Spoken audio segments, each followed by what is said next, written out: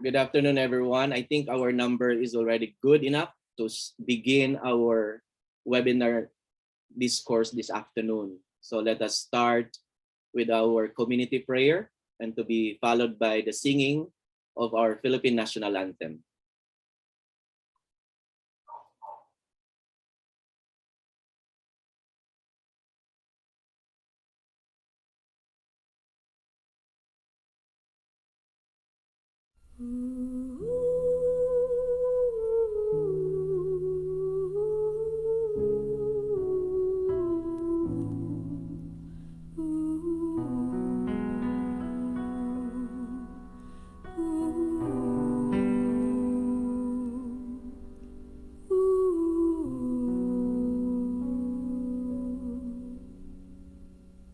Lord, let your servant go in peace,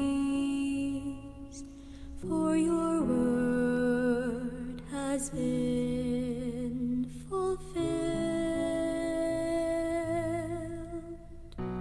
Lord, let your servant go in peace, for your word has been fulfilled. A child shall be born to the Virgin, and his name shall be called Emmanuel. Lord, let your servant go in peace, for your word has been fulfilled. My own eyes have seen your salvation, which you have prepared for all men. Lord, let your servant go in peace, for your word has been fulfilled. The light shall reveal to the nations, and the glory of your people Israel. Lord, let your servant go in peace, for your word has been fulfilled. Lord, let your servant go in peace, for your word has been fulfilled.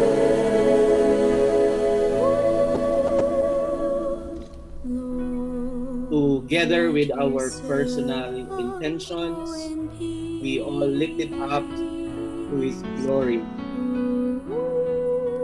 Lord Jesus Christ. All this we pray in His name, in the name of the Father and of the Son and of the Holy Spirit. Amen.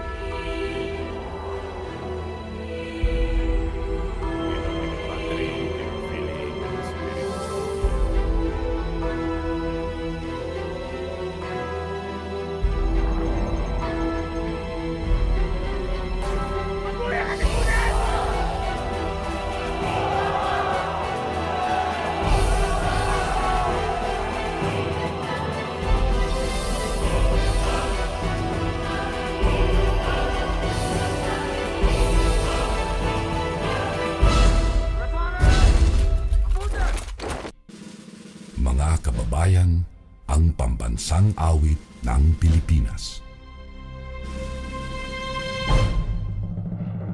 Kayang mag-ibig, telas ng sinakanan, alam ng puso, sa titik mo'y buhay.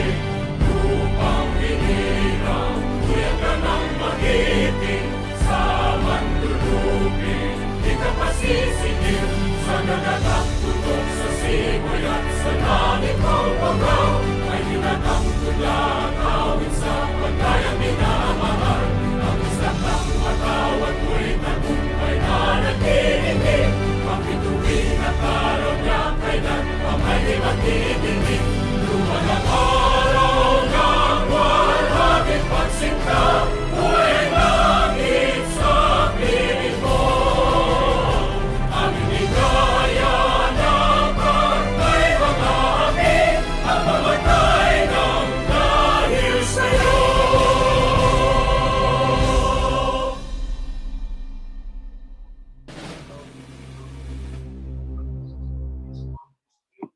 Good afternoon po to each and everyone.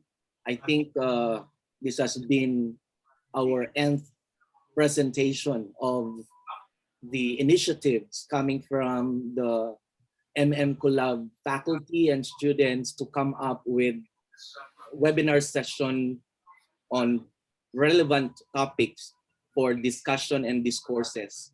And we are so glad that we have been motivated by the commitment of the Philippine Christian University.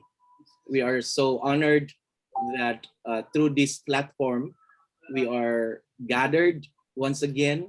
And I think we would like to owe our appreciation to the hundreds of Collab students that are present here, and our new students who join us for the new school year. We also would like to welcome them all to this gathering, and also students coming from the different site coordinators which we have invited. So I think they are all here, faculty members of the PCU Graduate School, and faculty of Collab Group also here.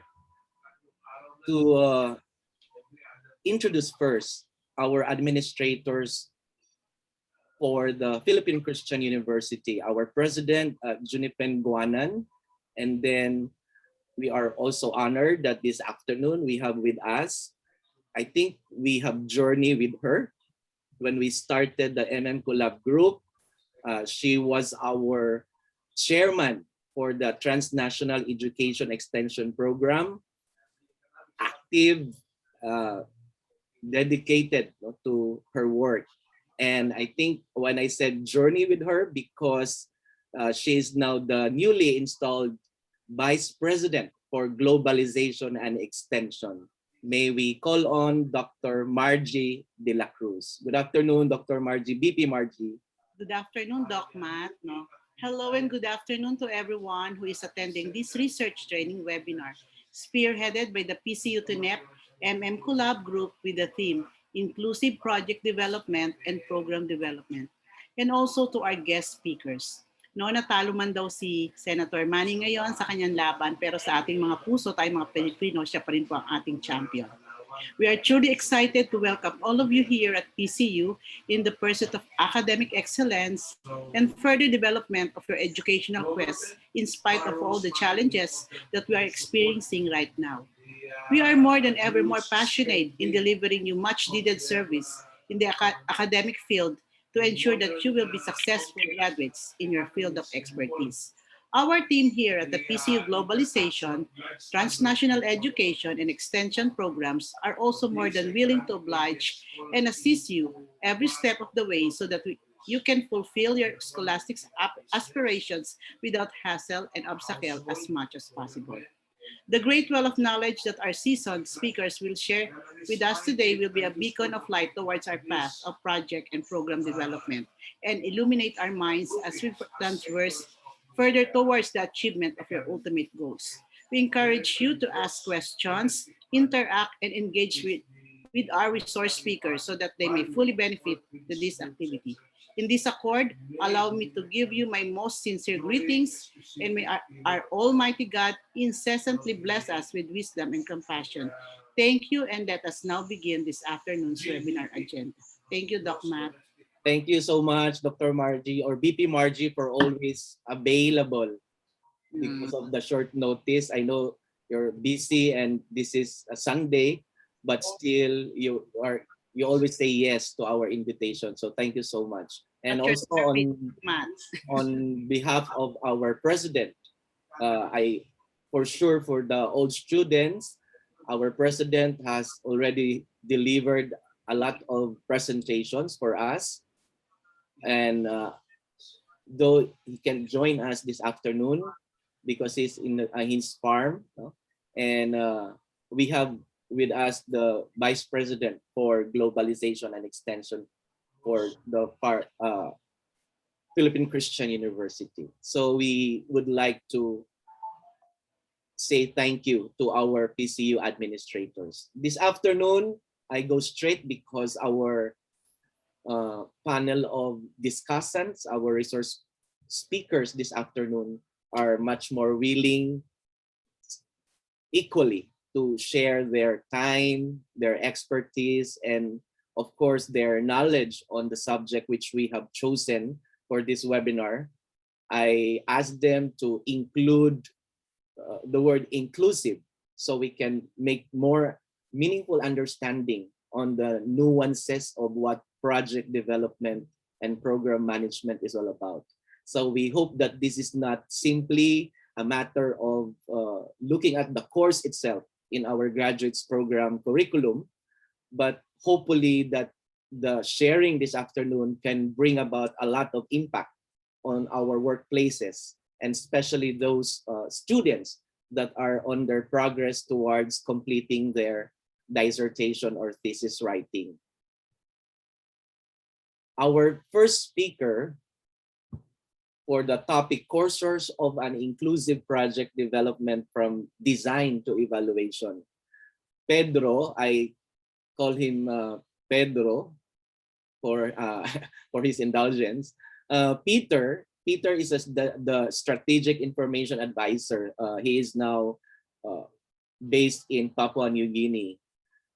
He served a lot, no, in terms of policy making when he assumed office as the interim country director for the Philippines around 2017. And then he is also a program evaluation specialist for the Population Council, the Philippine Commission on Population. He holds the degree of Master of Science in Medical Demography at the London School of Hygiene and Tropical Medicine, University of London. But all of these accolades or affixes to Peter, I would like to introduce my Xavier batchmate, though he's younger, but we used to, just walk around the field of Xavier University in our college days. So to the students and faculty and the participants of this webinar, may I present to you our first resource speaker for the first topic, Mr. Zimbaldillon Mosende. Wait, good afternoon. Yung hapon, let me share my screen. Yes, sure. Can you see it now? Perfect. All right. Thank you, Matt, for that short but quite inclusive introduction. Yes, Matt and I, as well as Roy, were together around 30 years ago in Xavier University, that's at the NEDA Cagayan. We were catechists. We served the young people of Cagayan de Oro and neighboring towns in schools, in elementary schools, as well as high schools. Pero meron kaming special activity as well to teach students or kids in the basurahan every weekend. So as early as our younger age during college days, medyo sinikap na naming maging inclusive sa aming apostolate, sa aming work. Thank you, Matt, for that. And it is my privilege to be here with you. At I'm so happy to see more than nearly 200 participants right now, no? And I'm sure people will be coming in. And despite the COVID pandemic, meron tayong opportunity to share our talents, experiences, as well as knowledge and information about things that inspire you, that hopefully will inspire you and will help us in our everyday life. Now, I am the first speaker, so pero tatlo yung speakers dito sa isang topic. It's all about project development and program management. I'm sure Roy will be discussing a lot of the technical stuff and practical examples. And then my colleague also, whom I work with in the past 3, 4, 5 years, Joseph Michael, one of the stars of the HIV program in the Philippines. Hindi lang dati rising star, ngayon ay star na. He will be able to hopefully share practical tips and examples of how to implement this at the local level. I hope the logo on the upper left is quite familiar to you. It's the United Nations logo representing the Sustainable Development Goals, or SDG. So each of those color and slot dot are human beings representing the 17 SDGs. And the main theme is leaving no one behind. That's summarizing the word inclusion or being inclusive. So let me highlight that my sharing with you is more on my life experiences now at the international level. I've been with the UN since 2006. That's 15 years of UN experience, international experience. But I've been in the development work for more than 20 years already. I may look very young, but my wife and I have 4 kids. The eldest now is going to university, hopefully when the pandemic ends by early next year. So my presentation will revolve around the inclusion and leaving no one behind in development of strategies, projects and programs, its management, its monitoring, and its evaluation.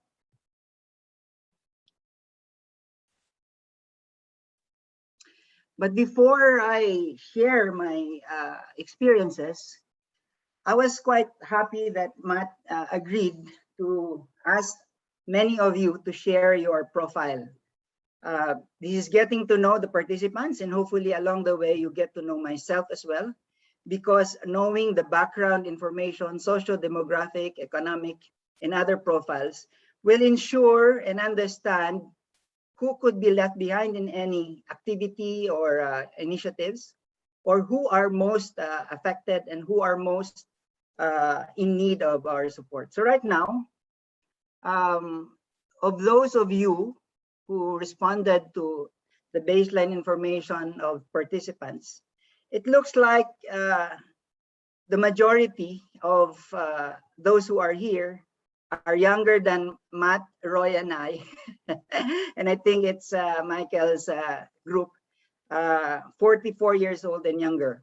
But there are 24 years old and younger, which I am quite happy that the young ones, the youngest ones, are represented in here. So needless to say, I belong to the 45 and older.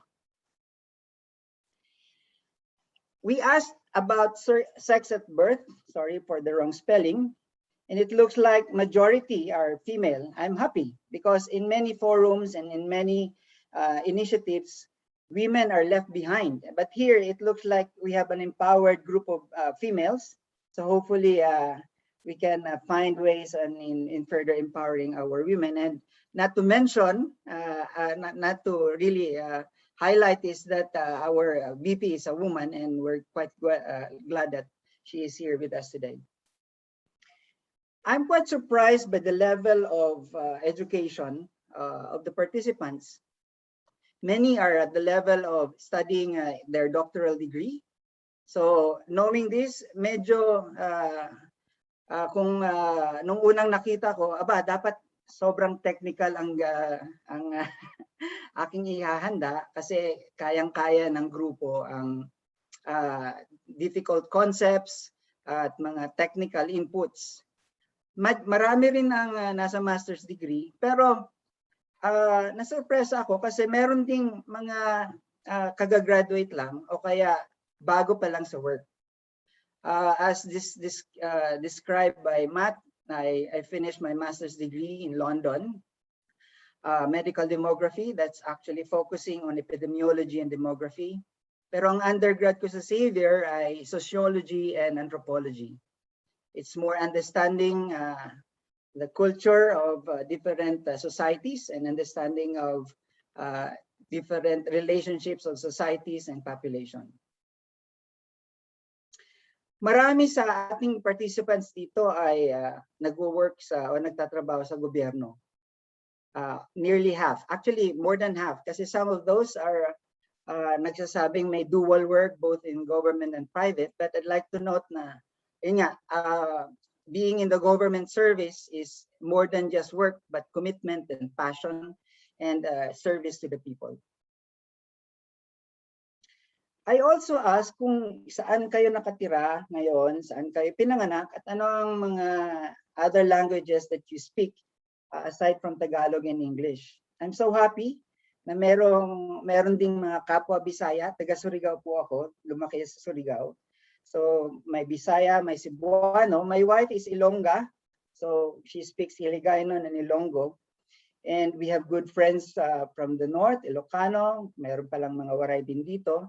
I'm so happy that there's a Mandaya. I used to spend some time in the northern part of Bukidnon, and I learned how to speak Mandaya and Manobo. Chabacano, wow. Buenos dias. My mother is from Zamboanga. I speak Chabacano also, and quite diverse because a number of us do speak other languages aside from Filipino languages. And I think some of you are based in Kuwait and UAE, if I'm not mistaken. That's why some of you can speak Arabic. Now, I asked about the information on your awareness and knowledge about project or program management. There's a minority in the group who is very familiar and have practiced the project management or program management. I'm happy about that. Pero majority of those who are here either have heard of it or walang knowledge pa. So apologies for those who have already good experiences. I'll focus my sharing more doon sa hindi pa nakakarinig o kaya yung medyo familiar lang siya. But I also ask kung narinig man o natutunan man, meron ba talagang actual na experience on project development or program management? Merong a good fourth of the participants, probably ito na yung very familiar group, na merong experience, which is very good. Now, I ask those because each and every one of us have our own distinct profile and experiences. Quick sharing, I was born in Manila, pero nung mamatay yung grandfather, nung magkasakit ang grandfather at grandmother ko, father's side, we have to move to Surigao. My father is from Surigao. And my formation years, my elementary and high school years were spent in Surigao. So I consider myself Mindanaoan, more than Tagalog. But we used to speak Tagalog as well sa bahay. And our town in Surigao is Mainit. It's called Mainit. It's named after the several hot springs, water hot springs. We call it Mapaso, kaya tinawag na mainit. It's a fourth-class municipality. Quite poor. So in the 80s and 90s, when I grew up there, maraming mahihirap na estudyante o mga tao. But I grew up, I thought, hindi kami mahirap. When I went to Xavier and met Matt and friends, doon ko na-realize na we're actually poor. My family was actually poor. Hindi lang namin na-realize kasi majority of those around us were much, much poorer. Walang sapatos pang punta sa eskwelahan, public school yung aming elementary at high school. Yung tubig namin pala ay hindi normal na iniigib namin from half kilometer away, including our pangligo. Kaya we usually take a bath sa ilog, among other experiences. I'm sharing this because you may want to reflect as I share with you some inputs about project concepts and programs, about your life realities, your multiple hats, your experiences, na minsan feeling nyo ay ang laking problema o yung sitwasyon nyo ay dahil kaya nagkaroon kayo ng mga issue dahil you are being left behind by society, by your government, or even within your community, or even within your family. Let me jump on, I hope you can see, let me jump on what is a project or a program. Pero I'll start by sharing that it's actually providing solutions or identifying what to do on a certain problem. So magsisimula yan sa problema o sitwasyon na gusto mong magkaroon ng resulta, pagbabago. So I'll give practical examples and experiences a little later. So kung meron kang problema o sitwasyon na kinakaharap, you identify something that you can do something. You intervene. Minsan tinatawag ito sa mga projects o programs na intervention. So may problema, you intervene, then hopefully through your intervention, you produce results. So for example, marami kasi ang background ay doktor. I think nearly a third ay mga medical field. So unang example ko, ang problema ay may aksidente, yung isang tao, fractured yung bone. So kailangang ma-restore yung bone at bumalik. Pwede namang hayaan lang, tatagalan, kung medyo minor lang ang fracture, pwede siyang ma-restore. Pero you need to be that person need to be productive and resume normal life. Kaya kailangan ng agad-agarang intervention. Isa yon ay surgery. I gave this example because nung 12 years old yung aming pangalawa, nagpa-bike siya, biglang sumemplang, nabali yung kaliwang kamay. Yun.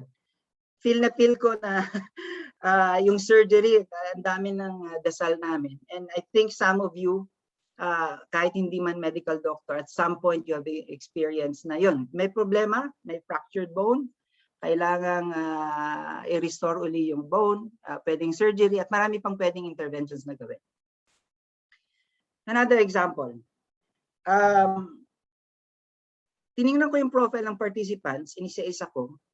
Hindi lahat ay galing sa medical field, hindi lahat galing sa education. Marami ring teachers dito, by the way. Merong isa na nagtatrabaho sa parlor. I'm not sure kung talagang sa parlor siya nagtatrabaho o meron siyang, may-ari siya ng parlor. Kaya bigyan lang natin ng example. So kung sino pa man na dyan na nag-share, I'm glad that you are here, and I'm quite curious paano ka naging interested sa collaboration na ito. At kahit nasa parlor yung area of work. So ang problema, for example, na kinakaharap ni ate girl ay medyo hindi siya kagandahan. O kaya tuwing paggising niya ay hindi siya GGS, gandang-ganda sa sarili. Nakaka-relate siguro yung iba, no? So para gumanda si girl, mag-makeup o kaya magpa-parlor o kaya yun, gawa ng mga intervention. Yung iba medyo extreme, nagpapagluta, among others. Let's have an example on bigger problems. Walang water supply. Yan, I experienced back home in Mainit. And many of our communities, especially in the hinterlands, the municipality where I stayed in Bukidnon was quite far. I think nasa Kitanglad area siya. Ang hirap talaga ng water supply for every household. So ano ang solution para bawat household ay magkaroon ng water supply? Maraming intervention ang pwede. Mag-intervene ka by providing water pumps, by having a water system, among others. You can have your many other examples based on this. Ngayon, may COVID.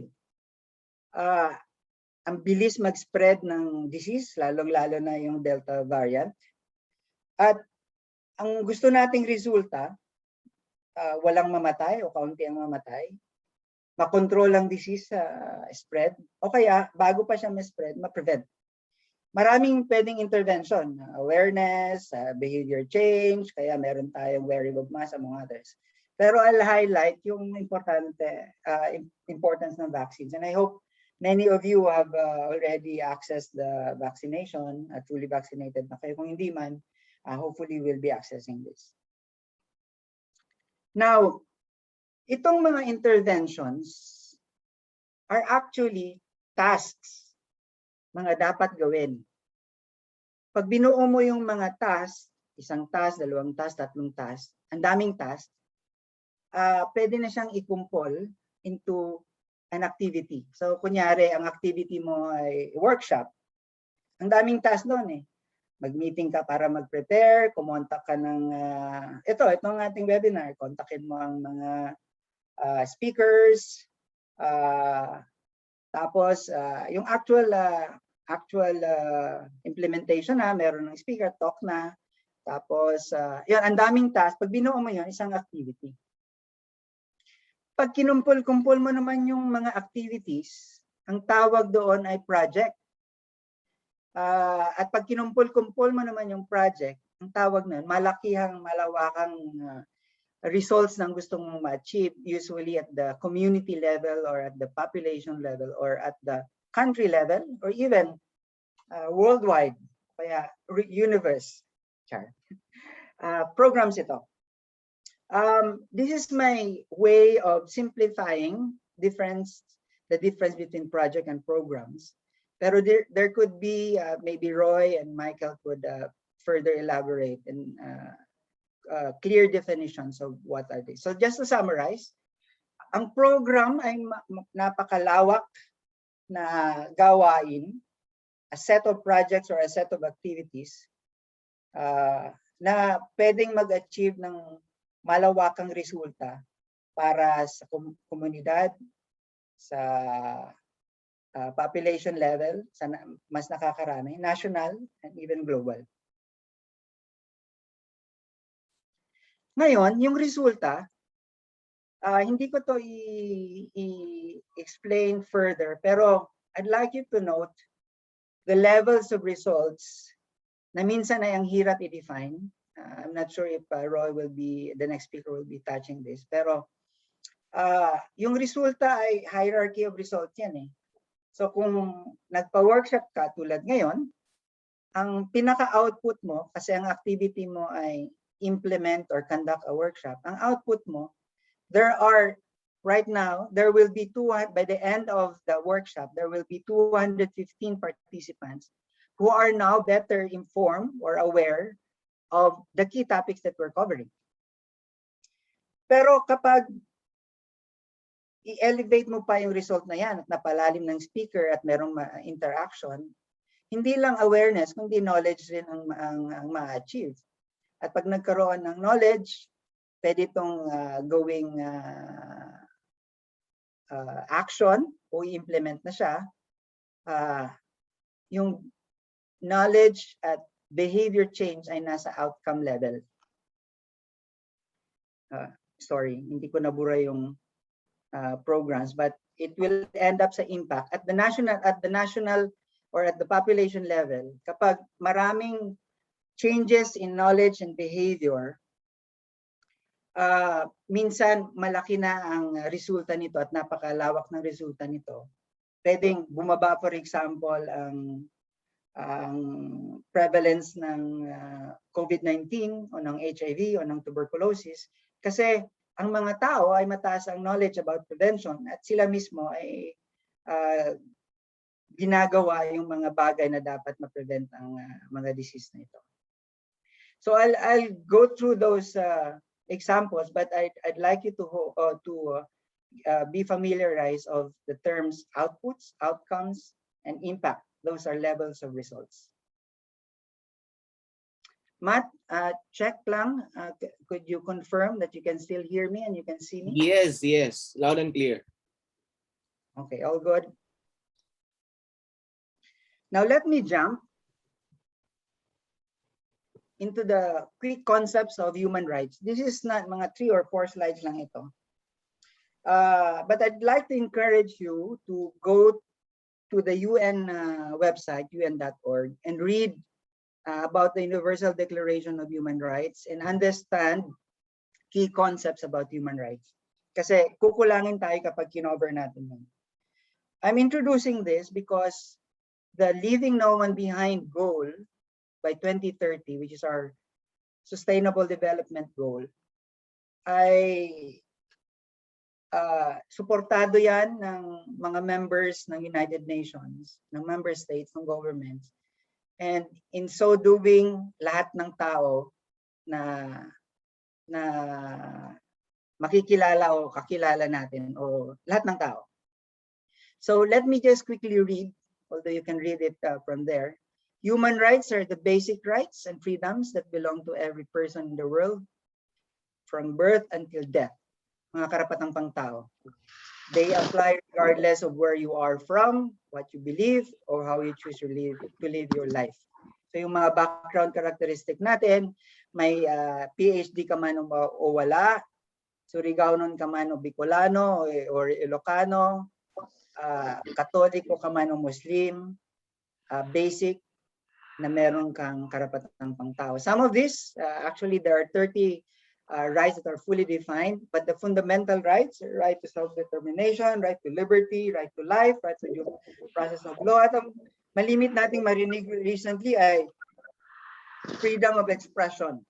Kasi marami sa atin o marami sa mga nasa ibang bansa ay medyo hindi makapagsalita ng kanilang mga reklamo sa buhay dahil curtailed ang kanilang freedom of expression. Pero karapatan nila yung magsalita at masabi kung anong kanilang pinagdadaanan at anong dapat gawin.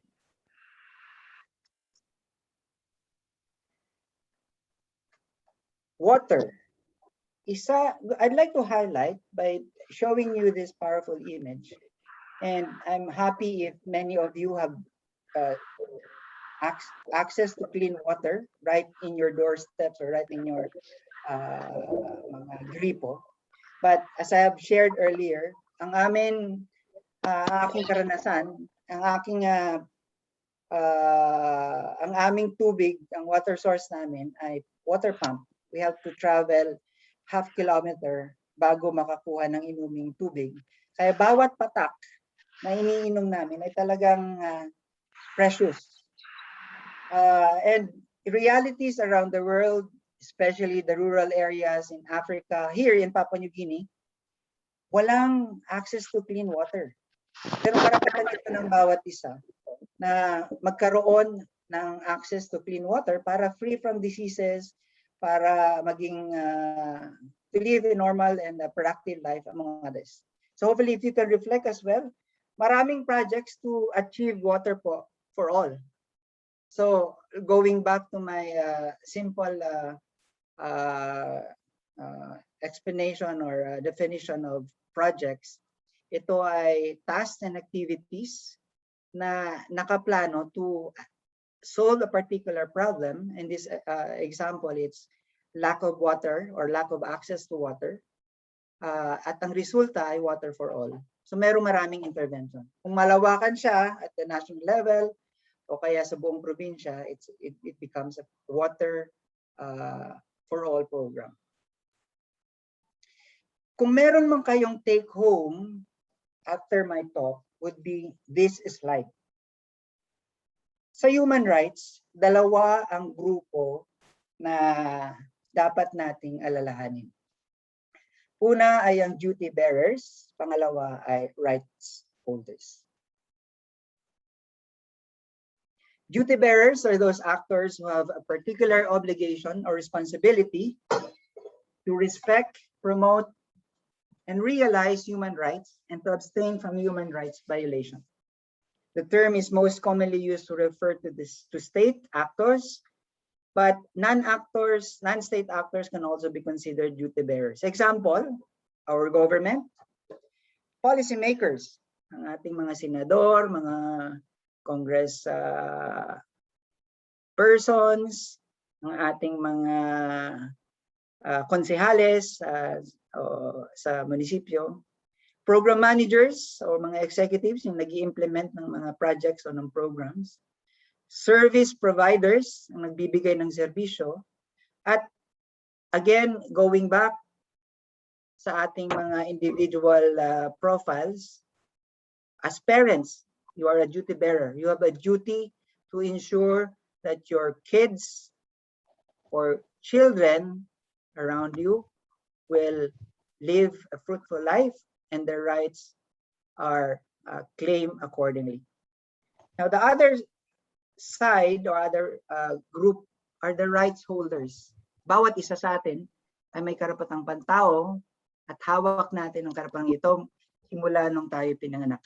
Rights holders are individuals or social groups that have particular entitlements in relation to specific duty bearers. In general terms, all human beings are right holders. Now, medyo komplikado yung slide na to, pero there are, depende kung sino magpe-present, there are around 7 components or steps in a cycle of a project or a program. Pero let me group it into just 3. Malamang merong ibang components na pwedeng isama pa rito, pero pag dedetalye na lang yon, Roy will be able to relate this to his talk most probably. Una ay planning. The foundation of every project or program ay sabi ko nga ay yung pag-aalam ano ang problema, pag-aalam kung ano ang dapat mong baguhin o the situation by which you want a change to happen. So, under planning ay dapat magkaroon ng analysis to understand the current situation and gaps. Case ni Ate Girl, medyo hindi siya nagagandahan sa sarili. Sa case nung lack of water, walang tubig sa bawat tahanan. At saka sa case nung na-disgrasya ay broken yung kanyang isa sa kanyang mga bones. And based on that, you develop an action, a set of tasks, a set of activities. You design an intervention. Paano mo i-intervene at ma-address yung problema na yon? Along the way, sa mga hardcore planners at saka talagang development implementors, kailangan ng monitoring and evaluation plan. And then from here, where these first 3 activities or components are part of the planning, you will go to actual implementation. So, kung meron mang 5 activities o 10 activities with given period, malamang 3 months, 6 months, 1 year, so implement mo ito and then you conduct your routine monitoring kung kaya pa bang i-implement ang mga bagay-bagay. And then you have to ask yourself and evaluate. Find value to what you're doing. That's evaluation. Yung ginagawa mo ba ay may resulta? Meron bang output? Meron bang outcome? Meron bang impact? So you conduct evaluation, and then from the lessons you've learned from your evaluation, if you find value, apply this to the next cycle. Kung uulitin mo ba? Unless na-achieve mo na yung mga activity, yung mga results na gusto mong ma-achieve at different levels. So just to summarize, the three components of the planning cycle or the management of every project or program is planning, implementation, evaluation. So this entire cycle is the program management or project management.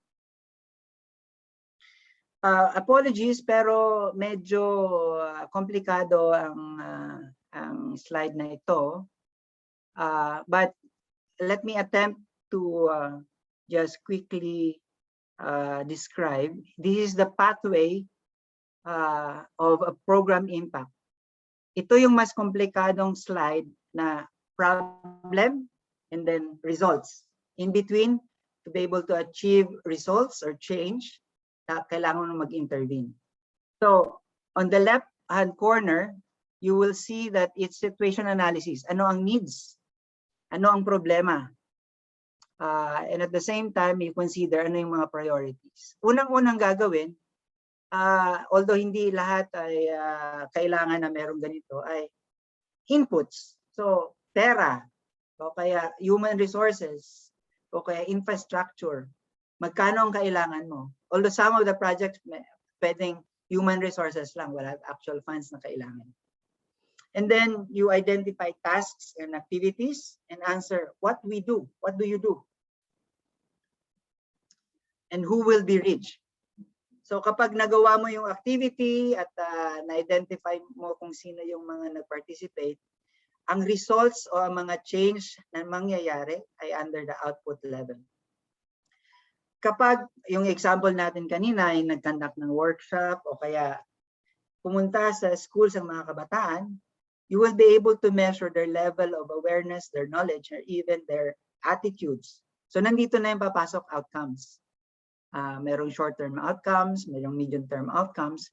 Usually, yung nangyayari after 5 years, after 10 years, after 50 years, ito na yung impact. Malawakang epekto at the level of population or society. Hopefully, medyo na-simplify ko yan. Now, given the series of slides I'll be sharing with you are practical examples of either situation analysis or project development, including implementation, its management, monitoring, evaluation. Paborito kong ibigay sa mga anak ko at sa aking mga binibigyan ng lecture on monitoring and evaluation. Itong, o kaya research, itong Jollibee. Sa mga kabataan, baka hindi nyo pa nakita, maybe you could go to Wikipedia or other resources about the history of Jollibee. Nagsimula siya bilang ice cream house sa Cubao, if I'm not mistaken. Dahil sa pakikinig ng may-ari, sa pangangailangan ng mga nagpupunta sa kanila, ipinanganak ang langhap sarap, ang chicken joy, ang jolly spaghetti, etc. Dahil nandoon yung need, nandoon yung, hindi naman problema, pero nandoon yung sitwasyon na kailangang tumugon ang ice cream house. I think ang naalala kong kwento, people like the ice cream, lalo na pag summer, pero kung maulan na o kaya December na, naghahanap sila ng something hot. Kaya yon, nag-introduce yata sila ng burger, tsaka chicken, tapos nung medyo masumikat ang mga hot food compared sa ice cream, mas dinamihan na nila. And then they constantly, and until now, constantly listen to the needs of the people. Kaya I think may langhap sarap kasi they literally just blow an electric fan inside and make those outside smell the aroma of newly fried chicken, etc. So pati yung kanilang mga labeling, yung kanilang mga team ay bunga ng pakikinig sa kanilang kliyente. Kung hindi man ako napunta sa health and development work, malamang nandito ako siguro sa advertisement, nandito ako sa marketing, nandito ako sa business. Mahilig makinig at malaman kung ano ang pangangailangan ng mga tao.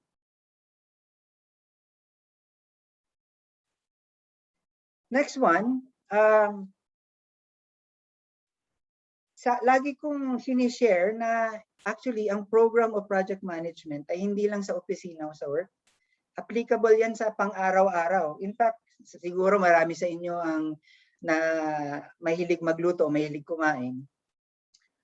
Yung mga unang, lalong-lalo ng epidemic, maraming natutong magluto. Yung iba galing sa YouTube, yung iba galing sa mga expert chef. Usually, pag hindi ka siniswerte, yung unang luto mo, tulad ng sinigang, ay hindi perfect. Kaya when you try to do the same recipe, you change whatever you think is lacking. So kunyari maalat o kaya hindi umasim, dadagdagan mo ng tubig o kaya dadagdagan mo ng pang-asim. So ito ay kwento ng pagbuo ng isang sinigang mula sa recipe ng kanyang lola, si Lola Bashan.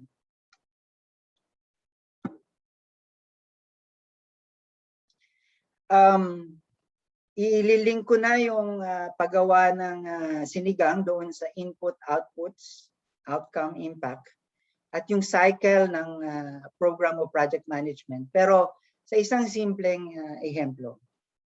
So, ang bawat magulang ay bibili o naghahanap ng isda, usually bangus, mga panghalo, vegetables, tubig, spices, lalo-lalo na either kamyas or ngayon meron ng sinigang mix, lutuan, tsaka pangluto. Ang tawag dito, yun nga, yung sinabi ko kanina, kailangan mo ng pera o kaya mga resources para gawin isang project. Ngayon, yung tasks and activities, ipiprepare ito, ihiwain, lulutuin, itikman. At kapag luto na ang sinigang, ang mga anak ay kakain ito.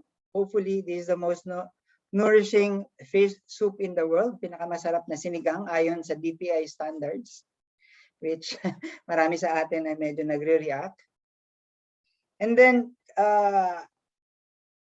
dahil ito ay mula sa recipe ni Lola at niluto ng mga magulang, children accept this as the most nourishing and most delicious soup in the world. Kaya kakainin nila to every day or every week for the rest of their lives. So ang impact, kapag kinain nila ang delicious sinigang, they will become healthy and become healthy adults. Ganda ng kwento ng sinigang na nakarelate sa project and program development. Yung unang tatlo, yung pag-gather ng mga ingredients, yung actual na activity, yung task, yung pagluto, tsaka pagkain ng mga children at pag-accept sa sinigang, ay nasa control ng parents. Kayang i-control ng parents kasi sila mismo ang gagawa nito. Yung outcome naman, kunyari, maagang maulila o kaya humiwalay ng bata, nagpunta na ng college, kolehiyo, etc. Yung influence na lang ng magulang ang matitira. Wala na silang control dito kasi nasa bata na o nasa beneficiary na yung control. Kung kakain man sila ng sinigang o hindi, araw-araw o linggo-linggo. Ngayon, yung impact, pag pangmatagalan, marami na itong factors. Kasi kung kumakain man siya ng sinigang, yung mga bata, pero hindi naman natutulog ng maaga, computer ng computer, Facebook ng Facebook, yung sinigang will contribute a bit at yung parents control ay minimal na lang. Ang kwento ng sinigang. Ang problema sa buhay ay hindi simple ang mga bagay-bagay, may mga twists and turns. Ako nga hindi ko inakalang makakarating ako ng UN. I dreamt of finishing my PhD. I started my PhD in 2007, statistics. and then sociology. Tinanggap naman ako ni Dean Randy David. Pero nangyari ay pangarap ko matapos ng PhD para makapasok sa UN. Ang naging sitwasyon ay tinanggap na ako sa UN bago ko pa matapos yung PhD. So nabago, nag-twist at nagbago yung buhay. Hindi ko rin inakala na makakarating sa matataas na level ng pag-aaral kasi andun lang ako nagsasaka o kaya nag-iigib, nagsisipak ng kahoy at makapal ang mga pala dahil sa paghihirap na pinagdaanan. But yun nga, maraming mga pwedeng mangyari sa buhay. In the real world, results can be much less certain. Minsan, doon sa sinigang, oral history na lang, yung recipe na wala na. Yung pinagbabawal na technique o yung mga nakatagong ingredients ay hindi na maalala. O kaya yung bangus ay wala. Kasi habagat o kaya may bagyo, wala yung paborito mong lapu-lapu, etc. O kaya medyo naghirap ng konti, na aksidente, hindi nakaipon, so yung pambili mo ng isda ay wala doon. Yung mga anak ay nagbabago iba-iba na ang naging paborito dahil may Jollibee, may instant food, may noodles na lang. May Lucky Me Pancit Canton, among others, na mas masarap at madaling ihanda kaysa sinigang. Minsan ng isa, ayaw na ng isda, purely gulay na lang. Yung iba, dahil conscious na sa looks, ay nagda-diet. O yung iba naman ay simpleng pasaway lang. At marami pang ibang mga factors and actors na nai-influence ang isang bata. So, sa buhay, medyo complex ang situation. At dapat nating tanggapin ito sa bawat project and program development. The relationships of cause and effect, the results that might happen or you would like to happen are unknown until the outcome emerges.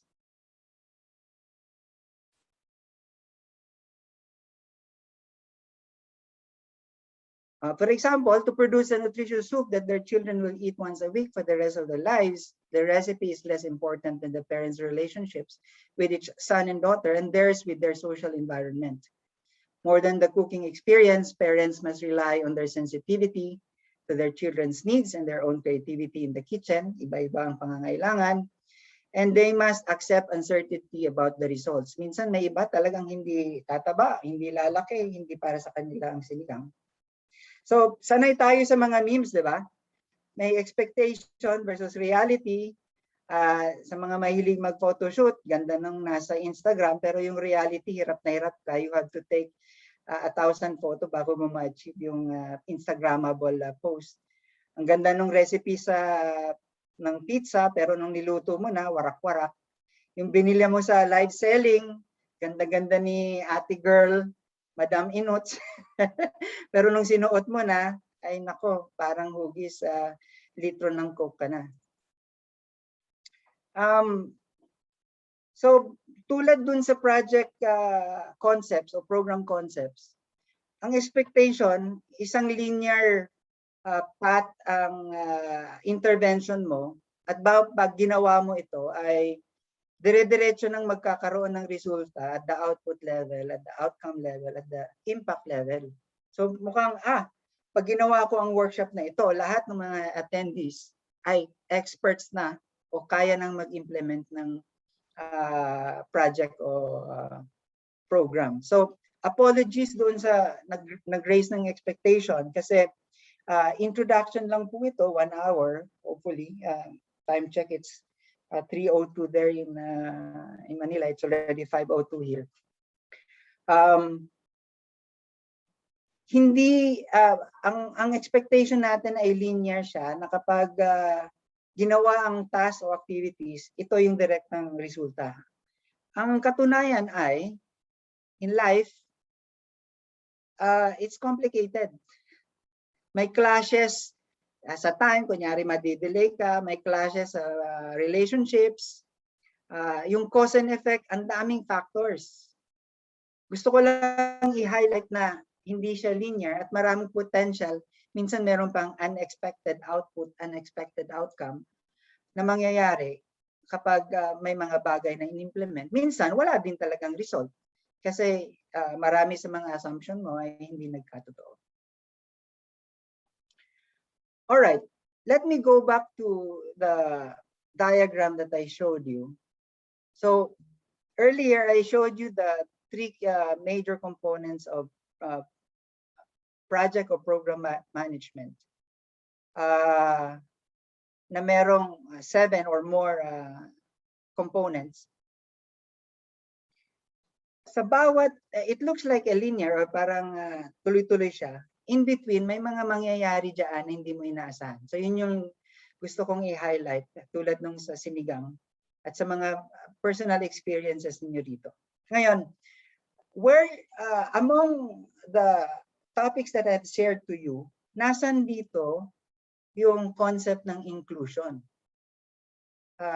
Tumalon-talon ako mula sa background ng bawat participant, yung background ko rin, doon sa human rights, ano ang concept ng human rights at anong mga rights natin, ano ang components ng project planning. So, I'd like you to remember the word the acronym HRBA. This is Human Rights-Based Approach to Program Management. Nakikita nyo na at the planning level, mas maganda na maisama, inclusive, sa inyong pagpaplano, lalong-lalo na sa foundation ng bawat program of project, yung situation analysis. Ang dalawang grupo na nasasakop kung merong kinalaman sa human rights. Ulit, kung nasa face-to-face workshop o seminar lang tayo, could have asked you what are this. But it's the duty bearers and the rights holders. Hinighlight ko lang yung rights holders. So sa planning, na analyze ba ninyo kung may mga right holders bang naiwanan sa pagpaplano o kaya sa pagtitingin ng anong sitwasyon? Sino naman sa mga duty bearers ang may obligasyon para yung rights ng mga rights holders o ng mga target audience ay ma-claim? Ganun din sa implementation or your actual management. Sino ang may karapatan o may obligasyon na mag-implement ito? At during the implementation, yung mga plano ba na ginagawa, meron bang naiiwan ng mga rights holders? O inclusive ito sa mga intended beneficiaries? Ganun din sa evaluation. Sino ang nakatanggap? Sino ang naapektuhan? Sino ang nagbago? Sino din ang, baka meron pa about duty bearers, baka merong ibang mga sektor, may gobyerno, may mga policy makers, may mga service providers, na hindi nyo na isama doon sa implementasyon at pero meron silang obligasyon para i-fulfill ang rights ng mga beneficiaries. So, to apply inclusion, gamitin natin yung lens ng human rights. And our approach to project or program management is what we call HRBA or human rights based approach.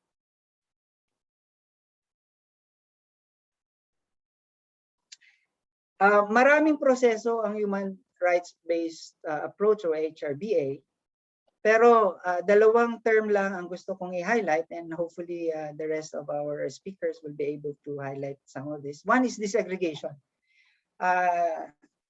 Mapaplanning man yan o monitoring, evaluation, and assessment.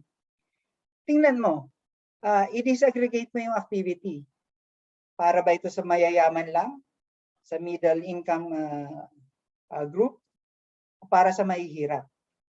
Pero meron tayong preferential option o preferential pinipili natin, mas preferred natin o mas importante, mas priority natin yung mas marami ang pangangailangan. So lower income group, for example. Race. ethnicity.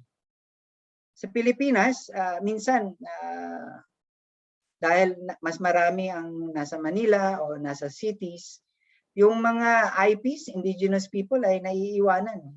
Yung mga mamano, for example, sa amin sa Surigao, dahil napakalayo nila, naiiwanan sila.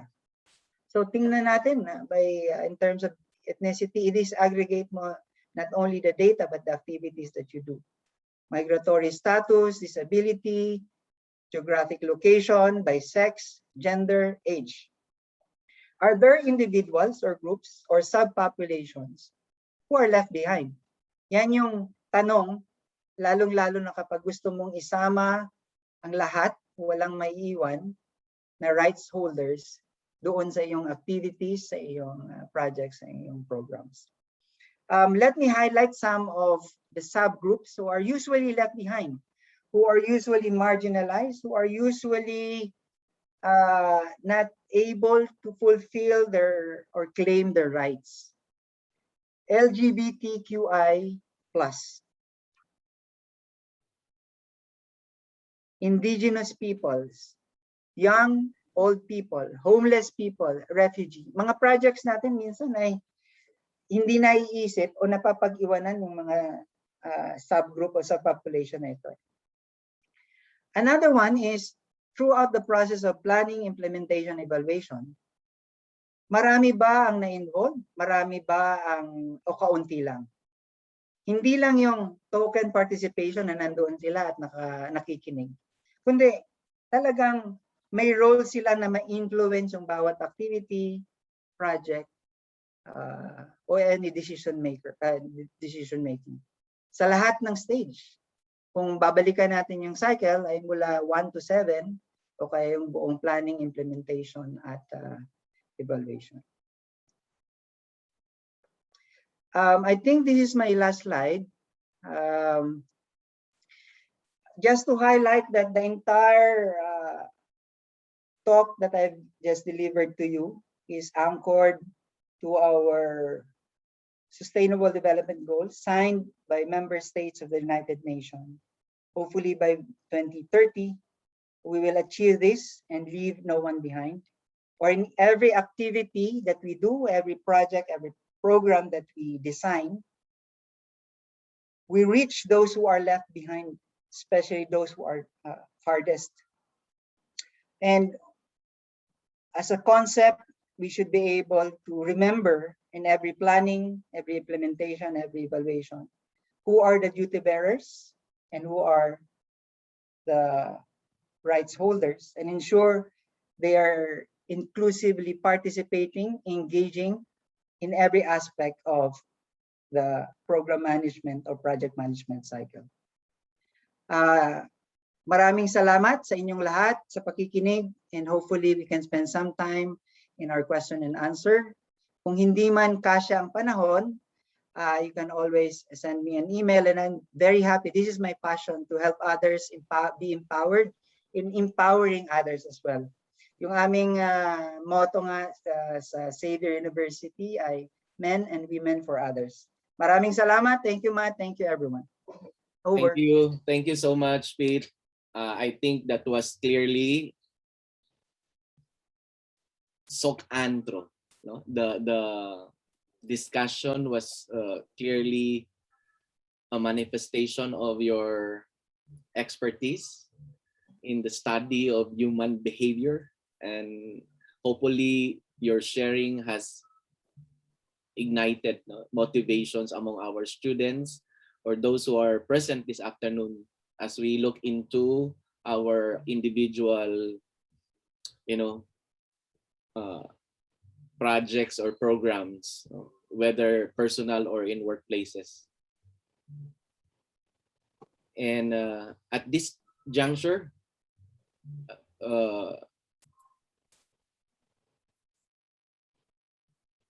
Pete will be leading us soon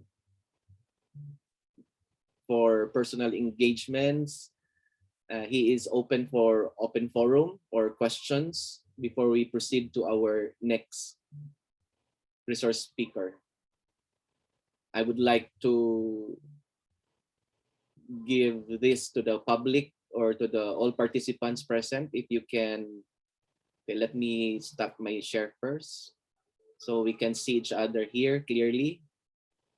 So we can address our questions to Peter if there are. I believe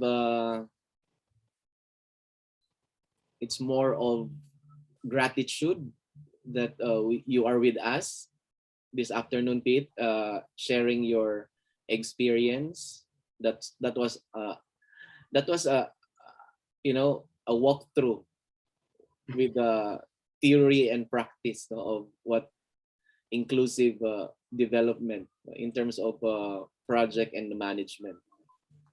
If there Yeah, are Matt, some maybe we can encourage the participants to write down their comments or questions on the chat box. I saw one.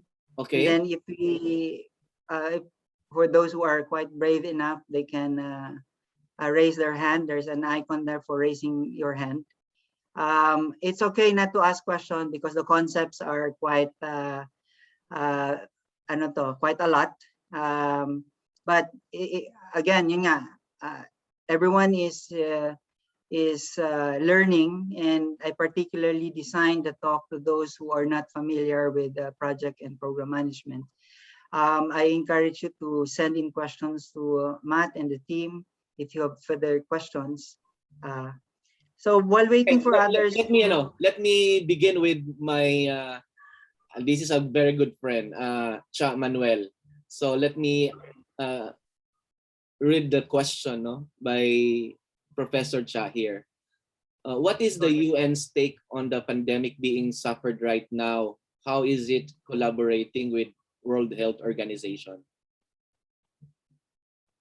all right, that's one question. There are two other questions, Matt. Here from Dr. Poblete.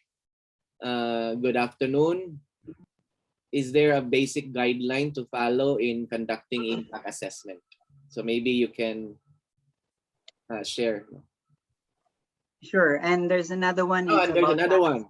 Asked by Jester. Can anybody or anyone be a rights holder? And then the last one, UNAIDS Goal 2030, what aspect of life is the program of yours revolved around? All right. Okay. General questions, yung iba, hindi related sa topic, mas related doon sa aking work, which is interesting, and I'm always happy to be sharing with you on that. But let me answer first yung yung about rights holders. Sabi ko nga in one of the slides, everyone, all humanity, all human beings ay may basic human rights. So lahat ay rights holders. So kung ano yung need mo, isa ka man o isang community o isang family, dapat merong duty bearer na nag-i-empower sa'yo para malaman ano ang mga karapatan mo at paano to i-claim. So you, me, everyone ay a rights holder. Ngayon, question on UN and WHO as well as priorities of UNAIDS. I think a quick backgrounder on what is the UN. Yung UN ay member states, tayo ay UN. So yung Pilipinas ay signatory ng UN, so member tayo dyan. I think what we are referring to ay yung offices o projects o programs o mga entities na binuo ng United Nations. So WHO is a UN body. WHO, World Health Organization, is the United Nations health entity. So kung ano man ang goals, programs, and projects ng World Health Organization, ayun din ang goal, projects, programs ng United Nations. So yung, I think the question is about the epidemic. So iisa lang. Yung pagpapababa ng disease prevention and control, so that impact, meaning suffering, death, and other high-level implications of the pandemic ay maiwasan. So I think to answer the question, WHO is not only collaborating, but is an arm of the UN, and its goal is to prevent and control the spread of the of the COVID-19 pandemic. Now, on the goal 2030, so UNAIDS is one of the entities of the UN dealing primarily or leading and inspiring the world to address the epidemic of HIV. It's almost 40 years now. Before COVID, HIV was there and it's still here, and it's killing almost 1 million people every year, and it has impact in many countries and continents. Luckily, we have 40 years of experience already of bringing down the epidemic, especially in the most hit countries like South Africa, African countries. And the evidence of the new infections is really clear, meaning it's going down globally. Unfortunately, in some parts of the world, like the Philippines, we are the highest in Asia Pacific. In fact, in the world, if you consider rise of new infection from 2010 to 2020, more than 200% increase. In Papua New Guinea, here in the country, it's also increasing. That's why they have put an office for UNAIDS. And in some parts, because of many factors, yun, kulang ng resources, kulang ng people are not so empowered. Many of our vulnerable and marginalized population are still left behind or even experiencing violence. For example, men who have sex with men or transgender people here are being killed even by their family members. If you are a person living with HIV, you are a curse. You are considered a curse. And even we have seen families burning their own family member because of HIV. But you know, HIV is not only transmitted sexually. Some babies who never thought or who never had any idea and will never ever be, you know, in control of their life, are being transmitted with HIV because their mothers were HIV positive. And we cannot always say that mothers became HIV positive because of their sexual behavior. Marami sa mga wives ay naging positive dahil sa behavior ng kanilang husband.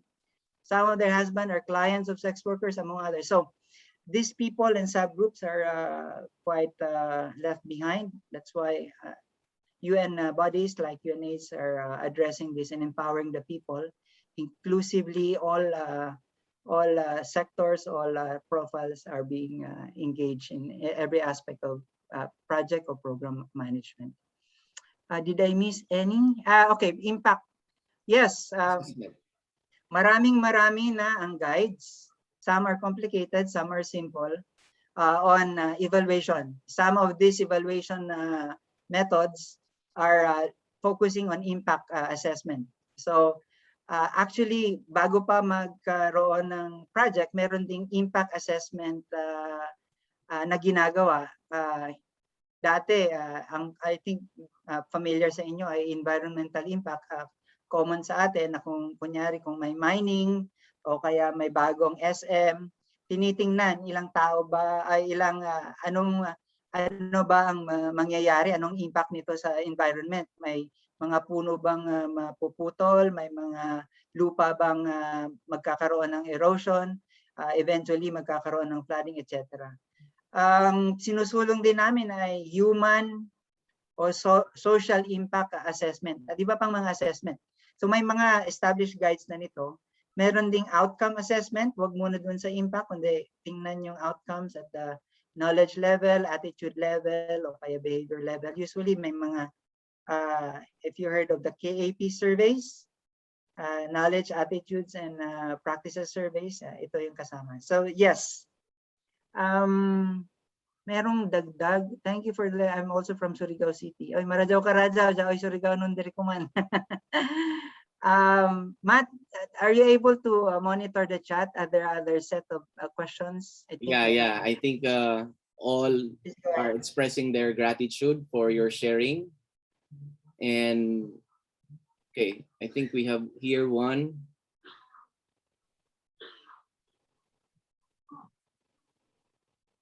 I would like to ask the speaker, how would he encourage kids these days to Appreciate appreciate project development. project development? Okay, I think that's a very interesting one, and I'd be very happy to share my experience. When I introduced myself and I opened my presentation, I shared that ang project management o project development o program management, usually inisip natin sa work lang. Nasa everyday life yan, sa personal life, sa family life, sa parenting, etc. So example, ang tanong kasi, how do you encourage? How do you do it? Every decision that we do in the family, ang wife at saka ang kids, 4 ng anak namin, are all engaged. So moving here in Papua New Guinea, for example, buying a car, even buying si Bunso, may mga laruan, buying Bunso's toy is a family inclusive discussion. Pagpapahaba ako ng buhok, ay family discussion. So, yung cycle, ano ang sitwasyon, ano ang gusto mong mangyari, ano ang change.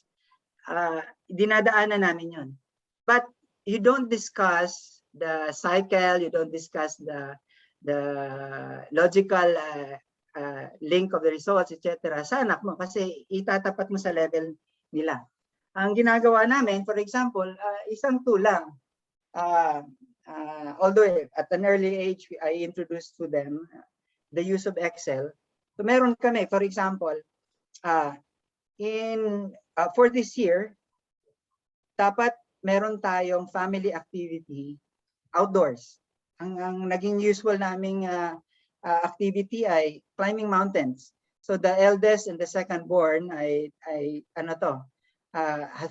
they have joined me in climbing Mount Apo, Mount Pulag, and the highest mountains in the country.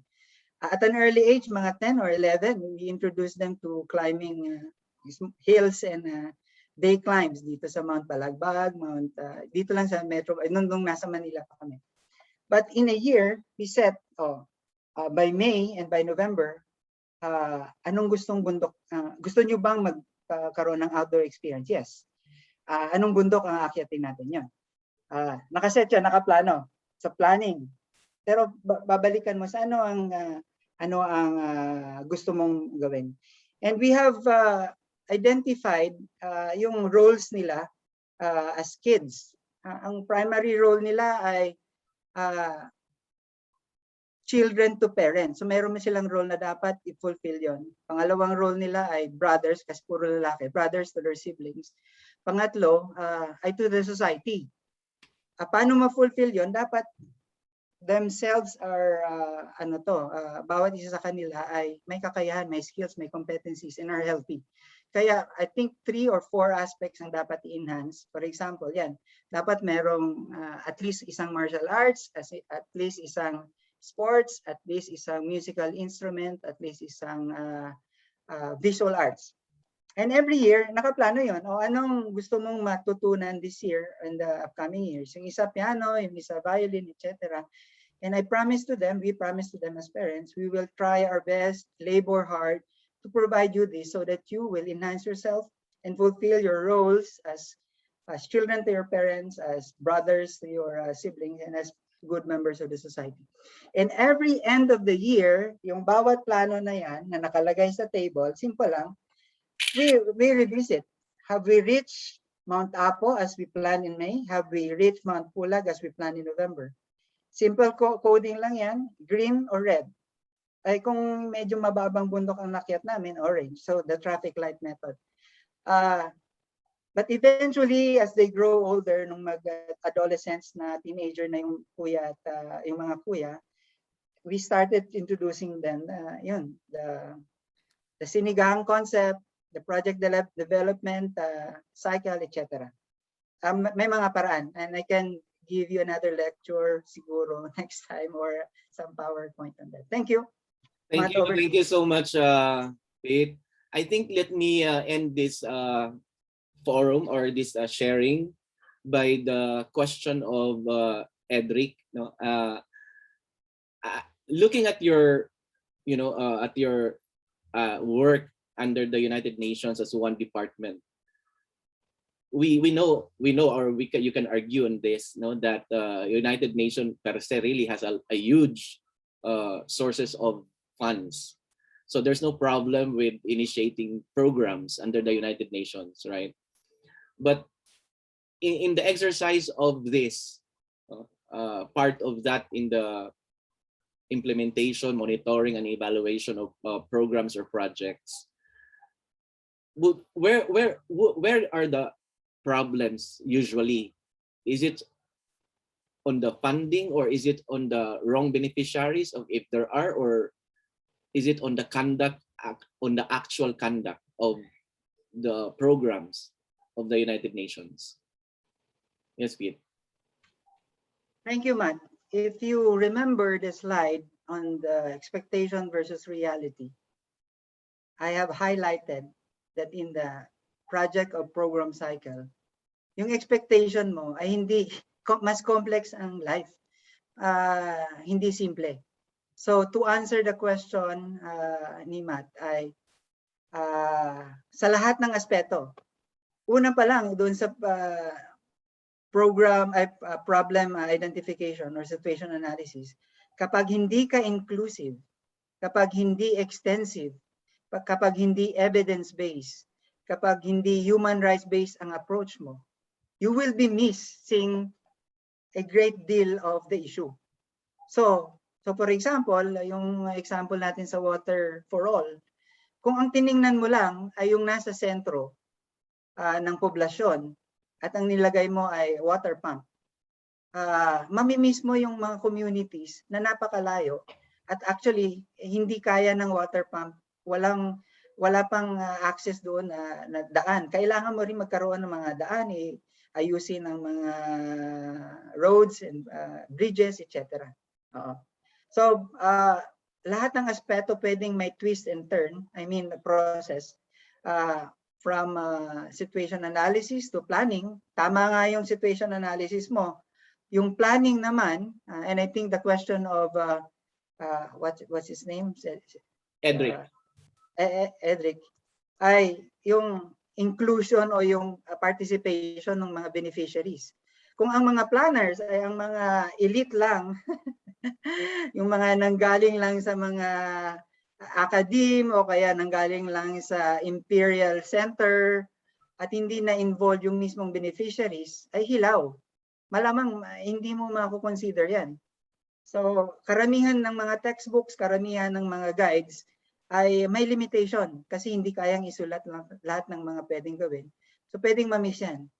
Pero kahit perfect na yung situation analysis mo, nakakuha ka talaga ng magandang survey, nationally representative, maganda yung planning mo, kumuha ka ng consultant, meron kang collaboration, nakuha mo si Dr. Matt sa iyong input sa paggawa ng magandang plano. Pero nung mag-implement ka, kulang pera mo. Hindi mo na-convince si President o si Mayor na mag-invest. O hindi mo na-convince yung UN o yung development partner, yung Amerika, yung Australia, na mag-invest. Kasi marami rin silang problema, marami rin silang limitation. Nagka-COVID, kulang ang kanilang revenue. And then kahit may pera ka, yung implementer, yung human resources, it takes time to capacitate them.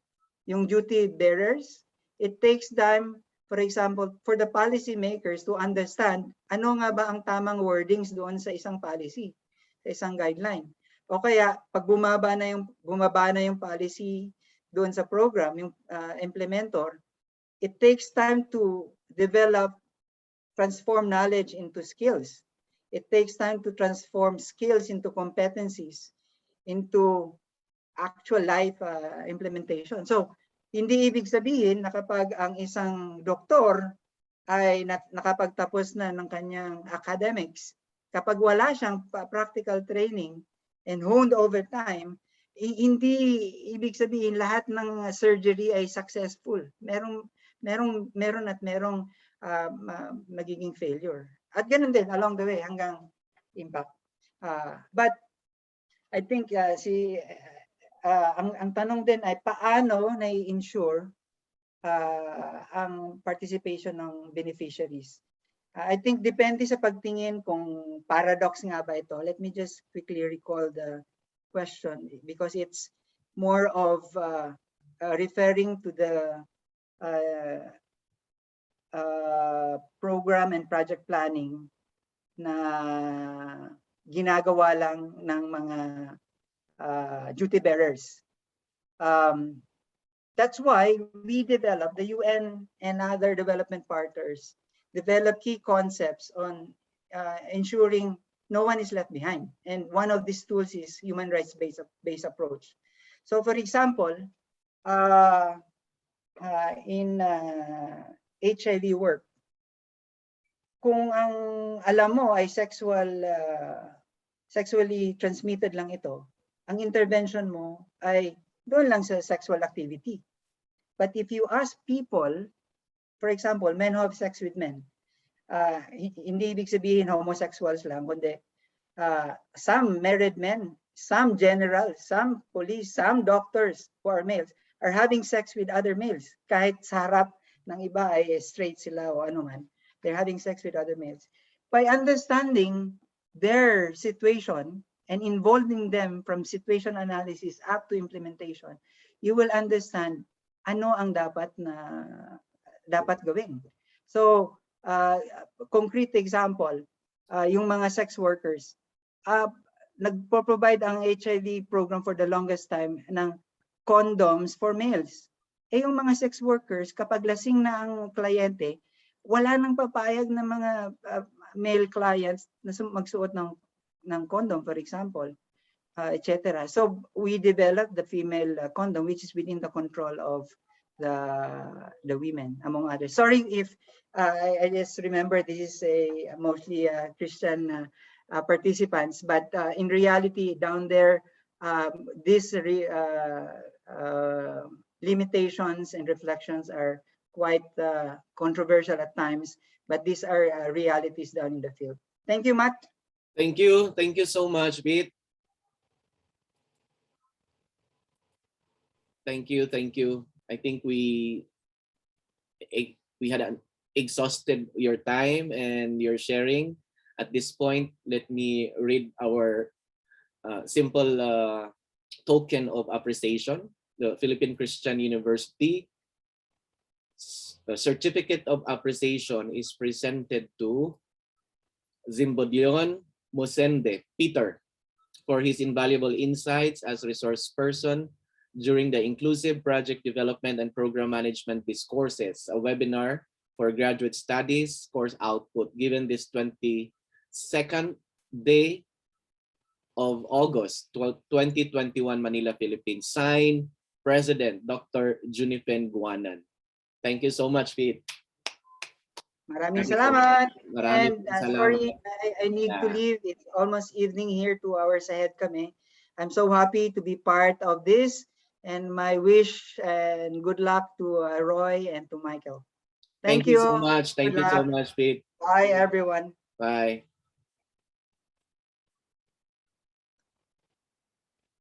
Thank you. For our topic number 2, let me introduce our resource speaker. He is Roy. So another good friend, another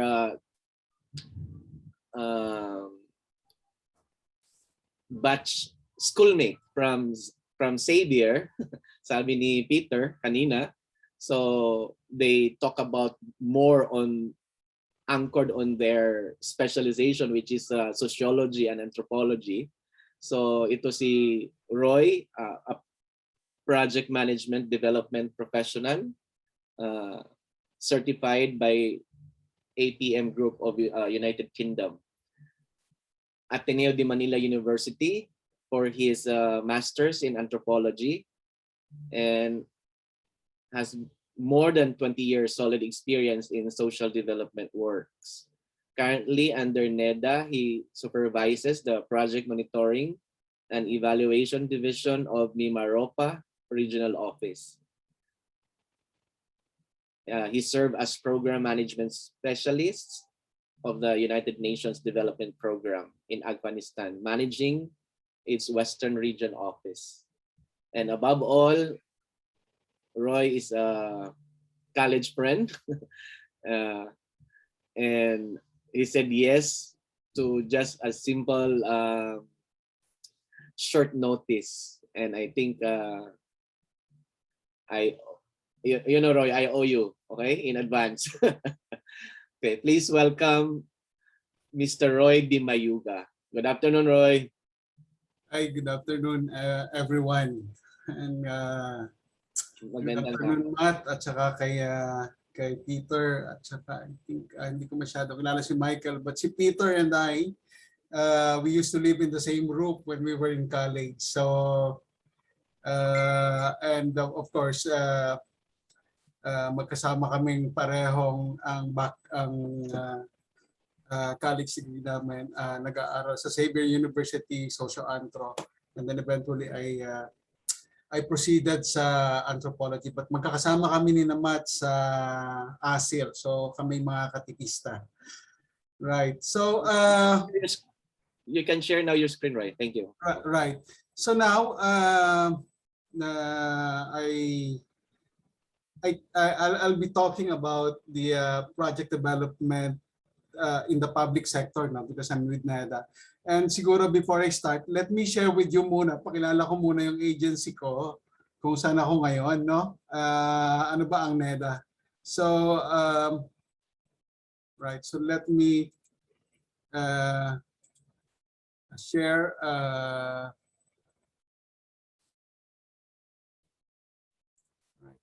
my screen. Okay. So it's just a very brief clip lang ng ginagawa namin sa NEDA. The National Economic and Development Authority, or NEDA, is the premier socio-economic planning and policy coordinating body of the Philippine government. NEDA envisions a country where public and private sectors perform their respective roles efficiently, such that people have equal access to opportunities, resulting in inclusive development and zero poverty. Our mission is to formulate coordinated and fully integrated social and economic policies, plans, and programs to achieve the Filipino people's vision of a strongly rooted, comfortable, and secure life for all. NEDA's history can be traced from as far back as 1935, when the Commonwealth of the Philippines was established. Through the Commonwealth Act No. 2, then President Manuel L. Quezon proclaimed the institution of development planning in the Philippine government with the creation of the National Economic Council on December 23, 1935. The National Economic Council was then succeeded by various planning bodies, including the Economic Planning Board, the Program Implementation Agency, Presidential Economic Staff, and other ad hoc economic bodies, which were later integrated into the National Economic Development Authority. In 1973, NEDA took on its current structure and formal established name as the National Economic and Development Authority. In 1987, the Philippine Constitution established NEDA as the independent planning agency of the government. Currently, NEDA consists of the NEDA Board and the NEDA Secretariat. The NEDA Board is composed of the President as the Chair, the Socio-Economic Planning Secretary as Vice Chair, and the Secretaries of designated government agencies as its members. 7 interagency committees led by Cabinet Secretaries assist the NEDA Board in the performance of its functions. The NEDA Secretariat, headed by the Socio-Economic Planning Secretary, is regarded as the authority in policy analysis, research and review, evaluation, and monitoring of projects that provides high-level technical support to the NEDA Board and the Congress. 7 agencies specializing in statistics, research, tariff, public-private partnerships, volunteer coordination services, and population and development are attached to NEDA for purposes of administrative supervision. In collaboration with other government agencies, NEDA consults various sectors ranging from individual Filipino citizens, the civil society and non-government organizations, development partners, the academe, and the business sectors to formulate the Philippine Development Plan or PDP.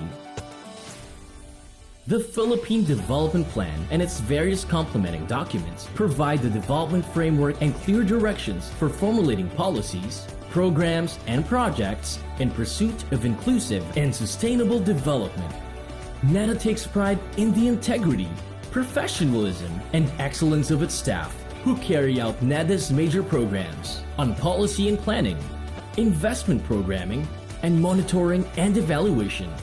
This is the National Economic and Development Authority, where we place the Filipino people at the center of our plans.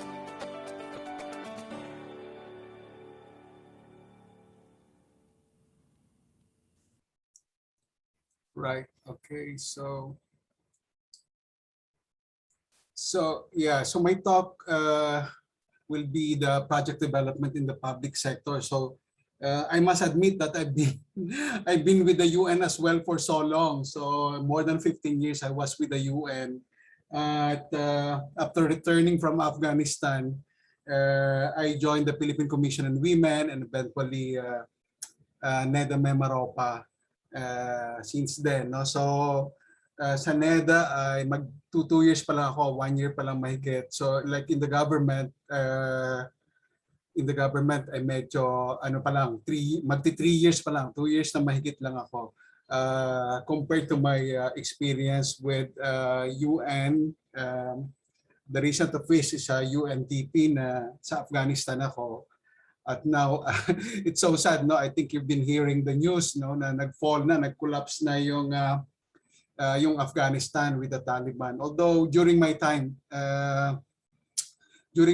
ay meron na din talagang parallel state ang Taliban, and even the UNDP, my office, because I was managing a regional office in Afghanistan then, near the border of Iran and Turkmenistan.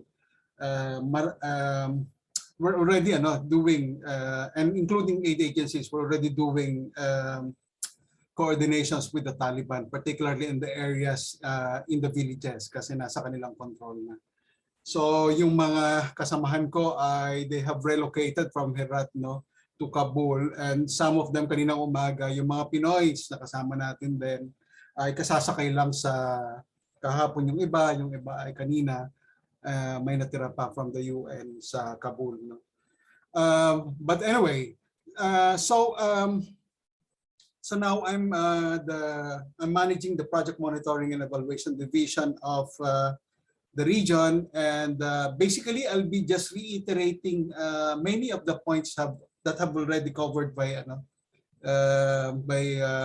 Peter, no. So let me just go through this. So itong NEDA, I think ito yung aming pinapakita ko lang, no, sa last slide ng ating video, no. So this is our logo, and ang Tagalog sa National Economic and Development Authority, because now is also a pambansang wika, na ano ba tawag dito, the buwan ng pambansang wika, no, is pambansang pangasiwaan sa kabuhayan at pagpapaunlad. And at the center of our logo is a figure of a person. So at the center of our economic and development efforts is actually the people. So meron siyang apat na arrows that depicts the 4 dimensions of development, and that is the economic, which include the infrastructure, the fiscal, the job creation. And the second one is the social, so human development, basic needs, that includes health and education. And then you have the political administrative aspects, so that includes the good governance reforms, the election, the securities, and of course the the sense of identity as a Filipino. So yun yung dinidepict lang ng aming logo. So ito yung basically the government project development cycle, no? So it somehow coincides with what has been already discussed by Peter kanina, no? So in general, there are just three major phases of project development cycle. So ang sinasabi lang natin dito is that all projects, regardless of how they are classified or categorized, are subject to a similar process. Each undergoes a salient transition from conception or from the start to maturity. So project development is a cycle of activity which runs through different major phases. And this time, I'll be introducing you to the three investment phases. We call it the pre-investment phase, the investment phase, and the post-investment phase. And there are 8 steps under the public sector, no, in the project development cycle. So understanding the phases are useful in project planning because they provide a framework for budgeting, resource allocation, scheduling of project milestones, in implementation, establishing monitoring, and eventually evaluation system. So yun yung ating pag-uusapan sa ating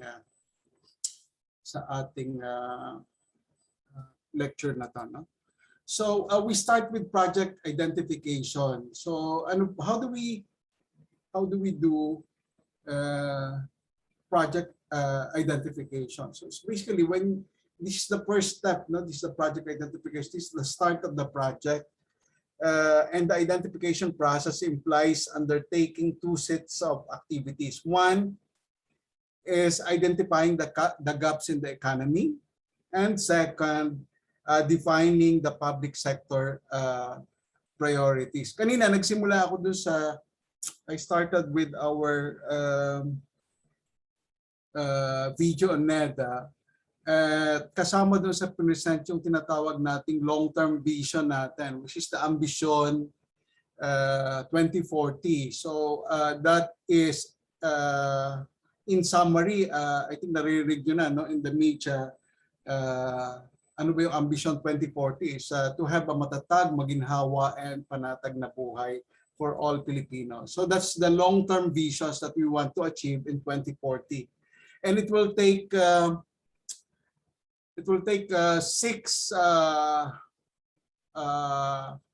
Philippine development plans or the medium-term plans to achieve that ambition natin 2040. So yung Philippine Development Plan usually coincides with our national elections, no? So kung ano yung priority ng ating presidente, yun ang ini-implement natin for 6 years. So we have like the 2017 to 2022 Philippine Development Plan. So when we talk about priorities, nakaangkla dyan sa Philippine Development Plans, yung mga regional development plans, at saka yung mga provincial development plans, and other municipal development plans kung meron pa at the local level. So nakaangkla siya sa ating Philippine Development Plan at saka sa Ambition 2040. There are other bases para in terms of identifying mga project ideas natin, no? So some are nabanggit kanina ni Peter. So we do the situational analysis. So ano ba yung current informations or current statistics or current situation natin in terms of like for instance, if you're planning to build like a two classroom, for instance, for a particular elementary school. So dapat anong gagaling yun dun sa standard. That should be based on, hindi lang basta pinopropose, no? So it should be based on standards. So like for instance, for the forecasted computation mo ng population ng mga students to classroom ratio ay masyado na malalaki, so you need 2 more classrooms to build on that. So that can be part of the situational analysis as well. The same with the number of hospitals, so yun ang mga tinitingnan. Or even yung recently dito sa Oriental Mindoro, merong isang politiko na nag-propose ng gusto niya mag-establish ng isang campus ng isang educational campus sa public university doon sa kanyang area. But based on the data, based on the situational analysis, actually based on the GIS, hindi warranted yung kanyang pinopropose kasi masyadong malapit doon sa dalawang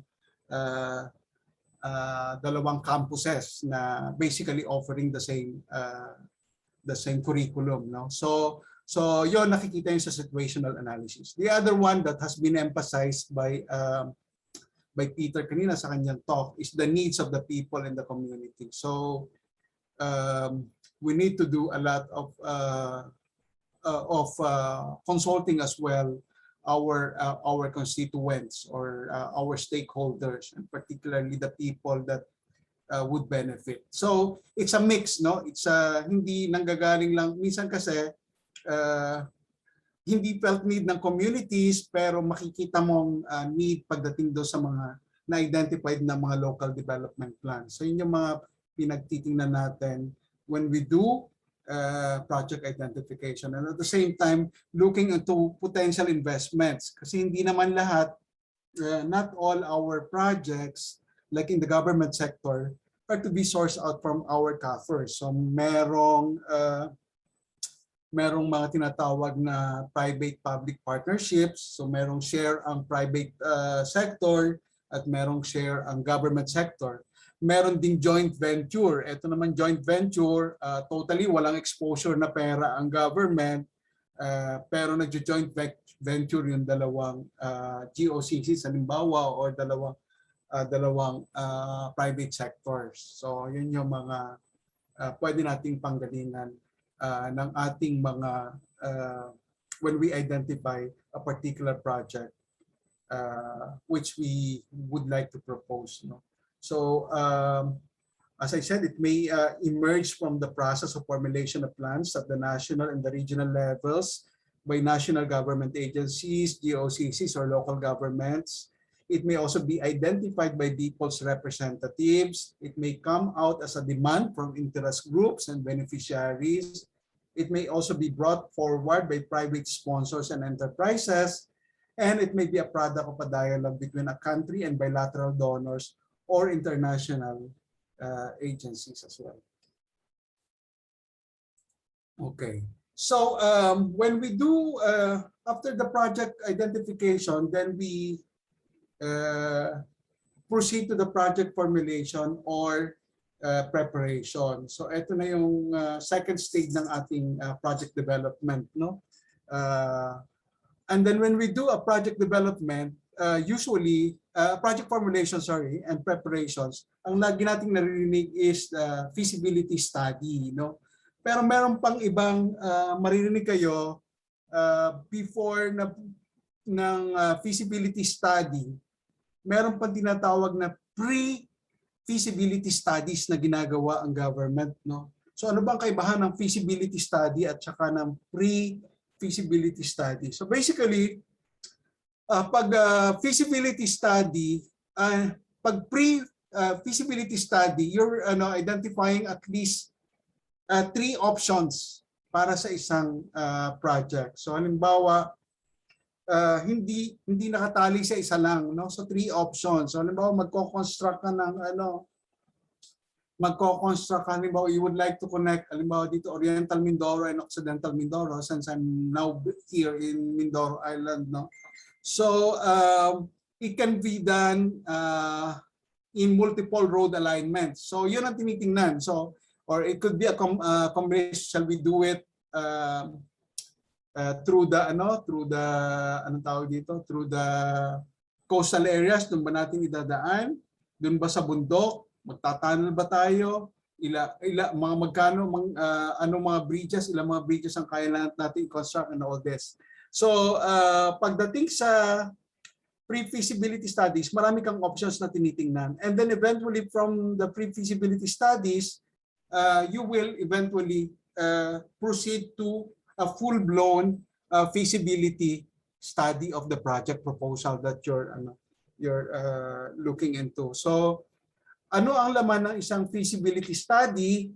Ito po yun. So, we have the market study, we have the technical study, the financial study, economic study, institutional, operational study, social study, and under the social study, yung harmonized gender and development guidelines, so tinatawag namin hagadaga sa PCW now when I was with PCW. And of course, another important aspect is the environmental study. So, siguro papasadahan natin ng isa-isa, no?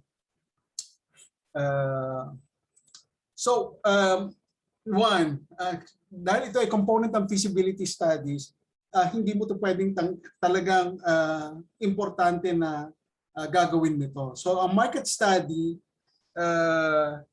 is really identifying the need or the demand for the project, no? So, yung sabi ko kanina, dapat hindi basta dahil gusto lang ng politiko na magkaroon ng project, no? Kundi merong need para dun sa pinopropose mo ng project. And that includes conducting surveys or focus group discussion or looking into the available data that you have. Sinasabi ko, you can look at the demand for the project based on the specific standards. So halimbawa, ang Department of Health, meron din siyang kanyang standards in terms of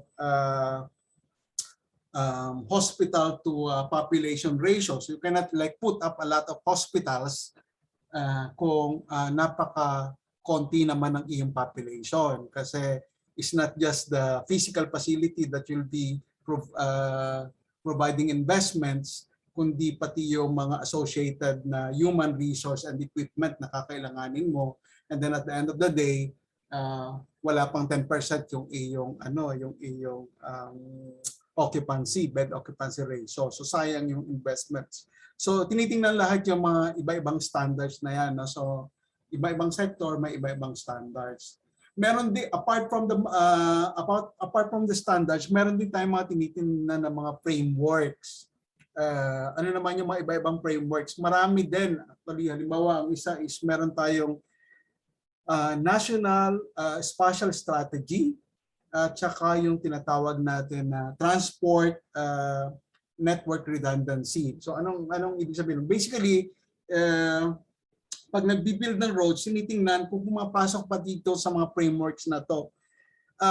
Yung like very important na rin ba yung transport network redundancy, kasi kung isa lang yung daan mo papunta from north to south, pag nagkaroon ng disruption or meaning, halimbawa biglang nagbaha ng malaki sa gitna, then wala ka ng way para makapunta ka doon sa south mo. Kung if you're coming from the north or from the south, hindi ka naman makapunta doon sa north, no? Kung naputol na yung main highway mo. So kailangan merong kang tinatawag na transport network redundancies, meron kang other way or other routes na pwede mong madaanan just in case magkaroon ng disruption doon sa system mo, sa iyong road system. Ito ay very important, lalong-lalo na based on our experience doon sa Yolanda, because I was also involved during the Yolanda response and eventually rehabilitation and recovery. No? Nung nagkaroon ng Yolanda, like for instance, naputol yung mga kalsada. No? So ang immediate na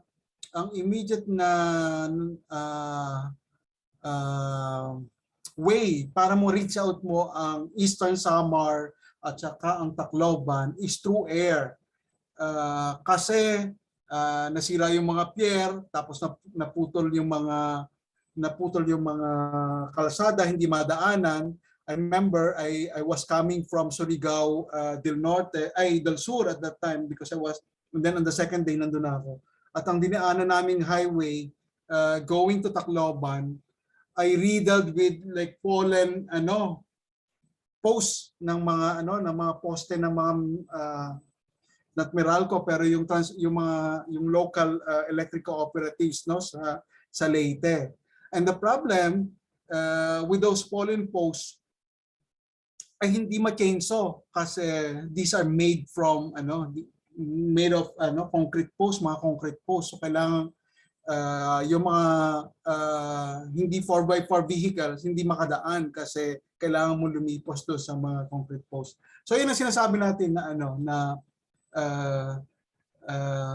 transport network redundancies. Even at that time hindi madaanan yung Lawaan kasi putol yung tulay. So going to Borongan. So merong dong daan sa gitna na yon ang eventually ginamit ng mga aid agencies para makapagdala ng mga life-saving food and other equipment dun sa area. So very important na matingnan. Makikita mo yan doon sa iyong market study. Meron bang demand? Meron bang need? Are they based on standards? So yan ang tinitingnan. Second is the technical study. Ito naman, the technical study is really looking into the alternative technical schemes to attain the project objectives at the least possible cost. So halimbawa, yung sample ko kanina, kung magko-connect ba yung Oriental Mindoro and Occidental Mindoro, mas madali bang gumawa ng tulay or kailangan ba mag-tunnel? Mas madali bang or gumawa ng kalsada dun sa mountains? So yun yung mga tinitingnan at alin na mas makakamura. So yun ang mga tinitingnan naman sa technical study ng isang project proposal. So market study and technical studies are components of a feasibility study. Next is the financial study. Ito naman, financial study, yung bang project mo would generate sufficient benefits to recover yung iyong investment. So basically, it's an ROI. So tinitingnan mo, halimbawa meron akong project, halimbawa isang expressway, meron bang dadaan talaga dito? Gaano kalaki yung volume na fina-forecast natin? And whether makakabayad ba tayo sa utang kung ito ay mga loan at kailan. So yun yung mga tinitingnan natin sa financial study. Sa economic study, mas tinitingnan yung broader apart from the financial gains that we would get, mas tinitingnan yung impact on people. So ang tinitingnan hindi lang yung pwede mo makwenta in terms of income, kundi ano pa yung mga ibang gains or benefits na pwede mo makuha from a project. Often than not, yung mga social projects natin ay hindi nakakabigay ng magandang financial returns, pero nababalance mo naman siya doon sa economic gains na nakukuha mo. Both are employing may mga formulas dito. Both are employing yung tinatawag naming NPV at saka yung IRR na usually ginagamit sa business sector. Kung meron kang mga businesses, yung NPV is the net present value. Ibig sabihin kung greater than zero yung net present value go yung project, kung hindi naman, hindi mo iano. Tapos at the same time, yung IRR naman, yung internal returns, internal rate of returns, dapat mas mataas doon sa tinatawag nating social discount rate. Ang Pilipinas currently ay 12% ang ating social discount rate. There's a proposal to lower it to 10%.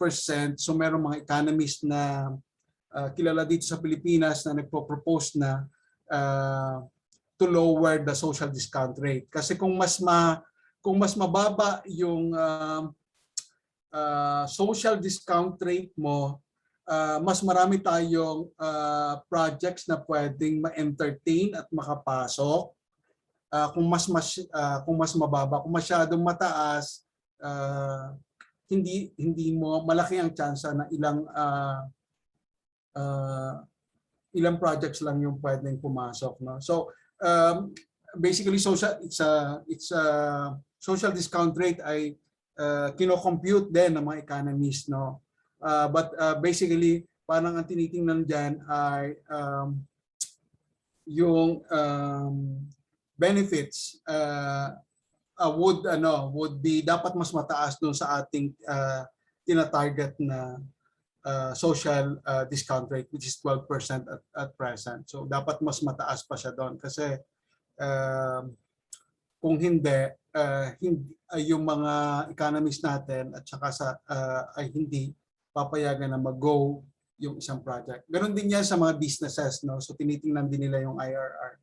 Ang sa government lang, medyo anong tawag dito, medyo mas usually mas mababa yung ating binibigay na discount rate kaysa sa businesses, no? So dahil for some reasons mas ang government pagka mas tinitingnan niya yung long-term impact ng mga projects. Okay. Okay, so other than the four, ito pa yung tatlong components ng feasibility study, no? So the institutional study, ito naman, halimbawa yung isang agency ang nag-propose ng isang project, tinitingnan yung kanyang capacity to implement the project. So suitable ba yan administratively at yung organizational arrangement niya to ensure project completion and operation. So halimbawa kalimitan, no, ang institutional staff pagdating sa public sector, pagdating sa mga infra, halimbawa ang PNP, no, dito sa regional office sa ang PNP meron silang mga buildings na gustong gawin o kaya yung even yung mga state universities and colleges, meron mga building na gustong gawin. Hindi sila nag-i-implement, bihirang sila mag-implement directly. So usually, ang pinapa-implement nila ay ang DPWH. So pondo nila, pero dahil ang DPWH ang may kakayahan to build the buildings or kung ano mga facilities, so ang DPWH ang nag-handle ng mga ganong project. So yun ang tinitingnan. Ngayon, kung halimbawa ang direct naman, no, direct implementation nila, kung hindi kaya, kung sa tingin pag labas sa institutional study, kung kulang yung kakayahan, ang mga recommendations usually ay dapat magdagdag ng mga units to implement it or yung mga project management office na siniset up para just dedicated to implement the project. So yun yung mga tinitingnan natin pagdating sa institutional study. Okay. Right. The other environmental study. Sorry, yung last dito ay social study itong sa huli. Yung environmental study naman, of course, you're very familiar already with the environment concerns. So yung ECC, yung environmental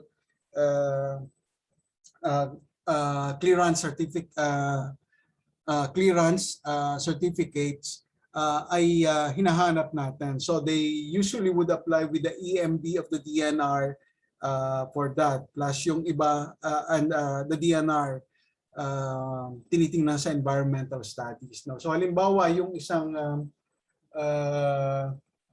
kung hindi implementation ready yung project at hindi maayos yung environmental study na ginawa, nagkakaroon tayo ng problema sa implementation. So halimbawa yung dito nga sabi ko, kinoconnect yung Puerto Galera at saka Abra de Ilog, no? It turned out na yung road alignment na dinaan nila sa coastal ay dadaan sa itlogan ng mga pawikan. Hindi agad nakita during the study, pero during the implementation, yun na nakita. So, na-delay yung project implementations. Pag na-delay yung project, may cost implications din yun. So yun yung mga concerns. So kaya halimbawa, yung isa naman ay na-delay dahil hindi pala hard rock, kundi solid rock. So may ganung mga classifications din na tinitingnan. So mas mahirap yung mga ibang equipment na kailangan mo ng blasting na hindi kaya pala ng mga usual na mga backhoe lang, ano. So and for you to do blasting ng mga solid rocks, no, kailangan mo ng permit din sa DNR to do that. So yun yung mga concern natin. And then the social studies, yun nga yung social acceptability ng project natin in the area. Okay. And then, so we go to the, after that, the feasibility study, okay na. So the results of the feasibility study, ay magsasabi ng is it a go or a no, but still a recommendatory. No? Apart from that, during the appraisal and financing step by the public sector, so dapat dumadaan to sa mga development committees, no, local development committees. So kung barangay yan, dapat may barangay resolution yan, and eventually dapat ina-approve yan ng Municipal Development Council. And then kung ano naman yan, provincial, dapat may Provincial Development Council resolutions approving it as well, including at the regional level. So pinipresent po yan, mga proposals na yan, at ini-examine ng, kung regional projects yan, ini-examine ng NEDA. No? So kung regional projects siya, and below 2.5 billion, kung multi-year yan na peso na project, ini-examine niya ng regional offices. Pero kung 2.5 billion yan na ini-elevate yan at the national level, so meron tayong tinatawag na ICC, yung Investment Coordination Committee na nabanggit din kanina doon sa at doon yung sinasubject for project evaluation. Yung sinasabing project evaluation is here yung tinatawag na ex-ante evaluation, which is the ex-ante evaluation, you evaluate it based on forecasted results ng iyong project. So forecasted results, no, sa appraisal. And then financing, tinitingnan kung sino yung pwedeng investors natin, saan tayo kukuha ng investments. And secondly, dito na rin pumapasok yung pagkuha natin ng mga detailed engineering designs. So that includes yung kanina yung mga sinasabi ko sa detailed engineering designs. Kung road project yan, kasama dyan yung road alignment, kasama dyan yung mga anong tawag dito, yung mga kinds of rocks na dadaanan, etc. And then yung mga program of works, tinitingnan dyan. Ano naman yung kaibahan nun? Yung program of works naman, the detailed na the required costed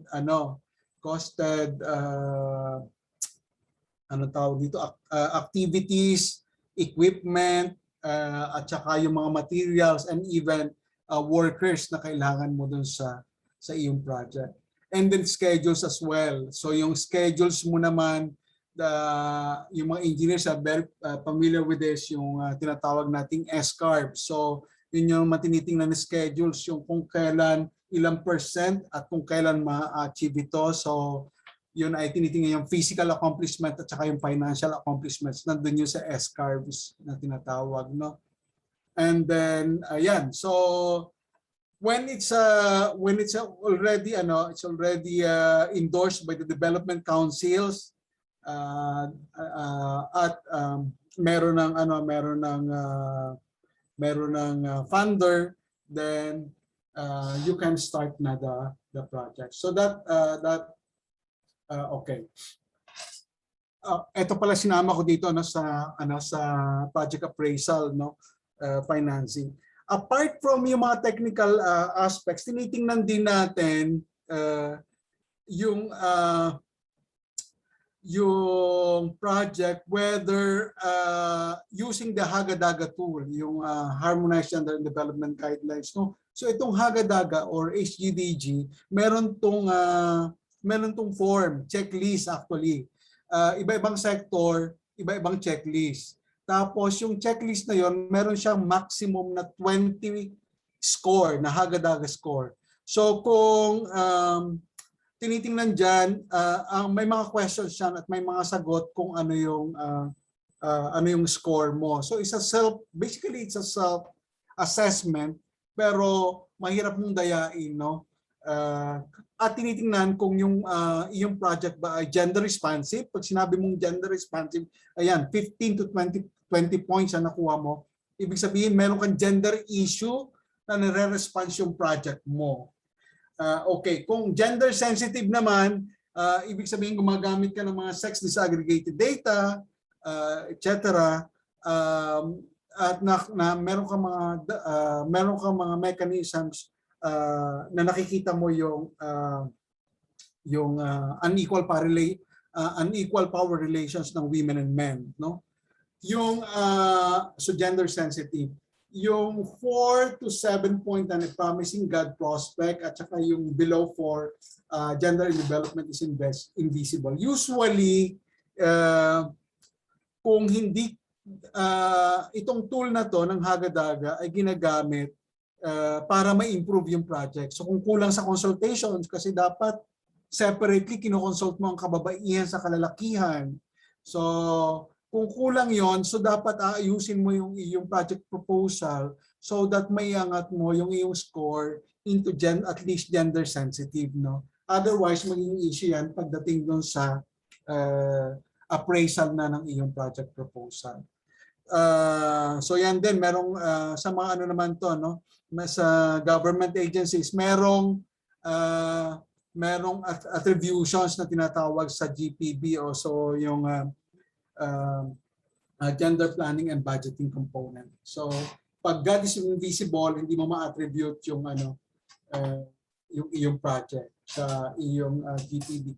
By the way, kung wala kang gender plans, yung God plans and God budgets, sa government sector ay nagiging AOM ng COA. So yun ang mga inaayawan ng mga government agencies. So as much as possible, gusto nila ma-attribute yung kanilang mga projects sa God plans and budget, no? Kasi nagiging AOM siya ng COA. Okay. So ito lang yung form na re-require, kasi merong sa regional level where I am from, meron kaming tinatawag na comprehensive investment programming guidelines at meron kaming form.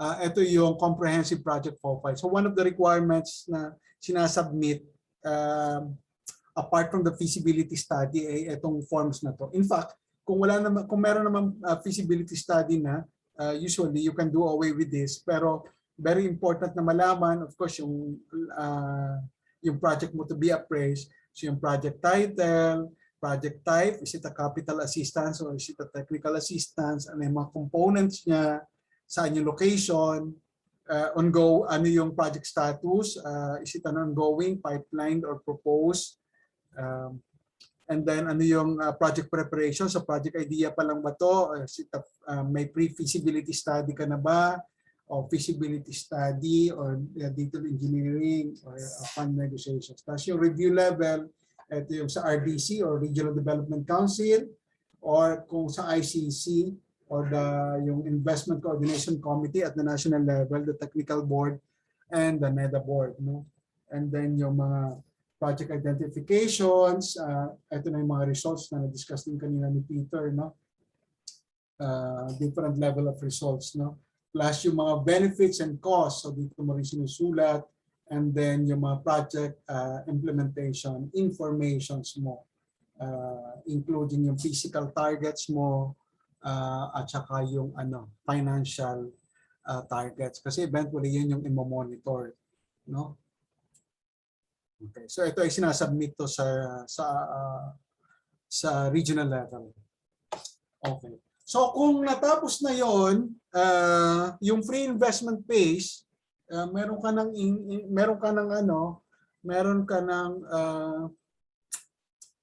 funder, etc. Then the start of the investment phase na.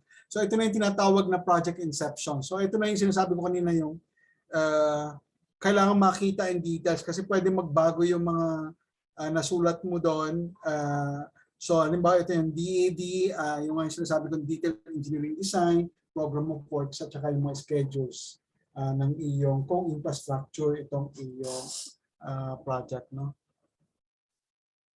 And basically kung ano pa yung mga ibang schedules, Gantt chart ba yan, meron dyan, kung paano magagawin. So ito na yung project inceptions. And then after that, yun na yung actual implementation. So during the project inception, nandiyan na din yung iyong mga notice to proceed kasi at yung sa government sector, yung procurement process, nag-start yung project, natapos na siya, kumbaga may fund ka na, kung meron ka ng notice to proceed dun sa iyong contractor. So doon na nagsisimulang i-monitor yun. So yun na yung kailangan mo na siyang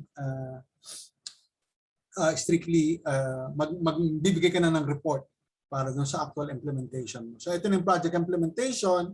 So when you do project implementation, yan na yung meron ka ng project, meron mga iba-ibang mga systems ka na pinuput in place, at saka yung mga components, yung tinatrack mo na yung progress ng work and quality of performance. So kung halimbawa may mga delays, so meron ka mga catch-up plans na ginagawa.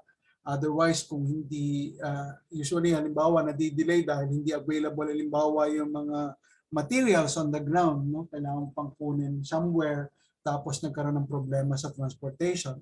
O kaya yung weather hindi favorable, naging rainy, naging maulan, dalas ano, so kailangan mo yung i-suspend yung iyong project implementation. Usually kung contractor yan, binabawasan sila, no? So pag nag-delay ko nilang project, may corresponding penalties din yan. Kaya nagsisik sila ng kung nadi-delay, nagsisik sila ng suspension order.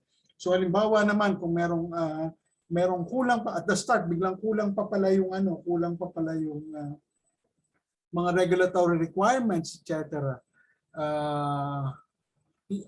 So kailangan mo muna i-comply and then you seek for a suspension order para matigil yung oras. Otherwise, yung contractor magbabayad. Okay. And then, so under the investment phase, sa government sector, meron tayong tinatawag na in place na system for monitoring and evaluation. Ito yung tinatawag namin Regional Project Monitoring and Evaluation System or RPMES. And basically, these are 11 forms, RPMES forms, na sinasubmit ng agencies at the regional level quarterly. Pero mas mabilis, monthly ito pagdating sa municipal level sa pagsasubmit nila sa provincial level. Pero sa regional level, quarterly ito sinasubmit ng mga forms. So basically, ang tinatrack dito ay yung financial accomplishments at saka yung physical accomplishments. And then may mga formulas ito na kino-compute, and then kung more than 15% yung slippage, negative slippage, ibig sabihin delay ng 15%, dapat more than 15% delay na implementation mo based on your program, pwedeng ma-terminate yung project, no? So yan ay monitor natin at the regional level. So yung mga malalaking project. Unfortunately, at the regional level, of course, regional projects lang yung aming minomonitor. Pero yung on the assumption na at the provincial level, yung maliliit na mga projects naman will be monitored by the provincial level, at yung mas maliit pa at the municipal level, no? So ito ay guidelines. So marami itong forms na ginagawa at ina-analyze. And then at the end of the day, ito ay sinasubmit namin sa national level, sa national project monitoring committees. At ini-discuss din to sa regional project monitoring committees at regular agenda din to ng Regional Development Council na nagmi-meet on a quarterly basis. Okay. So nung dumating ako, yung RPMES forms ay ilan-ilan lang yung nagko-comply ng agencies kasi wala naman talagang penalty clause yung mga agencies except na nagiging kahihiya sila sa meeting at nandadala at the national level na hindi sila nagsasubmit ng so sinusulatan sila, pati yung kanilang mga secretaries. So, pero masyadong mababa yung nagsasubmit ng mga projects ng mga agencies. I think around 4 to 6 agencies lang yung nagsasubmit sa NEDA when I arrived dito nung pumasok ako. The reason, and secondly, ang mga sinasubmit pa nila ay mga paper-based PDF na sign kasi yung mga bossing nila gusto mag-sign, etc. So, I introduced the web-based RPME system. At dito ay nagawa kami ng web-based monitoring system at ang mga agencies ang tinrain natin ang mga agencies dinevelop natin para anytime, anywhere they can encode their projects. At mabibigyan sila ng mabilisan. So hindi na tapos we did away with the paper-based submissions or even yung mga PDF. So pinabilis din natin kasi when I arrived then the whole division ko ay nagmamanual tabulations ng mga projects, very hard to encode it and then to analyze it, and then it will take like around a minimum of 2 weeks for them to complete the encoding and the analysis. So when we introduced this, we call it Proyektang Lang. So it was launched last year and fully operational na this year. So lahat ng agencies ngayon dito sa regional office namin, dito sa region namin, ay eto nang ginagamit. So web-based na kami. So nung na-launch namin. And other regional offices of NEDA are eyeing to adopt this system as well na pioneer namin dito sa region, no. Ang apart from that na automated, ginawa namin yung transparency din ng naglagay kami ng public dashboard, M&E dashboard, kasi ito yung kalimitan na minsan may makikipag-meeting hindi sa division ko, no, pero yung ibang divisions kasi marami kaming technical divisions. Makikipag-meeting ng LCA kalimbawa, tapos tatanungin or yung BP2 projects, ilan ba yung ganyan, etc. Hahanapin pa sa Excel. So samantalang kung nasa dashboard na yan, makikita publicly, hindi na namin kailangan tingnan doon sa Excel na database na baka minsan mali-mali pa, makikita na agad. So ito, and secondly, ito ay first quarter, no? Pero in the previous quarter, medyo marami yung ngayon medyo marami yung projects, no? Tapos makikita mo ilan din yung kababaihan, ilan yung kalalakihan, ilan din yung recovery and rehabilitation projects namin na ini-implement. Magkano yung for that quarter, magkano yung ini-implement na project. So makikita niyo dito ay sa 33.4 billion, no? Total of 291 projects. At ang isang lagi kong dinidiscuss during the meeting is that you see our projects are more of providing opportunities for men, pero napaka-konti ng women na nai-employ natin through our projects. And then makikita mo din by sector kasi ang government meron lang kaming 4 na major sectors, no? So yung infrastructure, social, economic at saka yung governance, no? So malaking porsyento niyan ay nasa infrastructures projects itong mga to. So it's also an advocacy tool and at the same time it's a transparency mechanism na napapakita natin yung mga projects na ongoing natin online, no? So web-based. So nakikita to sa aming website. Okay. So ito yung sinasabi ko na regional project monitoring and evaluation quarterly report na pinuproduce namin at pinapadala sa national office at pinipresent din sa regional development council. Okay, so after na natapos, actually the RPMES encompasses the the investment and the post-investment phase kasi meron siyang evaluation component. So under the post-investment phase naman, so ito na yung project completion natin. So that's the time we write terminal reports of our projects pag natapos na siya, and then we look into ano yung na-achieve natin based on our targets, no? Na-construct ba yung buildings, physical structure, etc. Or kung halimbawa distributions ng halimbawa ng cash, no, conditional cash transfers, halimbawa yan, sino ang mga na-reach out na nabigyan ng mga ganong mga pondo, etc. So basically, kino-close mo lang yung project and then you write a terminal report about it and then looking at highlighting the benefits.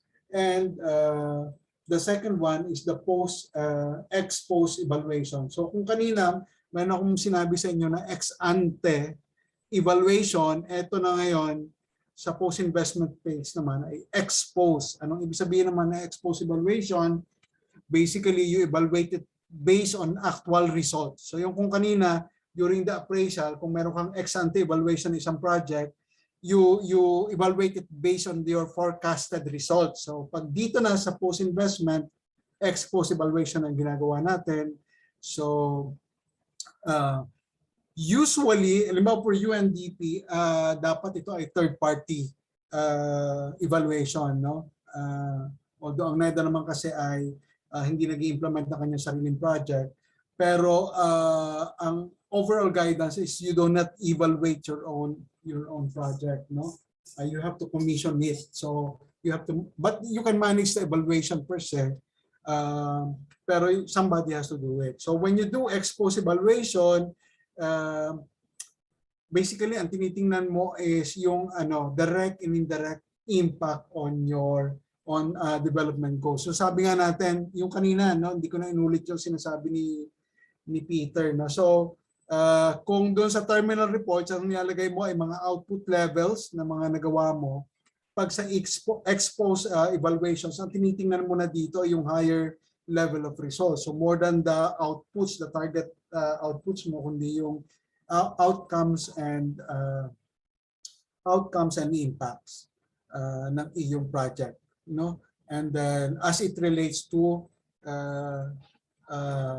various development goals na na-identify mo rin during your project conceptualization. And then last na stage after the ex-post evaluation is that you feed it back to a new project. So ibig sabihin, the learnings has to be shared and disseminated. So hindi nawawala. Very important ito na dapat hindi na uulit yung mga mali-maling mga anong tawag dito, experiences and lessons learned. And then eventually, kung pilot project naman to, so kung yung mga lessons learned would feed into the scaling up of your project. So yun yung post-investment phase ng under sa project development. So in summary, under the pre-investment phase, meron tayong tatlong steps: the project identification, project formulation, and then appraisal, negotiation, and approval. And under the investment, we have two steps: the project inceptions and project implementation. And then under the post-investments, we have three steps: the project completion, the ex-post evaluation, and feedback to new projects, or yung documentation and disseminations of learning from our projects. Okay, so references ko for this talk is yung investment appraisal course module namin, yung NEDA PDT or the project development training presentations. We have also reference manual on project development and evaluation volume 1. So ito napakakapal. basically kung paano mag-compute yung sinasabi ko kanina na discussions on IRR at saka mga NPP. And then yung Comprehensive Investment Programming Guidelines at saka yung RTMES Operational Guidelines. Okay, so that's all, and thank you very much for listening. Thank you so much, Roy. That was comprehensive. We have you walk us through on government process, no, and that was truthful enough, no, looking at how we can understand the process, no, in the project management and program development for government sector. And I pretty sure that there are some queries here from our participants with respect to your presentation. Let me share first my screen.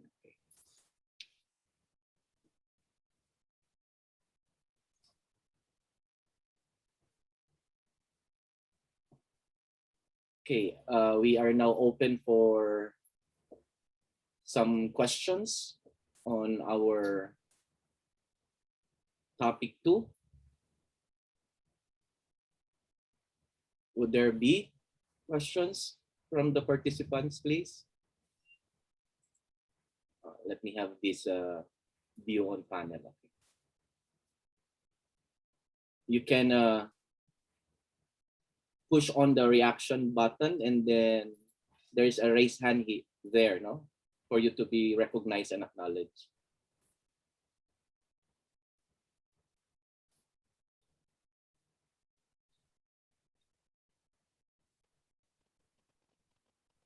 Now, maybe let me start the ball roll of inquiry, right?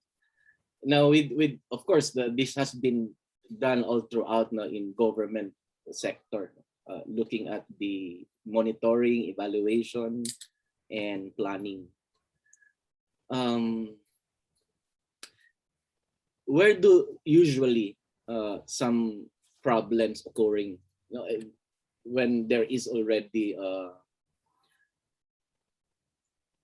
an approval in the pre-investment, there is availability of investment, and why are some projects or programs somehow, no, if you have mentioned earlier that there are obstacles, no, during the Yolanda, where projects are, you know, there are lapses or what in the project itself, no.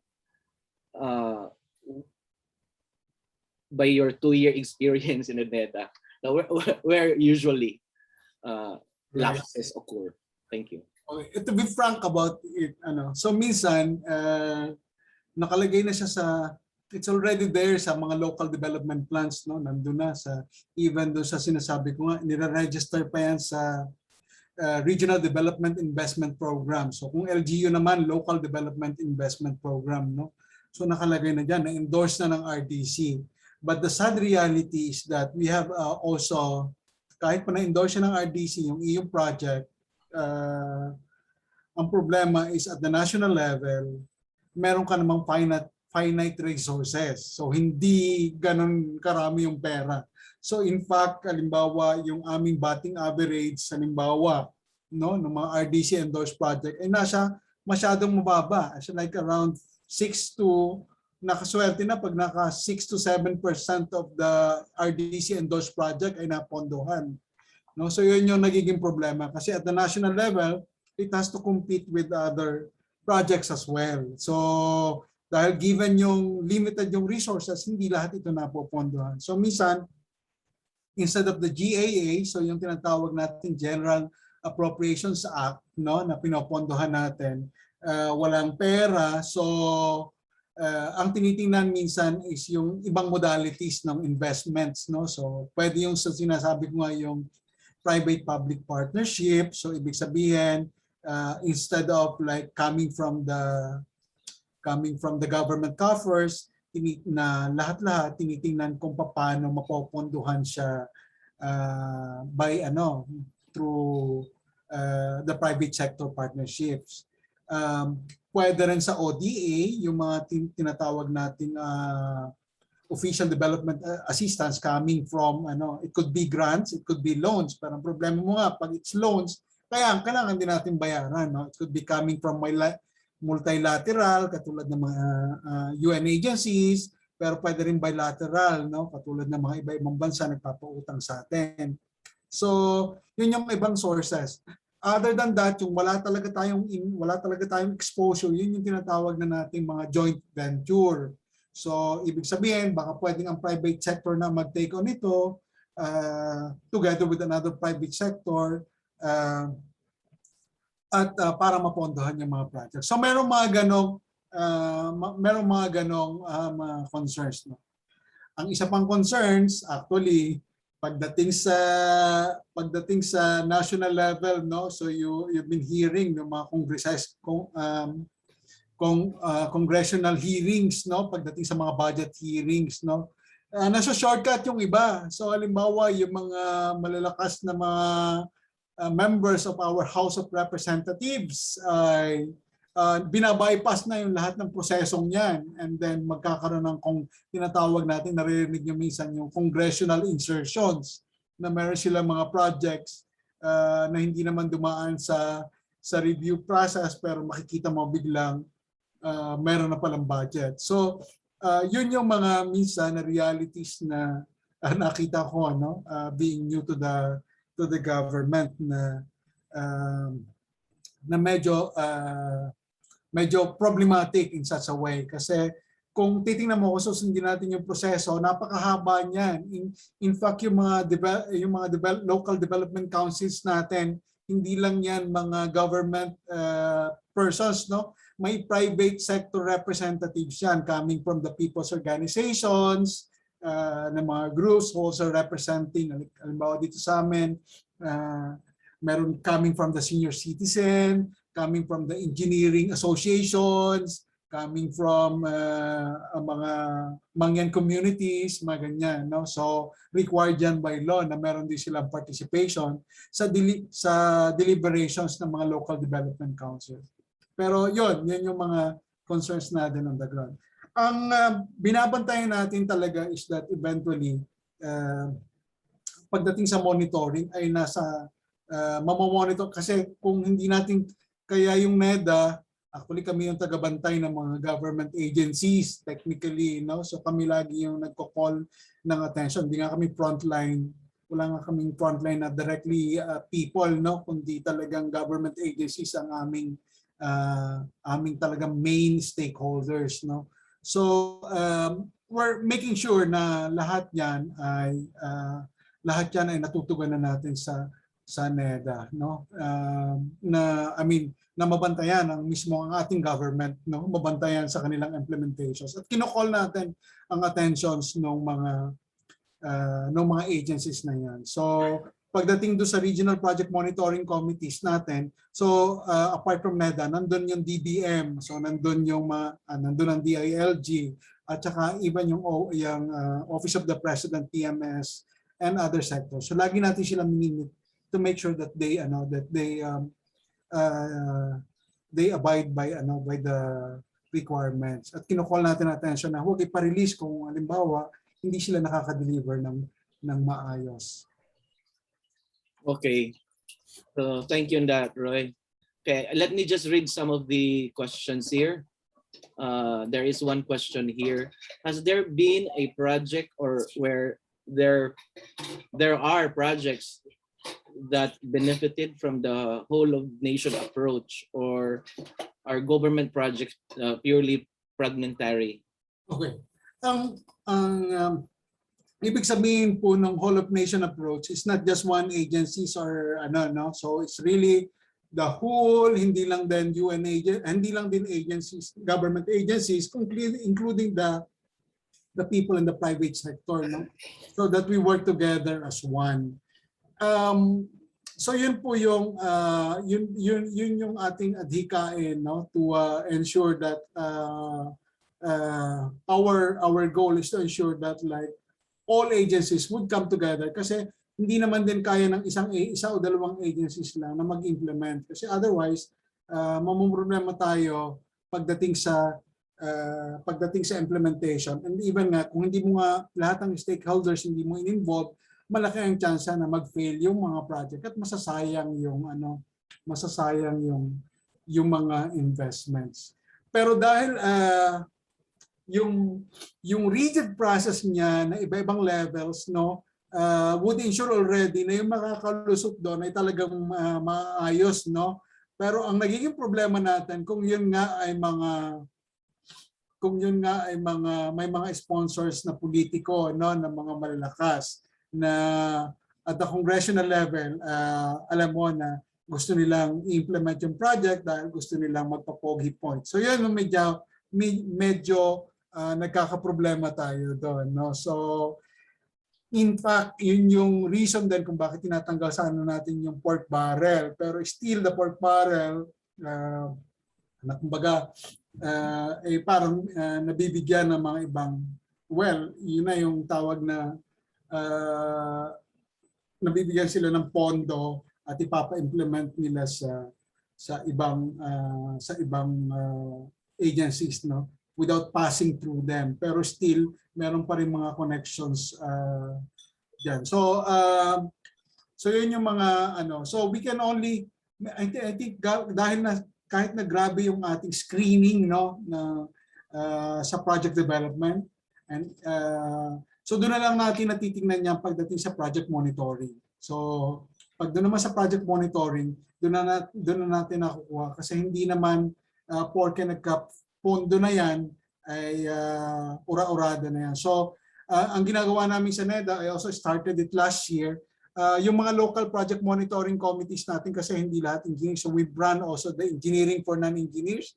So we started ano ba yung pwede mong tingnan kung you're monitoring. So nakagawa na kami ng dalawa, no? Road and bridges construction. So kung magmo-monitor ka, ano mga dapat mong tingnan. So yan ang mga tinuturuan natin sa mga local levels. And then building construction. So ang dami mga namomonitor natin at nakukuha natin, napipicture natin na ito, mali itong mga ginawa nila. Halimbawa yung sa mga kalsada, no, nagpupuring kahit hindi pa napison, bawal yon. So mga bato-bato. So yun yung mga tinuturo natin lahat na sa mga local project monitoring committees kasi NEDA alone cannot also monitor all our projects. Sobrang dami government projects. Kaya kailangan yung lahat ng levels, yung project monitoring committees natin ay equipped with the necessary trainings and capacities, no, for them to do regular monitoring as well. So yun ang ginagawa natin. At the provincial level, it's being done. Minsan medyo nahirapan tayo sa municipal level to get their anong tawag dito, reports from them. But like it's a continuing process kasi yung iba din na train natin, nag-retire na. So sabi ko nga, paulit-ulit lang yung aming pagcapacitate sa local project monitoring committees. Yeah, I think from your answers, the questions written on the chat box is drawing that line where NEDA's part in the project development management is really complex in a way that, as mentioned earlier, their projects have been approved, but in the implementation, there's a lot of problems. And okay, let me just end this with putting all these questions here in the chat box. So one question is, so how much do we get from all these penalties? Are we getting really money from the penalties of projects that have been delayed? And second to that, you mentioned about we'll just wait on the monitoring and evaluation. So do we really have to wait? Are projects really driven more on political political agenda, no? Parang malaki talagang political sa pag-implement ng project. And where are we now drawing the premise that you mentioned that it has to be cost effective, di ba? Parang ganun. Okay, maybe you can right. Yeah, meron tayong batas, no. So halimbawa kung meron kang 15% kung sumaba ka ng 15% slippage, ay ibig sabihin negative slippage ng iyong na-delay, more than 15% delay ka na, ano ka na, pwede kang ma-terminate. So, minomonitor natin yan. At may mga projects tayong pinapa-terminate dahil hindi na nakaka-deliver yung mga contractors. So, as you know, yung kung hindi maka-deliver yung mga contractors, hindi rin sila nababayaran. O nababayaran. No? Hindi naman din pumapayag ang government na kahit walang nagawa ay mababayaran sila. So, merong mechanisms to do that. At yan ay minomonitor, hindi lang ng NEDA, no, kundi ng mga individual agencies as well. Yung,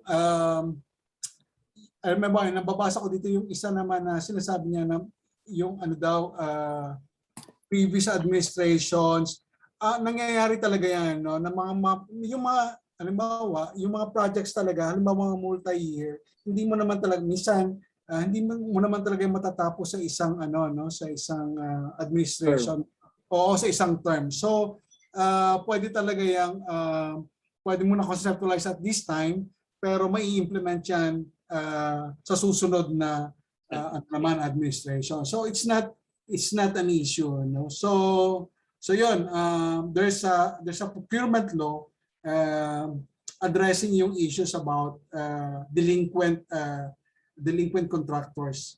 And naba-blacklist din itong mga contractors na to, no? Naba-blacklist din sila. Yung sinasabi ko kaninang bottlenecks in terms of prioritization kasi yun sa GAA, no? So, yun nga, kahit nasabi natin na endorse na for this year, dahil hindi enough yung pera, so hindi siya napopondohan. So, ang ginagawa lang doon, in the following year, nire-endorse ulit sa agencies na in the hope na baka mapondohan. So ganoon naman yung nangyayari. So tinatawag doon rolling, no?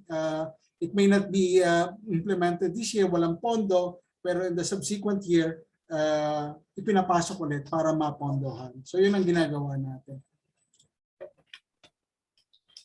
Roy, thank you so much. Thank you really so much for your time. We gladly appreciate your comprehensive insights. We really have learned from the horse mouth, of course, no, from the point view of the government, no, which your office is handling, no, in terms of project management and program development. So at this point, we would like to share this simple token of appreciation. The Philippine Christian University Certificate of Appreciation is presented to Roy Dimayuga for his invaluable insights as resource person during the Inclusive Project Development and Program Management Discourses, a webinar for graduate studies course output given this 22nd day of August, 2021, Manila, Philippines. Signed, Dr. Junifen Guanan, President of PCU. Roy, thank you so much. Welcome and thank you. Salamat. I owe you. Thank you, Roy. On our third topic, so this is on practical guide for project management, making things matter. So we are so excited because Joseph Michael Manlutac, registered nurse and a master's in public health, is also one of our graduating students for Collab for his PhD in developmental administration, major in public administration. JM has been working with the government, specifically on the Central Luzon, no? Department of Health. Okay, so he completed his Bachelor of Science in Nursing, magna cum laude, Master of Public Health, and the Angeles University Foundation, and pursuing his PhD here. He is also a lecturer, clinical instructor of the College of Nursing and Pharmacy of the University of the Assumption.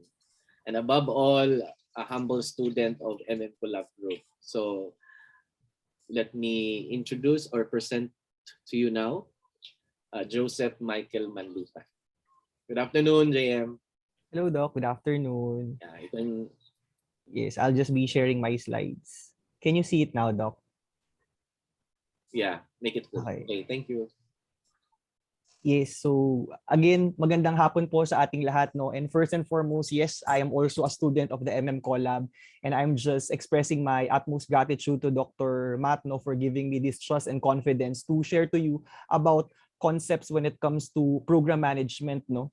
Of course, no, I would also like to thank the first two speakers for laying the ground already for me on the concepts and insight, and it's easier for me to discuss the concepts of project management, particularly because they have already shared a lot. No, so thank you very much for those two speakers. And actually, Sir Peter, the first one was a colleague of mine, and we were involved in HIV program implementation maybe 5 to 7 years ago. No, and he is really one of my inspiration when it comes to program coordination.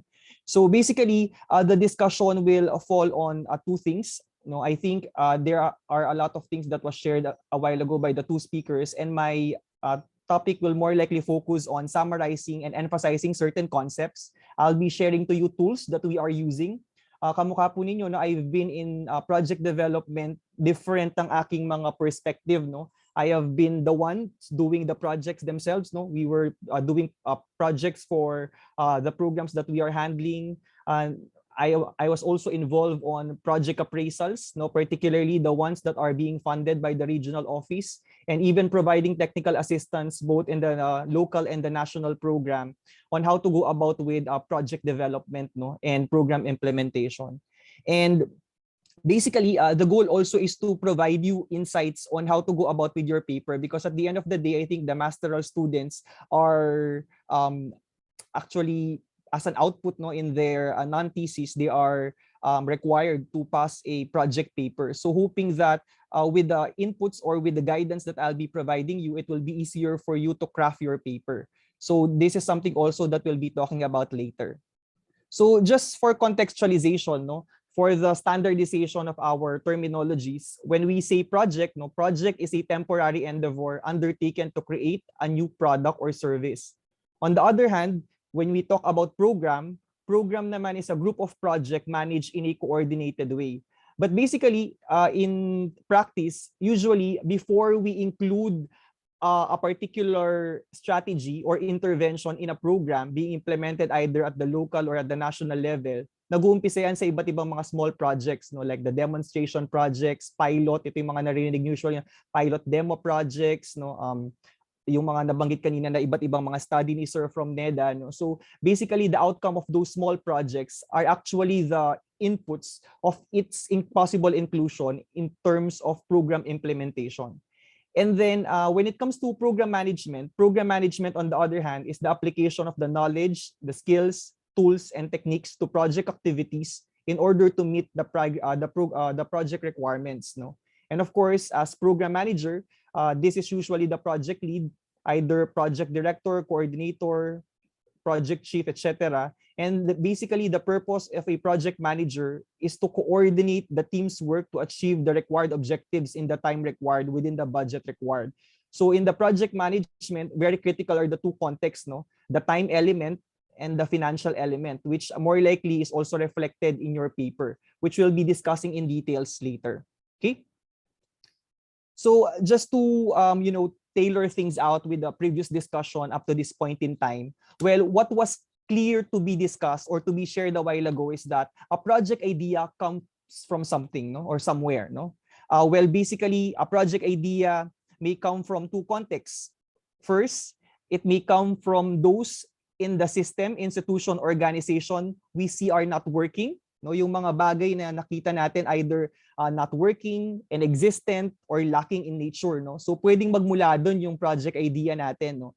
And the goal of the project is to determine how to probably resolve them or to make things happen, how to make it work for those that are having gaps or challenges when it comes to implementation.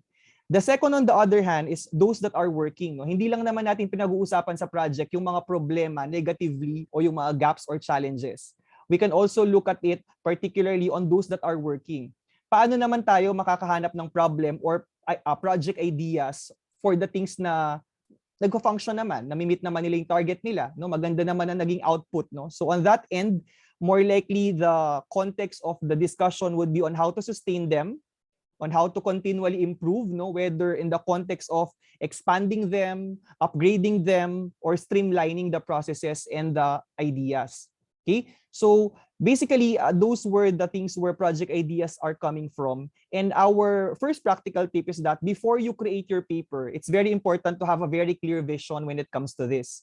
Dapat klaro muna sa inyo yung picture ng project na gagawin niyo bago niyo siya isusulat. It's very difficult to write and then explore of the different nuances or details along the way as you are writing, no? It's very disastrous also because minsan kapag kino-consider mo yung pagsusulat habang nag-iisip ka pa lang nung content ng project mo, parang hindi ka natatapos kasi lagi kang may na-insert. Kaya ang sinasabi namin dyan kapag nagsasuggest kami with development partners or basically with our civil society organization on how to go about with the project, create a human picture of your project first. Dapat klaro muna sa iyo ano yung itsura nung project mo, whether it is title and then some bullets on what is your expectation about the project.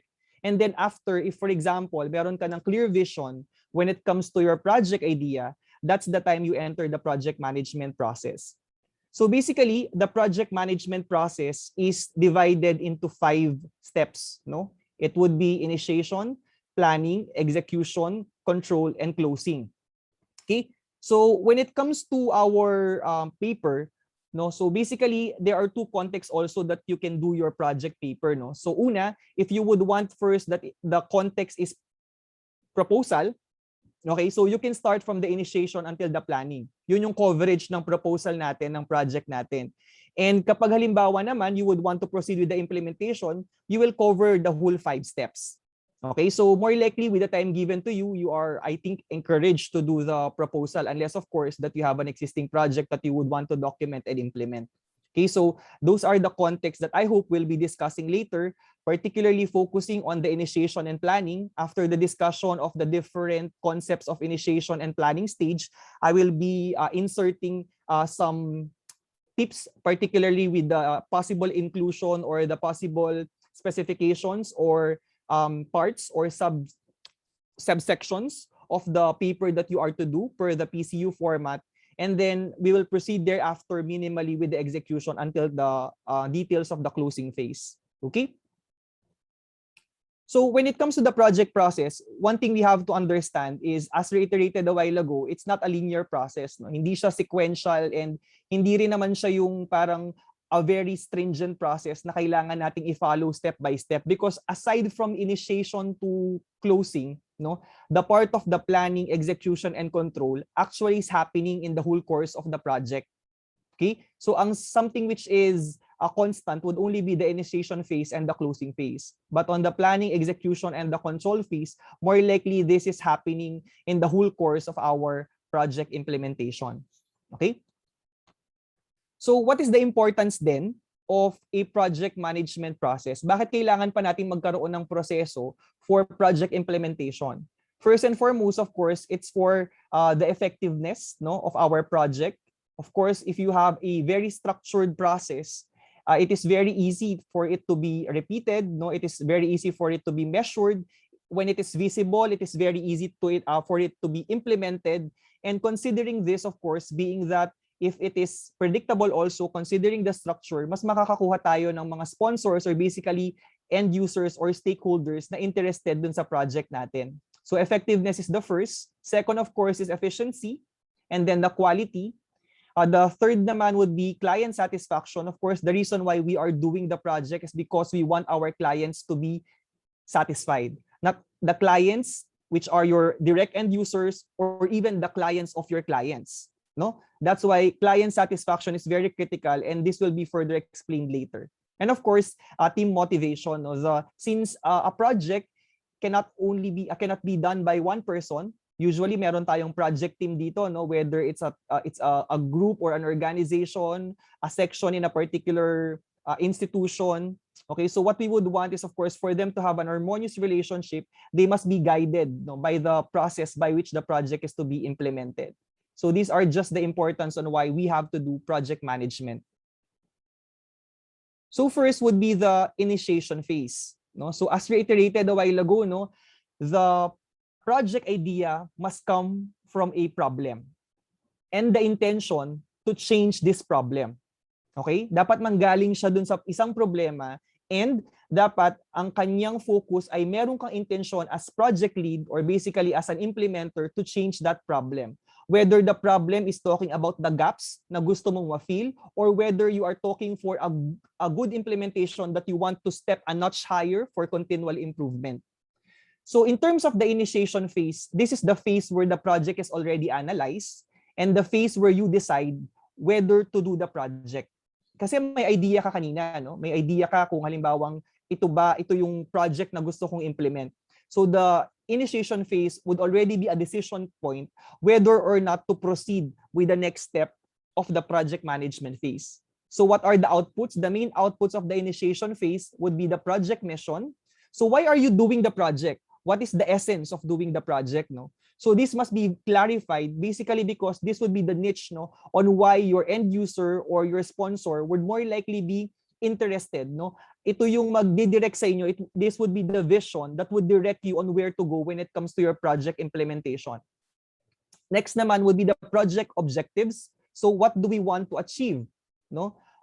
And then the project deliverables. These are the steps we need to achieve for our objectives.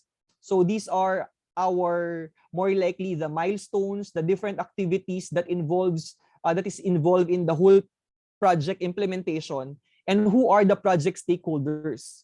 Particularly when we say project stakeholders, these are those affected or interested in the results of the project or the project itself.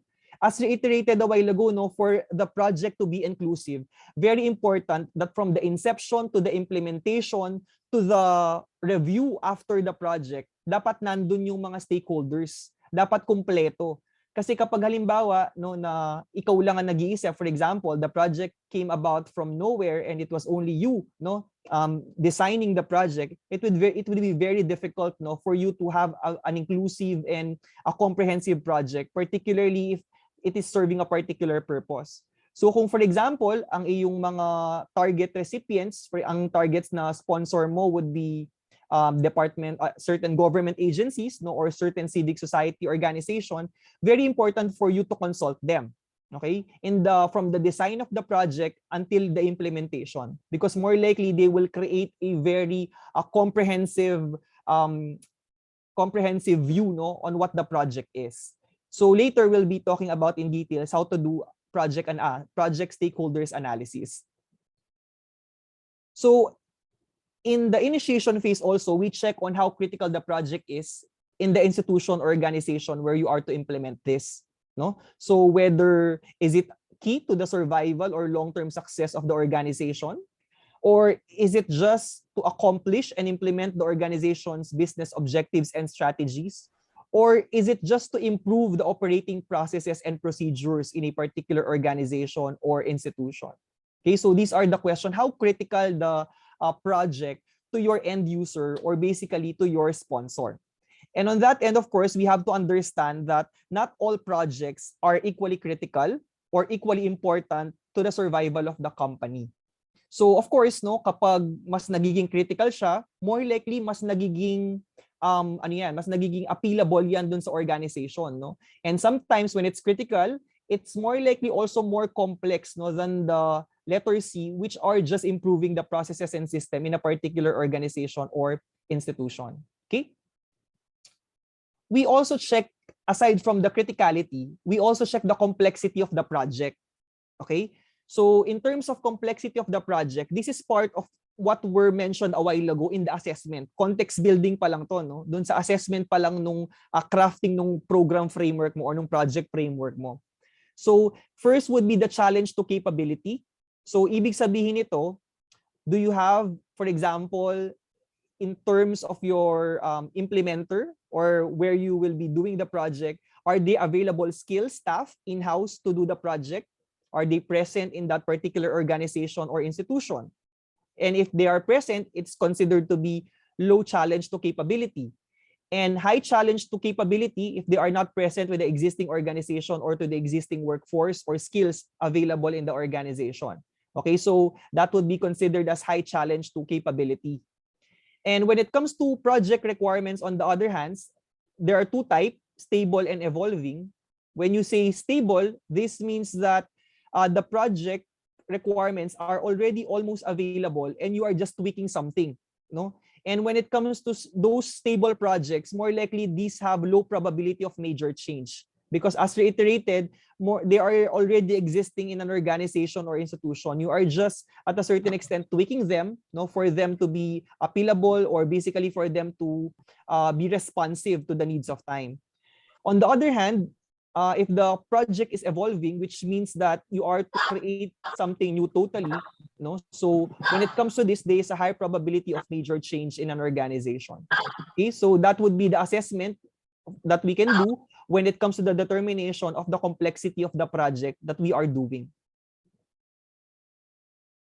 So scope statement, on the other hand, no, of course, this is just the, if you already have the idea on the background on the project criticality and complexity, you can do the scope statement already. This is just not really the whole framework, no, but basically just a skeleton on what the project looks like. So for example, what project are you proposing? Why are you proposing it? When do you plan to implement this? Who are the involved stakeholders? How much are we talking about? No, where do you implement this? How many? The question of how many is, for example, there would be multiple projects, but mostly as how we are doing project implementation, one project at a time kami. So we don't really consider the number of the projects. And then how do we know we achieve our goals, and the determination of what is out of scope. Okay, so that would be in the scope statement. In the scope statement, this is not to be provided in details kasi that will follow in the next stage of project management, or basically in the next phase of your paper crafting, no? So this scope statement is just a skeleton on the whole project that you are planning to do, maybe 1 or 2 sentences, no? So that if, for example, no, you will be asked by your stakeholders or your sponsors about it, you will have a standardized, or basically an idea on how to go about with your sharing of your project idea. And of course, if you already have scope statement, no, since those are very general and basically they don't provide so much details, you can start improving those scope statements into SMART objectives, no? And I think you're very much familiar that when we deal with SMART, no, the objectives must be specific, no? Does the project actually address the real problem? Measurable, of course. The basis of measurement, as reiterated by Sir Peter a while ago, would actually be your objectives, no? The objectives of the project will be the ones to be measured in the evaluation part. So are we able to measure the problem? And when we do measuring of the problem, since you are doing a project, specifically when the system is already existing, you have to create a baseline. If it is existing, what is the existing practice? If it is not existing, what is the problem that the inexistence of that particular system or process might provide? No? Kung wala na available na sistema or project na ganun, ano yung nagiging problema dun sa sistema ng organization or institution? So baseline information is very important, and then after that, the target setting for improvement. If the details that were provided to you already permits about the setting of your targets, and then is it attainable? Is the goal achievable? Is it the project completion date realistic? Ito yung nagiging problem natin, no? Especially when we were implementing in the context of COVID, no? Like now we are implementing the Global Fund grant for HIV, no? The problem with the Global Fund grant that we had that time is when we were doing the project, the project scope or the development of the whole project, the assumption is pre-COVID, no? So we had plans for face-to-face activities, we had plans for convening a lot of people, no? So there are extraneous, of course, there are different factors that affects project implementation, specifically for those unexpected na nangyayari along project implementation, no? And very important also that in the discussion of the completion date of our project, it must be realistic, no? Which means that at a certain extent, we must consider an elbow room, no, for some problems to occur para hindi naman tayo ma-delay in our implementation. Relevant, does it relate to a business objective? And of course, time-bound, have we set a date for completion? And as reiterated, if there is something that is consistent in the project process or in the project management process, it is the initiation and the closing phase. No, so we have to know when are we starting, and we have to know where are we expecting to end the project. Okay. So the end of the initiation phase would actually bring about a project charter.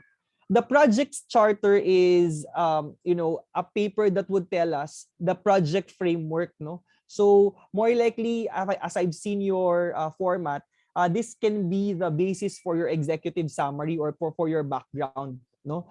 But usually we do this because usually this is about 1-pager to 2-pager thing, no? That is easy to read for the end users or for the sponsor.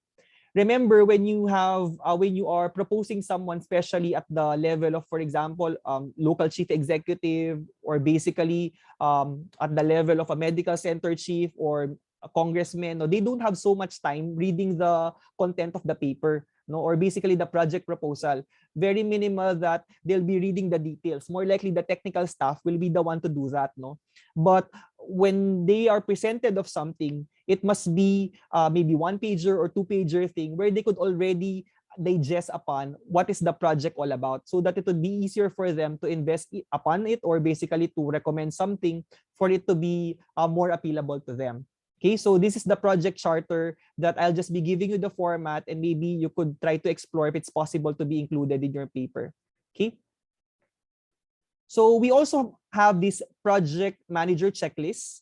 The project manager checklist is usually, this can be revised, of course. No, this project management checklist or the project manager checklist is a generic. This is particularly the contents of this, from the initiation down to the closure phase, are generic, no? And you could just add additional information, particularly on what you see fit with your project, no? And if you also notice, kapag magtitingin ka ng iba't ibang mga literatures sa iba't ibang mga sectors, merong iba't ibang mga steps ang project management cycle, no? So what I did is to look for one resource that actually is encompassing of all the different models that I've seen when it comes to project management. No, so basically, as reiterated, the checklist, as we all know, would provide us guide on what is the current progress of our implementation. Are we forgetting something? No, we have to write this down, because basically this will provide us the clear picture on where we are in the project management cycle.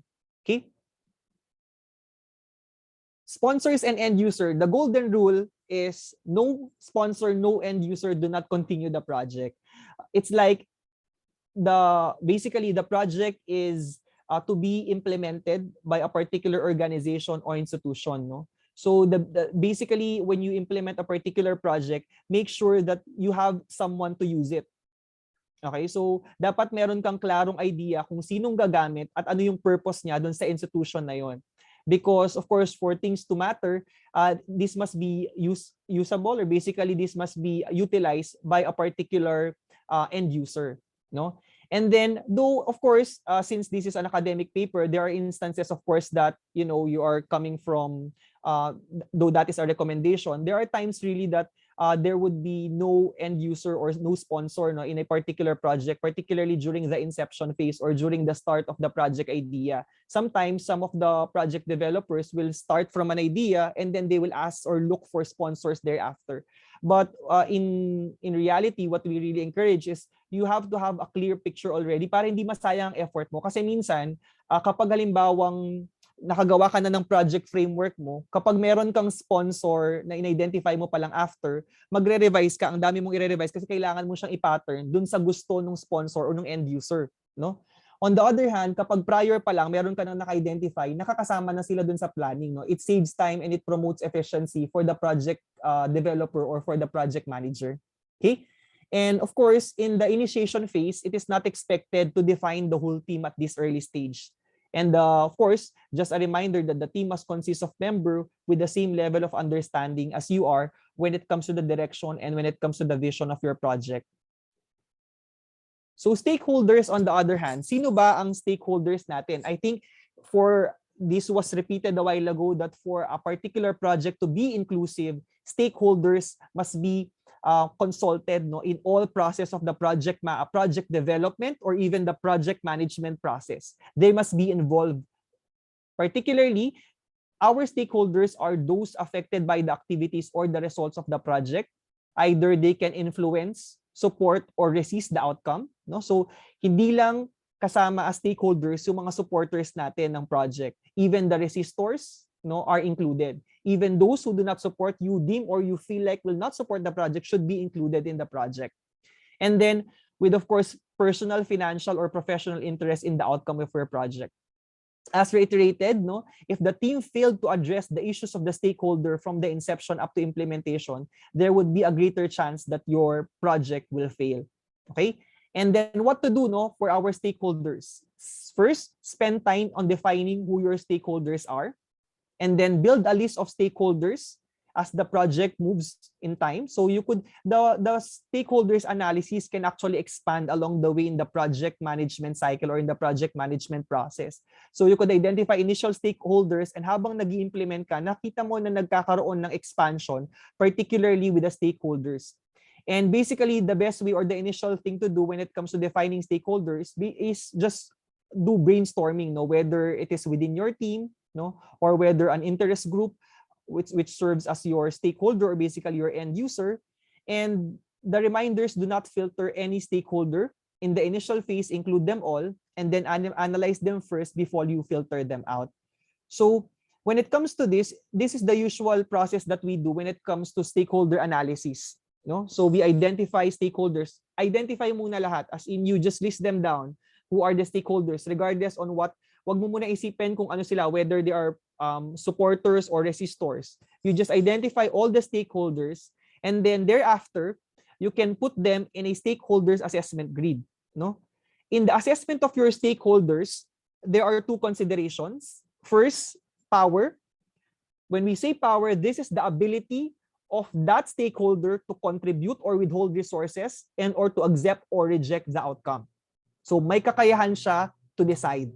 Okay, to decide whether the project will continue, the project will be accepted or not. So we identify that level of power. And then the second would be the concern. Concern is in the context on how affected technically or socially the stakeholder in the project that you are implementing. Okay, so that is the stakeholder assessment that you will be doing. And then after that, if you already lay down the ground on which are in the first grade, second grade, third grade, and fourth grade, you can provide analysis also. No? Analysis whether or not in your initial environmental scanning or basically stakeholders analysis, the informal one, is you have to identify already which are your supporters or your proponents, those who are for the project and who are those against the project. Bakit mahalaga, no, na identify natin kung sino ang supporter natin or resistor? Actually, the proponent, no, there are a lot of strategies that you could use, no, particularly for the resistors muna, no. The resistors can actually widen our horizon when it comes to our project development. Kasi minsan when we are too engrossed with a particular idea, no, nagiging bias tayo. And sometimes the resistors are the one providing us a very good information on how to expand our project, no, on how to identify risk para hindi tayo makapag-encounter ng conflict dun sa ating implementation, no? That's why the role of our stakeholders against the project are also very critical as with our proponent. Sometimes naman, ini-strategize din natin yan. Halimbawa, may supporter ka na dun sa project, no? You have a stakeholder that is supporter of the project, and then you have a strong resistor.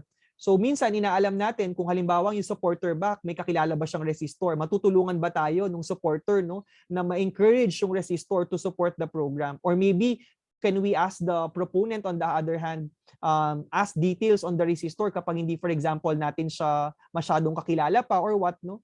Pwede ba siyang mag-schedule sa atin ng meeting with the resistor? Basically, could ask us the context of the resistor, why he or she is resisting the project.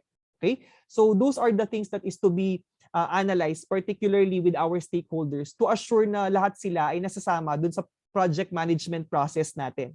Okay? So first, you identify them. After you identify them, you can put them on the grid of power and concern. And then after that, you could provide analysis. Later, you will be using this the stakeholders analysis. You could use this in the various stages of the project management process. For example, in the communication matrix, no, in the creation of risk management plan, you could use this because basically the stakeholders will also provide insights or inputs on how you'll be doing project implementation along the way. Okay, so of course, in the initiation phase, no, we also be looking at the various requirements of the project. What are the needs and wants of the project? We also analyze the difficulty and the importance of the project that we are implementing. So when it comes to the requirements, no, remember that we have to list all. Since this is in the initiation phase, i-list muna natin lahat. No? Wag na muna nating isipin, for example, kung halimbawa na ito ba ay talagang gagamitin or what, basta naisip mo muna siya, you list it muna kasi it's very mas maganda na nailista mo siya more than something na hindi mo nailista dun sa mga pangangailangan mo or the requirements of the project. Okay? Especially that when we deal with the requirements, hindi lang dapat perspective ng project team or yung project management team ang kino-consider natin. We should also consider especially the requirements, no, of your sponsor or your end user. Sa business ng project development, for example, or basically on the side of doing project development, we actually pattern things depending really on our end user or basically on our sponsor. Kaya dapat napakahalaga na malaman mo kung sino yon kasi kailangan mong nakaangkla yung project na gagawin mo sa vision nila, no? Or basically nakaangkla yon dun sa gusto nilang mangyari dun sa organization and institution nila. Because on that note, you could help, make them buy in with your causes or when it comes to your project. Okay, so that would be on the initiation phase. On the planning phase, on the other hand, no, this is of course describing how to manage the changes as to, for example, the scope, the time, what are the costs, what are the issues that are expected to occur, what are the risks, quality communication and resources, no. And these are just the list of the key deliverables when it comes to the project planning. No? So you have the project management approach, the work breakdown structure, what is the budget, the schedule start and finish date, the responsibilities, the performance management baseline, the milestones, resources, risk management plan, pending decision, and the project organization chart. But later, I'll be sharing to you which are those you can include as non-compromising when it comes to the paper. And just a key message when it comes to this, no, as we advance in the project, details through planning will be filled to achieve the overall understanding of the project. Actually, usually the project proposal is really the skeleton of the project implementation. But sometimes as you go along with the project in itself, no, it's good that in the project proposal pa lang very comprehensive na para konti na lang sana yung changes. But of course, considering that there are a lot of extraneous variables when we do project implementation, no, sometimes nagkakaroon ng changes, no, and later we'll be talking about on what to do with these changes. So this is just a project checklist, no. Particularly, this is a project planning checklist. So in the project planning checklist, all the needed plans are actually listed. What are the description, the inputs, the outputs, and the comments. The comments would more likely be either how to achieve it, if there are relevant information that you would want to share, particularly with a particular step, no, particularly with a step that was provided, no. So this is just I think I'll just be giving you a slide when it comes to this and the details, but more likely these are the plans that we have to establish when it comes to our project implementation. More likely all projects across the sectors would involve these activities. From the scope planning, of course, team development, the scope definition, what are the activities, and then the sequential, the sequence of the activities that were mentioned, what would be the duration, generally the schedule, and then the risk response, procurement, if there are staff needed, what are the cost estimates, no? What are the risk management plans, no? And then, of course, the communication and the risk identification and analysis. And then if we are already through with the project planning checklist, since we have at a certain extent an idea what to do, we can already do a kick-off meeting when it comes to the project team, no? So in here, in the kick-off meeting, very important kasi na you are on the same page when it comes to project implementation or the start of the project, no? Hindi pwede na hindi kayo mag-meet as a team prior to your implementation. Kamukha nang nangyayari sa atin bago tayo pinasok sa PC, for example, there was an orientation because that serves as a jump off board on what is expected of us, what is the program all about, or what is the project all about, and what not details, very critical for them to harmoniously or harmonize their implementations and action in program implementation. Okay, so in the kickoff meeting, we usually provide introduction, the presentation of the project framework, what is the scope, if there are, of course, the work breakdown structure, the resource assignment, network diagram, agreement on culture behavior standards, and some meeting standards and norms. So basically, this is just the usual orientation meeting na ginagawa natin when we start our project implementation. So this is a sample work breakdown structure.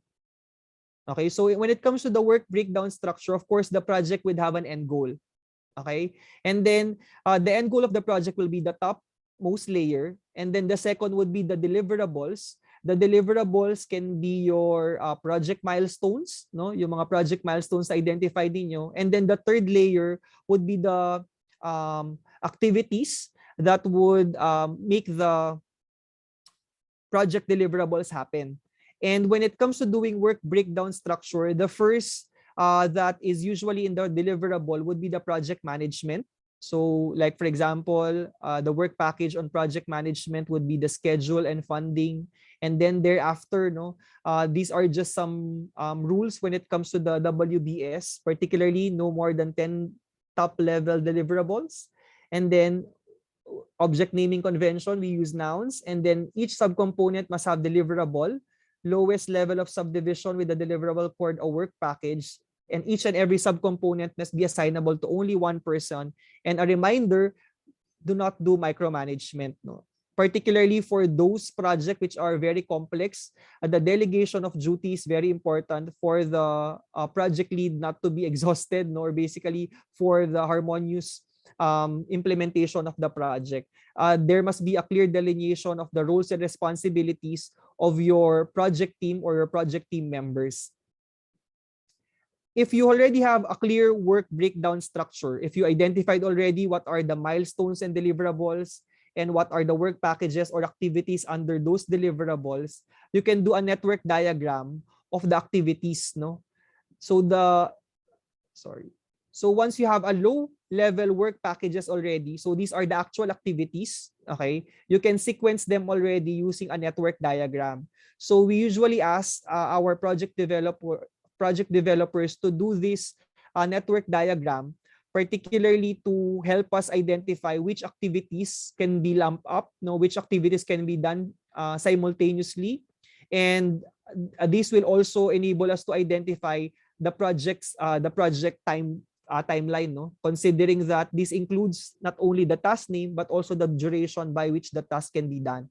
Okay, so this is a network diagram, a sample. And when we deal with this, we check for, of course, the dependencies. This answers the question, what work needs to be done before I can start another work package? And then what work can be done in parallel? So a question whether there are activities that have requisite activities, but there are also activities that you can do in parallel, para lang makita mo ba yung buong picture on how you will be doing all the work packages. It will be very beneficial to have this network diagram. So when it comes to the project visualization tool, a while ago the Gantt chart was already mentioned, even though the Gantt chart has been used in a lot of whether in researches, whether in project management or development, I still feel like this is the easiest tool for us to look at the project framework, or basically to list down all the activities and see which are overlapping, which are things that can be done in a particular week or particular time frame. Okay, so the Gantt chart is very critical for all the project team members, not only the project team members, but also the end user or the sponsor, to be guided on what is the progress of the program. Okay, so I think the Gantt chart is one of the non-compromising thing when it comes to our project paper. Sige po. And next naman po, we have of course the risk, no? So when it comes to managing risk, there are the step-by-step checklists. Identifying the risk is very critical as identifying your stakeholders. Because basically, when you identify the risk, we already look on action. Kapag kasi sinabi nating risk, these are anticipated disruptions. No? These are anticipated possible disruption in our program implementation or project implementation. Okay? So identifying the risk will help us make the implementation seamless and lesser changes, no, during the actual conduct of the project implementation natin. So we have to identify the risk, evaluate the probability of it happening, evaluate the impact, and not only that, no, we also check not only the probability and impact but also documenting action points. If these are the risks, ano yung pwede kong gawin for them not to occur, no, or for them to be mitigated. Kung mag-occur man sila, no, okay lang as long as meron akong actions na pwedeng gawin to not negatively affect the project implementation. And of course, manage the action, evaluate the result, and if there would be project meetings, how to go about with communicating or feedbacking the risks that occur in a particular project. So how to identify risk methodologies, no? First, you could review past projects kasi baka sabihin natin, paano naman namin ma-identify, sir, kung ano yung mga risks at saka ano yung pwede namin gawin. So these are the possible methods. You could review past projects on what are their experiences, interview experts, no, what are your experiences when it comes to this risk, what are the activities that you have implemented, whether you interview them or you just read their project paper, which are usually documented naman ng risk analysis nila doon. And then analyze the flow chart of the existing figures and processes. You can also do the what if analysis, no, yung what if this happens, and then after that, what if this happens again, no, hanggang maubos yung what if natin or yung whys natin. Negative brainstorming, this is more likely scenario building, no, yung halimbawang in the team you try to check on the risk and then try to look on the possible negative things that might happen during the implementation. SWOT analysis is also possible to be done in the cause-effect diagram. Particularly, I think you're very much familiar maybe of the fishbone or Ishikawa. No? So the fishbone and Ishikawa method are the ones we usually do in the program. But basically, you could do mixed method. No? You could do interview and then do negative brainstorming or SWOT analysis. The message that I would just like to relay is very important. Ma-identify mo na lahat ng risk na possible na mangyari. Because if hindi mo sila na-identify at hindi mo na pagplanuhan, the purpose of identifying the risk is for you to plan how to respond to them. So ibig sabihin, if hindi mo sila na plano, it would be very detrimental to your project, especially if for example, yung conflict na mag-arise eventually in the project would be high risk. Okay? And then, the analysis of the risk can be 1, 2, 3, no, low, probability of occurrence, medium, and high probability of occurrence. And then the impact naman would be low impact, medium impact, or high impact. Okay, so yun yung usually na analysis natin ng risk natin. And ang ginagawa namin usually, gumagawa kami ng risk management matrix. Okay, so this is a sample of a risk management matrix. No? So when you identify, kamukha nung ginawa sa stakeholders analysis kanina, you can list muna all the risk. No? After listing the risk, you can put them in this matrix. Whether to identify whether they are high probability of occurrence or low probability of occurrence, high impact or low impact. Okay? And then you could do encoding, no, of the risk by color. So of course, high risk would be red. And usually when we deal with high risk, when we deal with our high risk, we usually either resolve them, we transfer them, or we do mitigation, no? We don't confront all the risks. There are instances na hindi talaga manageable ang risk sa'yo. So there's a possibility that you could avoid the risk, no? How to avoid the risk? You eliminate the threat by eliminating the cause. No? So hindi naman kung wala ka talagang magagawa dun sa risk na yon, no? You could just eliminate it, no? This will also help us, for example, if a particular program component a particular component in your project, meron talaga siyang high risk, na hindi siya matuloy, or basically there is a high risk of impact or probability of occurrence na magkaroon siya ng problema, if you could just remove that para ma-resolve mo na yun, you could just remove it, no? Or sometimes another thing when it comes to our high risk is we could transfer, no? We could transfer or shift the responsibility to a third party. If it's really beyond your competence, like for example, you have to have a particular expert, no, to help you when it comes to this, no, or a particular third party like an insurer or supplier. Okay, so you could transfer responsibility by involving them or including them in the planning. And then of course, for those medium risk, well, you could also mitigate those in the high risk, no, but more likely those in the medium risk can also be mitigated during a contingency plan. And then those of low risk naman should be left to the team members to resolve.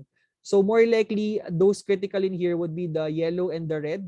And then the green are the ones we usually leave with our rank and file staff, or basically to the project team staff po natin. Okay, so we could either avoid, transfer, mitigate, or accept the risk. Okay, so this is just the risk management matrix, and I'll be providing you a copy of this. And then when it comes to the team, of course, as reiterated, you cannot function as a project leader without your team, no? So a component of a successful team, first, meet the stakeholders' expectation. You are doing the project because of your end user, no? So, and your stakeholders. So basically, you have to meet their expectation, and then reducing barriers through recognition of differences and similarities, embrace and controls change, provide of the clear ground rules, no, from the start of the project.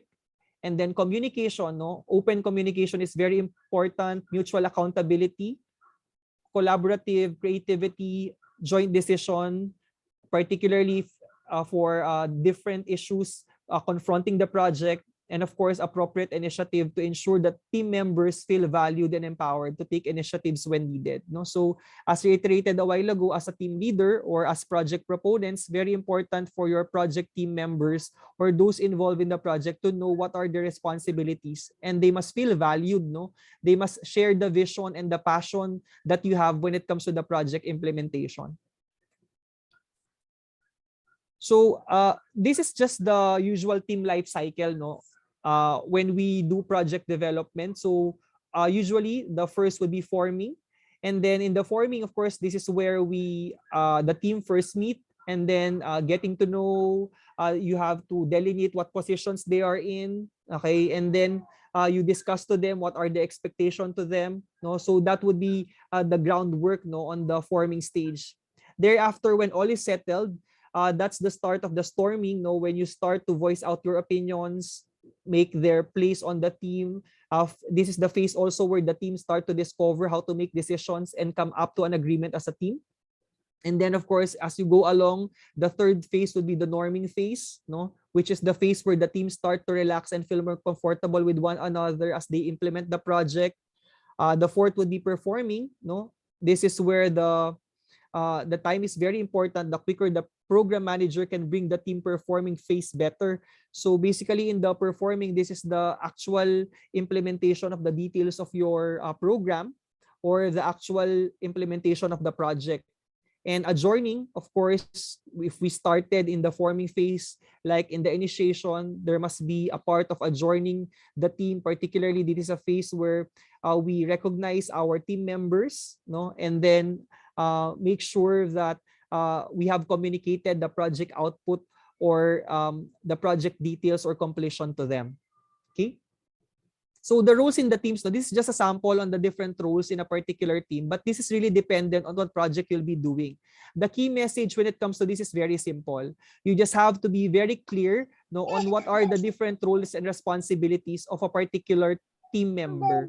Even the project leader, dapat alam niya, no, yung inyong roles and what would be the line of authority and the line of communication that you have. So since it is COVID, no, there are more likely the project development team are virtual, no, like what we are doing now. When we do projects now, usually virtual ang approaches natin, no. So what are the challenges that are usually occurring when it comes to virtual teams? Of course, cross-cultural differences, specifically when you're involving other sectors. There are instances kasi na especially kapag complex yung project na gagawin natin, maaring mangailangan ka ng expert from other countries, foreigners, or sometimes naman no, mangailangan ka ng specialization na hindi dun sa usual scope ninyo or dun sa usual discipline ninyo. Like when it comes to health, no, sometimes we are also dealing with economists, no, we are dealing with people outside the people expert on public administration or policy, for example, no. So the difference in terms of the discipline and culture is very critical, and it's really a challenge, no. Sometimes even the way things are being handled.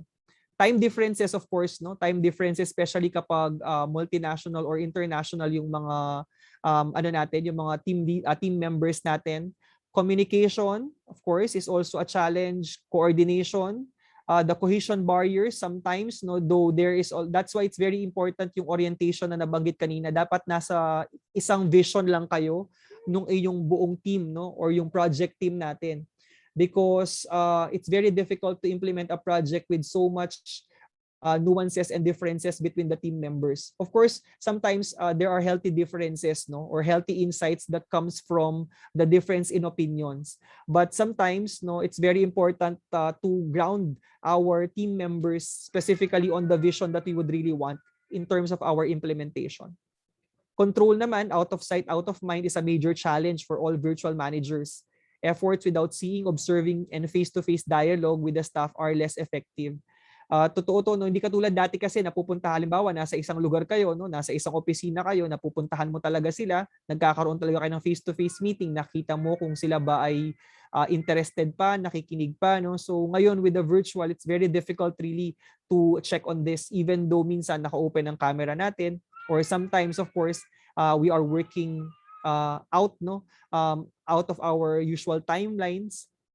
So this is also very important when it comes to the controlling the challenges in our teams.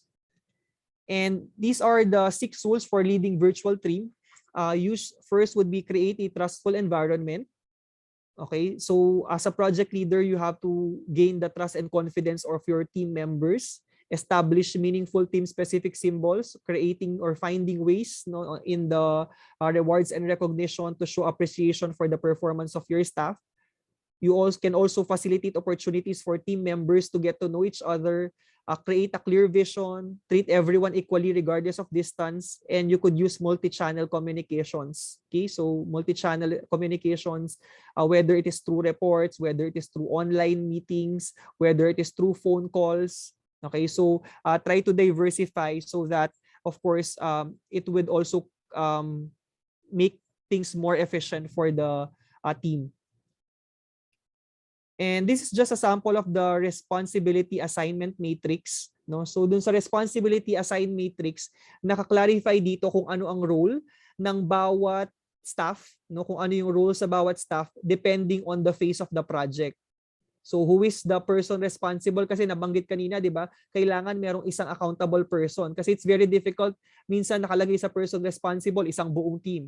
What we are suggesting when we deal with this project development is there should be person accountable para siya lang yung kakausapin ng team leader kapag nagkaroon ng problema, or basically when there is something to consider or inform them regarding the particular project phase. Someone who approves, of course, supports. These are the person who will help or the responsible in achieving the work package. Informed naman, these are the person who needs to be informed about the work package. Like for example, is it the stakeholders or is it the end users? Or in the context of informing, meron bang ibang teams na kailangan ma-inform dun sa ginagawa mo for you to harmonize your implementation? In consulted naman, either this is the expert, no, the expert or other person who you need input from the work package that you are doing. Okay, so the responsible assignment matrix is very critical for the determination kung ano yung line of communication and line of authority na ginagawa natin sa loob ng project development or sa loob ng project team natin. Okay? So that would be on the planning phase. So this is, I think, the one that the project proposal format that was shared to me. No, so first in the project title, very important tip is to make it creative and interesting. The project title, like in the researches, no, this will make us want to read the details. No, so you have to be very, you have to at a certain extent touch the imagination or the mystery behind the end users or stakeholders or even the readers. No, kailangan dito pa lang magkakaroon na sila ng interest na basahin yung succeeding information na nakalagay dun sa project proposal mo. The executive summary, on the other hand, is the same as the abstract that we are doing with the research. No? So it's a summary of the whole project endeavor. So usually what is included here would be the details on what your project solves, how your project solves the problem, and basically your project's intended impact. No? And remember, in the high-level decision makers, they only read the executive summary. And when the executive summary is a good thing if the boss would read the whole details, no? But more likely if the executive summary or the title is not interesting, it will be shelved, no? Or sometimes it will be automatically be disapproved, no? That's why this is very critical, no? It should not be too long, no? For the decision makers or for your end users or stakeholders to actually get interest in doing this or in reading the whole project proposal or the project paper. The project background, on the other hand, is a little bit detailed. This is the same as your introduction in your research. No? So usually this provides background to the project and the problem it seeks to address, just the history of the problem as it relates to your field of endeavor, a concise summary of the project requirements, and some details of the project. Okay, so, but again, this is not so detailed. Okay, this is just a narrative of the project framework or the project skeleton. More likely, the detailed information will be on the solutions and approaches. Okay, so usually the contents that we are suggesting when it comes to this would be what is the mission, objectives, the project scope, the time frame of implementation. And then when it comes to the solutions and approaches, you can actually do it in different ways, no? The ECS that we usually suggest would be the pre-implementation, implementation, and post-implementation. That would be the division, and then just add sub-activities or subsections during in that format. There are also development partners na ang format nila or even the other institution, ang format nila is milestone-based naman. Wala din namang problema, no, if milestone-based ang magiging format, no, yung actual deliverables. But sometimes also thematic. If, for example, it's yung ating project ay marami siyang strategies na kasama or mga activities or interventions, there are also institutions which suggest thematic. Ibig sabihin nun, nakabase yun dun sa kung ano yung mga activities or yung mga themes ng activities na ini-implement mo dun sa project. But the thing is, the project paper should tell a story. So we are really highly recommending that it must be sequential. And when you read it, it must provide the whole details kung paano siya ma-implement from inception to implementation to feedback and closure. No? So usually, in the solutions and approaches or in this part, most are narrative. No? And then the visual representations and the tables are appended. Unless required by PCU, of course, or your professors. No? But usually the tables and the visuals are really in the appendices. They are usually supplementary information. But what we put in the actual text or the body would be really the detailed description of the project phases. And then, in this solution and approaches, very important na meron ng risk analysis. Yung pinakita ko sa inyo kanina, dapat meron na sanang portion or subsection dito nung analysis ng mga risk na pwede nyong ma-encounter. Okay, so, and then you could just append yung risk analysis matrix. So the risk analysis matrix, in the risk analysis, pwede mong gawa ng narrative lang yung risk analysis matrix na gagawin mo. And then the monitoring and evaluation, I'll just be providing you a format on how usually the tables are in the M&E and future plans. No, sometimes when we deal with project development or when we propose a project, the goal of project is for it to be implemented. Kasi ang ginagawa usually kaya kami nagde-demo project or kaya ginagawa isang project, if you notice, mag-uumpisa muna yan sa maliit na section or sa isang organization o minsan sa isang local government unit bago mo siya implement region-wide or even nation-wide. No? So sometimes for them to see the value of the project that you are implementing, you could already include what are the possibility of implementing it in a wider scale, no? Like how do you, if this will be successful, how it will be implemented thereafter, what is the future plan after the anticipated success of your project, no? This can also provide value or perspective to your end user or to your stakeholder on the decision point whether to put premium when it comes to the project that you are proposing. Okay. So this is the risk analysis table. So yung kanina is risk analysis matrix, no? So the risk analysis matrix, kapag natapos mo na yon, pwede mong ilagay dito sa table as summary. So you provide the risk, what is the impact, the probability, and then the risk rating. You have to prioritize, of course, no? We have to prioritize the risk, and then you could already put action plan. The action plan are actually the control points, no? Yung mga action plan mo dun sa risk, these are control points for you to implement dun sa process mo para hindi mo ma-encounter yung risk na yon. So dapat nakakasama yung mga action point dun sa process ng implementation mo. For example, ang nakalagay mo na risk is there is a possibility of yung sa, for example, it's capacity building, no? Capacity building yung activity. And then there is a possibility na hindi siya matuloy because of lockdown. So you have to have controls. Like for example, there should be contingency of doing online activities, no?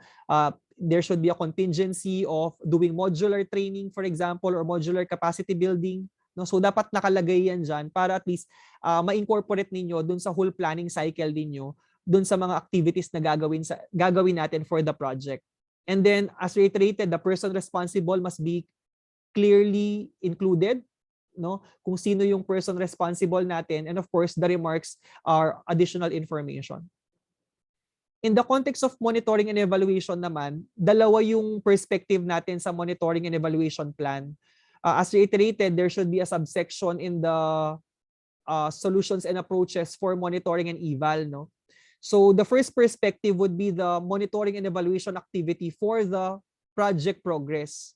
So, like for example, no, anong activities ang gagawin natin para ma-assure natin, like for example, will we be doing subcommittee meetings? Will we be doing project team meetings monthly? Usually nagpapalagay kami ng mga dashboard, no, yung mga project dashboard. Sometimes this is just a Gantt chart na minomonitor, no? So dapat nakalagay lahat ng mga M&E activities to track the project to assure na ma-implement siya or ma-serve niya yung purpose niya. The second context naman of the monitoring and evaluation plan would be the indicator base. Ito yung nabanggit kanina ni na Sir Peter, no? The output, the outcome, and the impact. And in the indicator, of course, you will be putting what are the specific indicators, the definition of the indicator.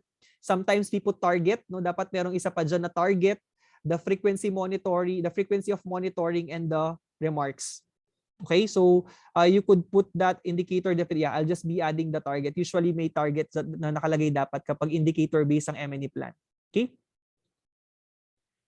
So in the financial information naman, of course, no, there should be detailed work and financial plan. And after the work and financial plan, this is a copy of a table for the work and financial plan na ginagamit namin sa mga projects. So dito sa first column, nakalagay kung anong phase or milestone yan. And then the activities. Activities, ito yung mga actual activities like procurement yan, conduct of capacity building, hiring of manpower. Okay? And then the time frame, yung particulars, kung ano yung resource na kailangan, the cost, again, the person responsible, and remarks for additional details. In doing the work and financial plan, meron din tayong dalawang perspective. Sometimes, pwede mong gawin niya na by phase or pwede rin namang thematic kamukha nung kanina. Pwedeng gawin is lahat ng mga gastos mo muna sa pre-implementation, implementation, and post-implementation, or pwede rin naman na per milestone, no? Para madali siya i-compute. Pero there are also work and financial plan na thematic. No, ibig sabihin ng thematic, lahat ng capacity building, lahat ng training, lahat ng procurement, and then after nun, yung mga indirect or administrative costs. The point in here is that you have to put all the resources that you need in this work and financial plan. Kami pinapalagay namin, like in the context of COVID, di ba, wala naman kasing cost ngayon yung mga meeting, no? Hindi katulad dati kailangan mo magpakain, meeting with eating, no? But basically now, nagagawa to ng walang cost, no? So pero pinapalagay pa rin namin even though wala siyang cost na nakalagay, as long as it's activity nakalagay lang dun sa total cost niya 0, so that you still know where are you investing, no? Where are you investing and what things you could provide cost efficiency at hindi ka na mag-provide ng financial cost or financial burden dun sa institution or organization. You have to put all the activities in the work and financial plan. Okay? And then after the crafting of your work and financial plan, analysis must be done, no? For the project to be at a certain extent valuable, no, valuable to the end user, usually naghahanap sila dyan ng cost benefit analysis. Of course, usually kasi nangyayari itong mga analysis na to after the project, no? Tinitingnan yung cost efficiency, yung environmental impact, no, yung cost benefit analysis after the project, yan na nangyayari yung paglabas ng CBA or yung mga analysis na to. Pero sometimes in the proposal you could already put assumptions because they put value or significance to the project. Like for example, if ilalagay ko tong project na to dito sa isang process ng organization ko, makakasave ba ako ng manpower dyan? Makakasave ba ako ng time? Ano yung output niyan? Dadami ba yung products na pinoprovide namin or tataas ba yung service uptake namin, for example, no? So you could already provide assumptions. But usually after the implementation of the project, merong more mathematical and scientific way of doing that depending on the project results, no? But again, you could already provide analysis as sometimes they use available literatures. Kung may mga available studies na dati na same yung context, you could also use that, no? And then just put a disclaimer that this will be revised after the results of the project will come to fruition. So again, this is just a copy of a work and financial plan which you could use, but you have to consult your professors if they are amenable with this format. Okay, and then for the additional information, these are your appendices, no? So you could provide the project charter, the project organizational chart, all the analysis kanina, yung mga matrices, you could also provide in the appendices, letters and communication, other documents giving details for the project. Kamukha na nabanggit kanina, there are projects which might include plans of constructing, no? Merong mga project plan or may mga the engineering things na kailangan isama. So you could provide additional details. And the end would be the CV of the project team. Make sure na like in the researches that we are doing, no, merong curriculum vitae ang mga project team natin. Sometimes all of the people involved in the project, this will enable also the end user stakeholders or the reader of the project paper to know the expertise of those involved in the implementation of the project. Okay. So in the execution phase, on the other hand, okay, so in the execution phase, this is already the actual application of the defined processes and procedures. So these are just the term like the escalation, the risk management, change management, and conflict. No, basically, what's the difference of conflict between risk? The risks are those you anticipated to happen. No, you anticipate to happen during the planning. Those things that you have not anticipated, or those things which you anticipated, you provided with controls but still happened, are considered conflicts. Okay, so these are the variants that arise particularly in program implementation based on the plan that you have provided or implemented. So this is also one, what do you call this? This is also one tool to identify conflicts, particularly we categorize them based on the interest into oneself and of course interest in others. Particularly interest into oneself, we are talking here in the project team, and then interest into the other, we are talking here of the stakeholders, or basically the stakeholders or the end users or the sponsors, no? So of course, if it is high interest, if it's high interest to others and low interest to self, the approach is accommodating, no? And then if it is high interest to others and then high interest to oneself, it is more likely collaborating or problem solving conflict. And then if it is low interest naman to others but also low interest to oneself, we just avoid it. But if it is low interest to others but high interest to the team, sometimes we do forcing as a strategy or approach. Okay, but in the middle of this, the point in here is that in whatever conflict na mangyari in the project, very important to do compromising, no? We compromise, ibig sabihin ng compromise, we do bargaining of the gains and possible losses. We try to manage and weigh things out. So managing changes in the project, so we make sure that the stakeholders know the change process. We make sure that the change is real, define the consequences that the change will have on the project, the decision on whether to accept or reject the change. And then if the decision is to accept the change, then it is your job as project manager to incorporate the change into the project and to manage the change. In big projects, no, usually kapag ini-implement yan ng mga multinational companies or some development partners, all changes should be documented. Actually, even in small project, we highly suggest that all of the changes or all of the nuances from the original plan are to be documented, because this will help us in the analysis of the project implementation, or even in the context of expansion or replicating the project. No, so the documentation of the project is project changes are very critical. Of course, not all will agree to change. No, so the reasons why they are resistant to change more likely would be the lack of vision, no management of the consequences, lack of experiences of implementing change, either the lack of understanding or the buying in, or they don't feel interested with the change that you are implementing, and change is imposed without consultation. Of course, as reiterated repeatedly, very important the involvement, no, of all the stakeholders in any part of the project, even in the change in the project implementation. So the burning platform. So the burning platform concept is actually a process by which we enable the stakeholders understand the urgency of the situation, or the basically the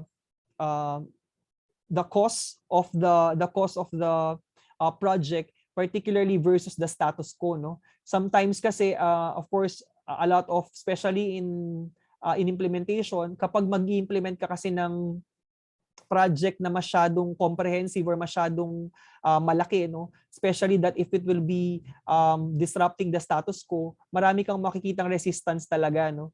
But sometimes, of course, we must make the stakeholders understand the urgency or the importance of our changes, or basically the project that we are implementing. So these are just the 8 steps, particularly by John Cotters, for the change model, no. So first, we set the change.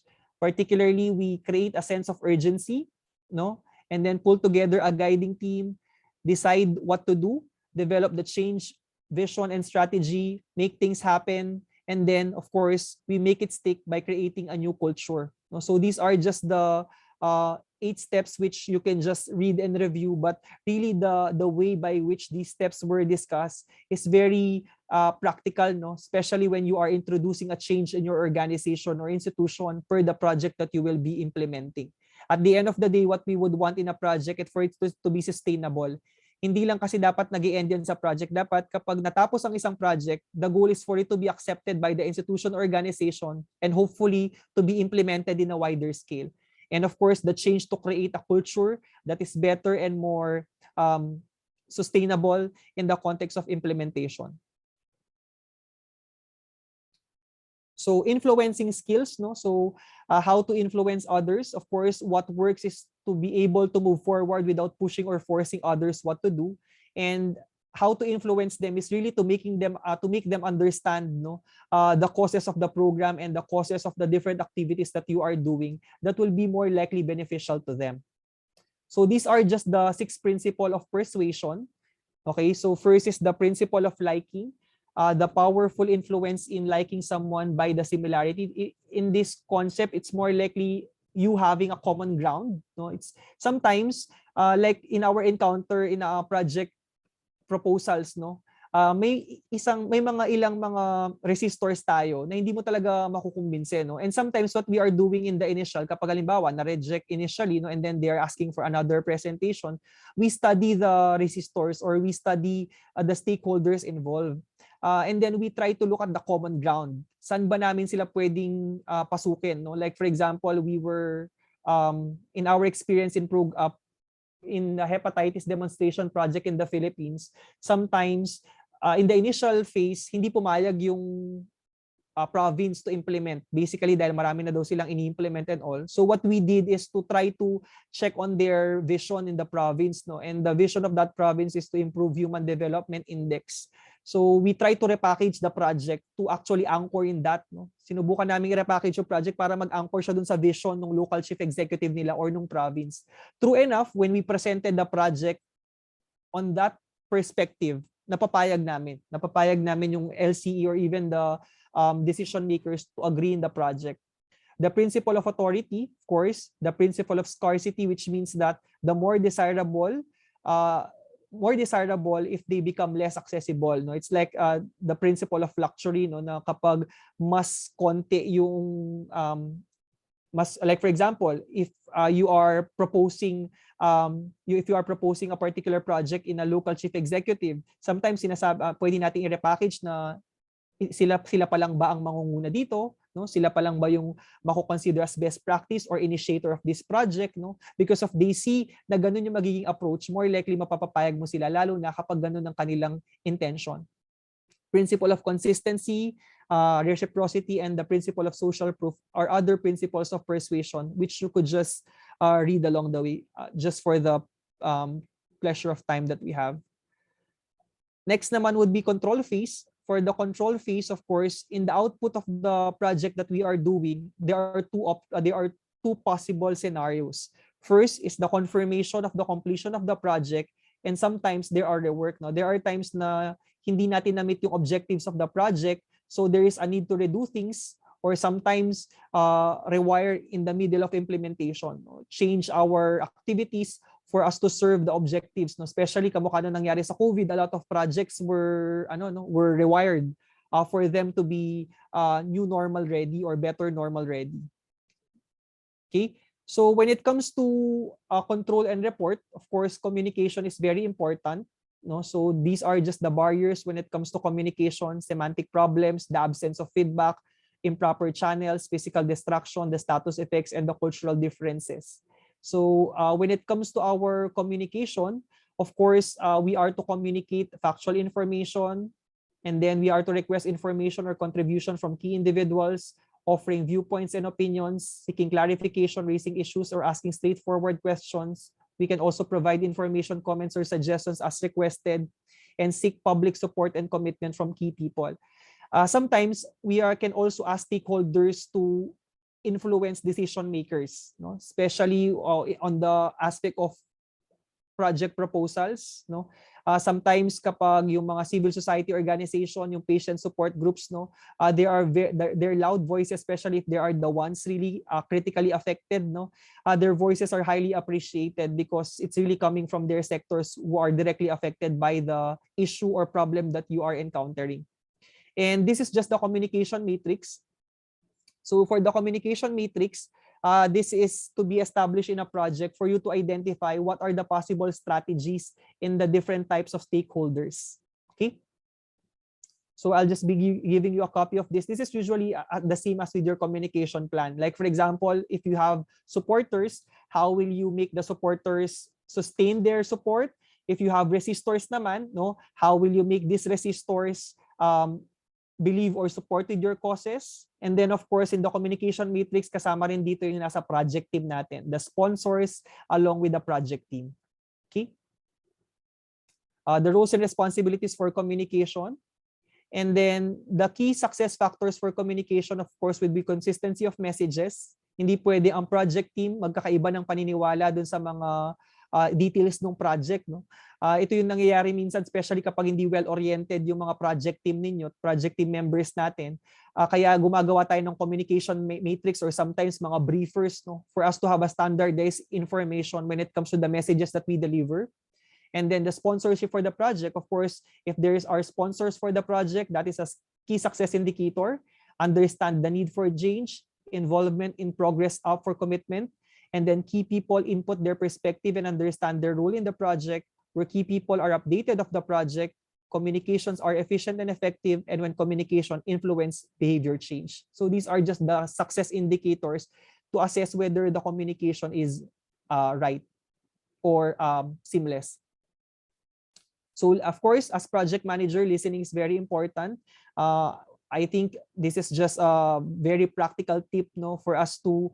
That's why we are given 2 ears and 1 mouth as project leaders, or even as section leaders sometimes, or sub-team leaders. Very important to listen more, and then before we create judgment, or basically before we decide on things. So this is just a format on how reporting is being done in a particular project, whether it is weekly or monthly. These are the progress report, but this is dependent on the nature of the project. No? So this is just a sample for us to track the progress of our team members. So how do we manage delay? No? So delays usually are happening, especially when it comes to the government projects. No? So when it comes to the management of delays, how to decide when to start the task?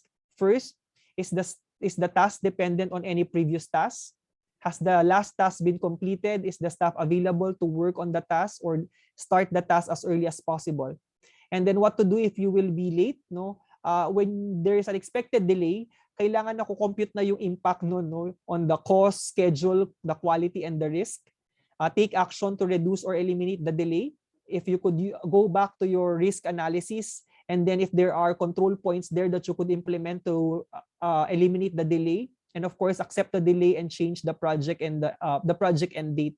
And of course, any change in the project shall be communicated with the end user or to the sponsor, especially when it's about time and budget. No, when you are having a delay, buti sana kung mas mapapaaga, no. But when it's delay in the project or basically an additional cost, we have to communicate that with your sponsor. So in terms of the closing phase naman, of course, in the closing phase, the goal is for the project to be accepted. So formal acceptance by the sponsor or client, whether they will be expanding it or they will be sustaining implementation in a particular section. And then support organization, close supplier contracts, and then lessons learned. I think this was relayed a while ago. Very important to document everything, because this will also help you, particularly with the next projects that you'll be doing, or basically on how the expansion will be happening in the project that you are implementing. And then of course, celebrate. No? Celebrate the project close. Make sure that if there will be an opening meeting for the project team or to the stakeholders, make sure that there will be a closing meeting where you are to feedback the whole project to your project stakeholders and your project team. Okay, so I think that's it on the part of the project management process. So the last message is very simple. I hope that all the projects that we'll be doing will not only be academic requirements, but basically something that would really bring about a change in the problems that we are encountering in our own institutions and organizations. Make things matter. Thank you. Over. Thank you so much, JM. I'm pretty sure that we are learning a lot. You have been, how many books would that be if we will read that? No? So thank you so much. Very intricate how you're able to integrate all the cycles of project development and program management. And I'm pretty sure that those students around here on progress with their requirements may learn a lot, no, from your presentation.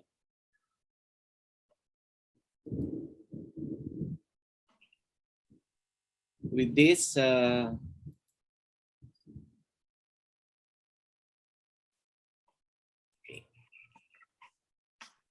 do we have questions for our topic 3?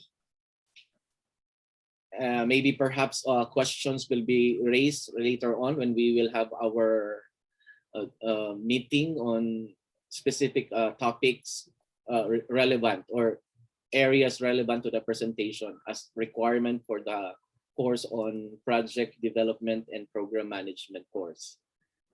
At this point, I would like to read this citation. Philippine Christian University Certificate of Appreciation is presented to Joseph Michael Manlutac for his invaluable insights as resource person during the Inclusive Project Development and Program Management Discourses, a webinar for graduate studies course output, given this 22nd day of August, 2021, Manila, Philippines. Signed, Dr. Junipen F. Buanan, President. Thank you so much, JM. I owe you. So at this point, may I call on some of the students, which I really earlier asked them to do the honors, no, in looking back at those presentations of our three resource speakers, and hopefully that they can share us something on what they have learned and for us to take along as we end this webinar session. So our takeaways will be given by our three students from the different programs. So let's start first with King Limuel Santiago from the Public Health Administration class. King? Good evening, everyone. Can you hear me, Doc? Yes, perfectly. Okay. So what I've learned today, I was assigned for the first speaker. It's a cursor of an inclusive project development of design to evaluation. The project Leave No One Behind from the from UN. The project is based on a project development, and I've learned a lot regarding how to implement task activities project, as well as when all the projects is summed up and it becomes a program that will bring out outputs, outcomes, and what is more important in the long run, it's so that we can create an impact. And also it tackles human rights, basically that all must be based on human rights based approach for all the program management. And it also tackles all the rights of the basic human rights of a single person, whatever privileges or where he come from and what are his rights from birth up to death. And also it was discussed earlier that there's a planning cycle that covers planning, implementation, and also evaluation. Also, the most important thing that we have learned earlier is the program impact pathway. I believe that this will be unhelpful, especially for those who are taking a non-thesis track and creating a project study for their graduate program. And that's all for me.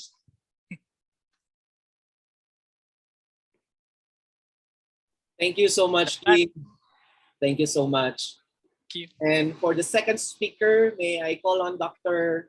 DOH Talanay. Doc Leo, good evening. Sir, good evening. Pwede pong mag-share ng slide? Yeah, sure. Wait lang, sir. Doc J, can we allow sharing of Dr. Talanay? Okay po. Host disabled.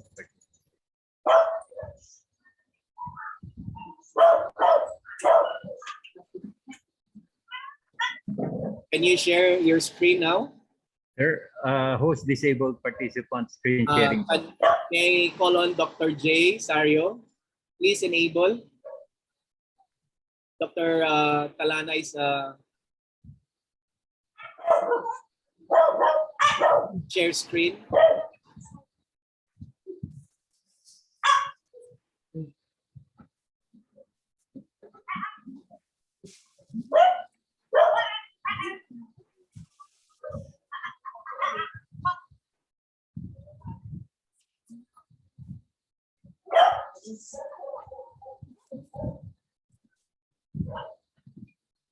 Wala pa rin, sir. Hello, Doc J.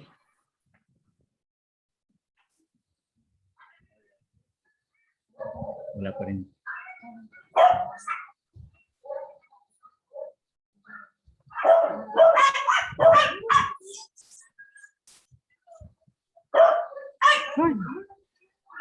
Wala pa rin.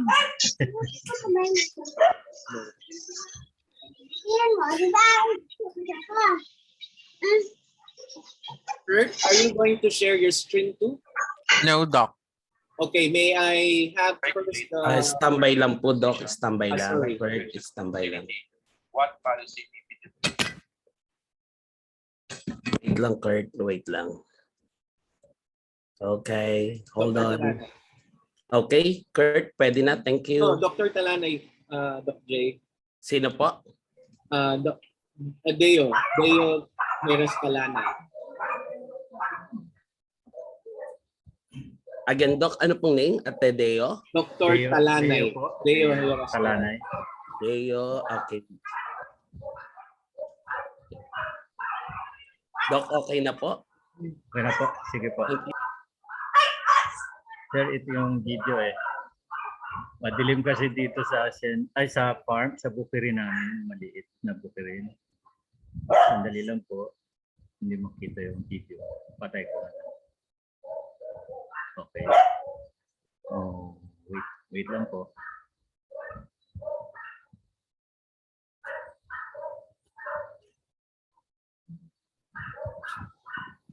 Nakikita na po, sir? Yes po. Right, Doc. Okay. So, good evening, everybody.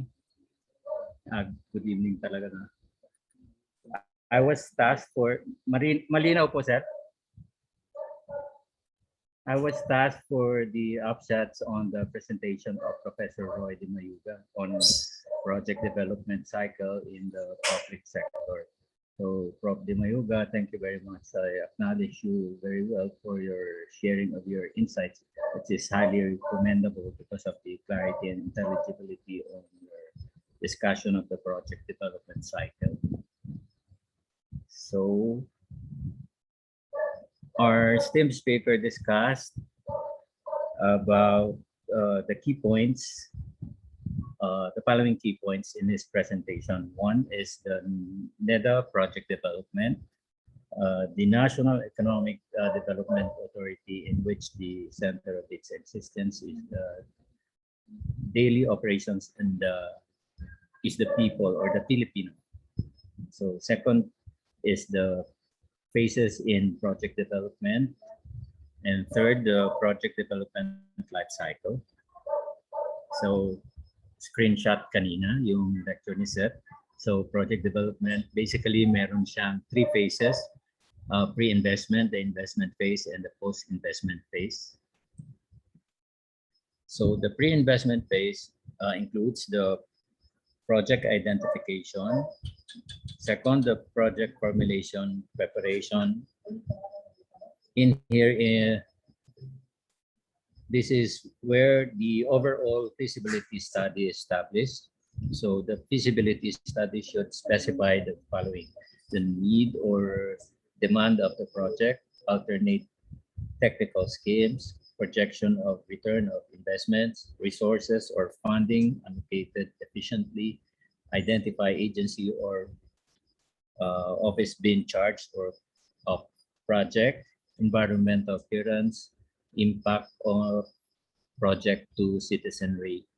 So this basically includes market study, technical study, financial, economic, institutional or operational, social, which is the HGDG or the Harmonized Gender Development Guidelines, and environmental study. He discussed also about the social harmonized gender or development guidelines, which says that having an HGD score below 4 is God invisible, 4 to 7.9 is promising God project, 8 to 14.9 is gender sensitive, and 15 to 20 depicting gender responsive. And the last is the environmental study. And third, the appraisal and the financing, which deals on investors, engineering designs, and financial viability. So the project implementation This project will be implemented as planned, which is term project inception and project implementation review. Structured monitoring using dashboards also was discussed. So it includes also the actual implementation, the monitoring supervision, the work progress and performance quality. The next is the post-investment, which includes the project completion, post evaluation, feedback to new project. This is very crucial. The crucial thing here is the project completion and evaluation of the completed project with emphasis on outcomes and impact. Equally important here is determine feedback and learnings which can be used in new projects. Sir, I just have two questions. So as a public program development specialist, will you consider the task much easier in the private sector than in the government with all the corruptions going on? Very not political naman yun, but acceptable. But second is, what are the usual challenges encountered in project development in the public sector? Yeah. Thank you very much, sir. Thank you so much, Doc Leo. Okay na po.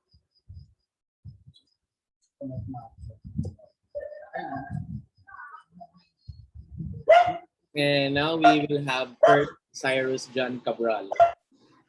Good evening, Kurt. Good evening, Doc. Good evening, everyone. So the task was assigned to me for the third speaker. The topic that was discussed was practical guide for project management, making things matter. So what I have learned or took down is the project should be coming from somewhere. So it can be it can be this too, a project that is not working. So there's a need to resolve it, and the other one is those are working or functioning.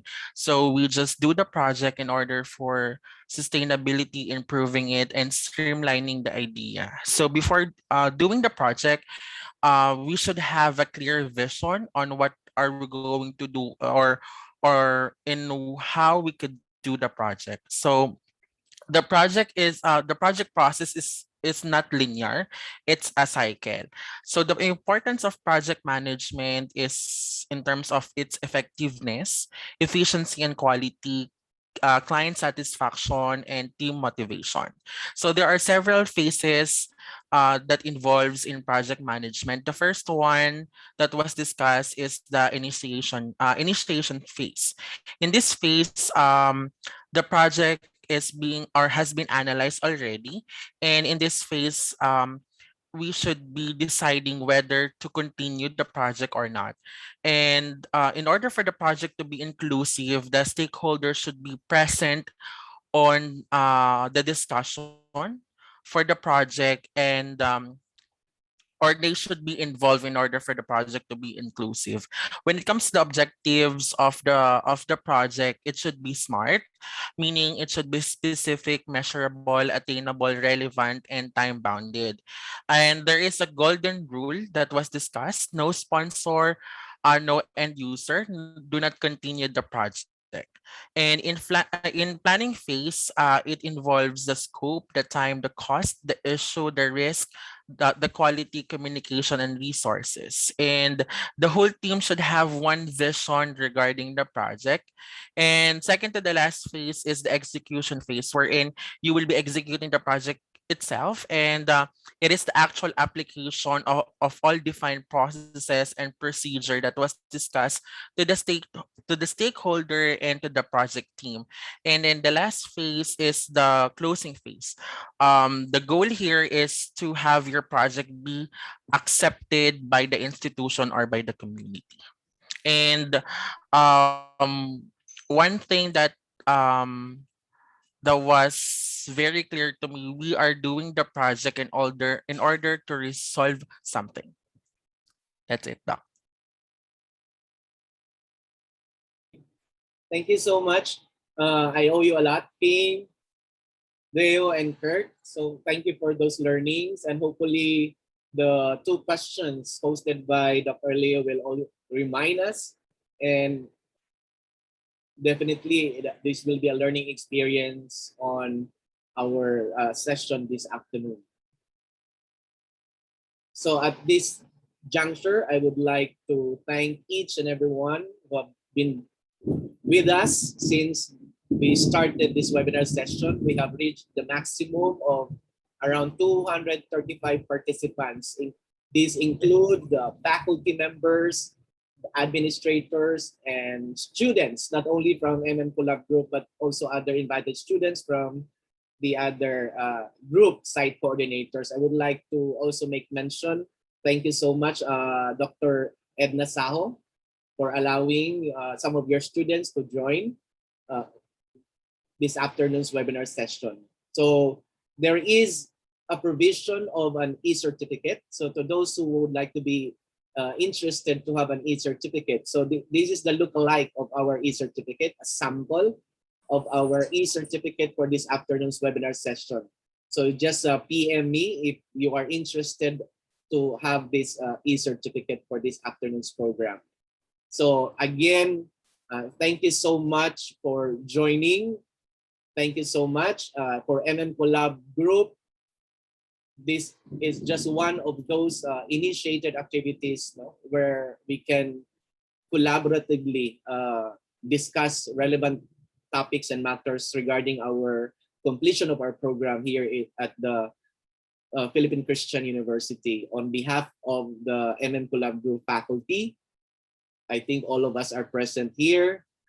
To the PCU administrators, on behalf of President Luanan, who has been so supportive.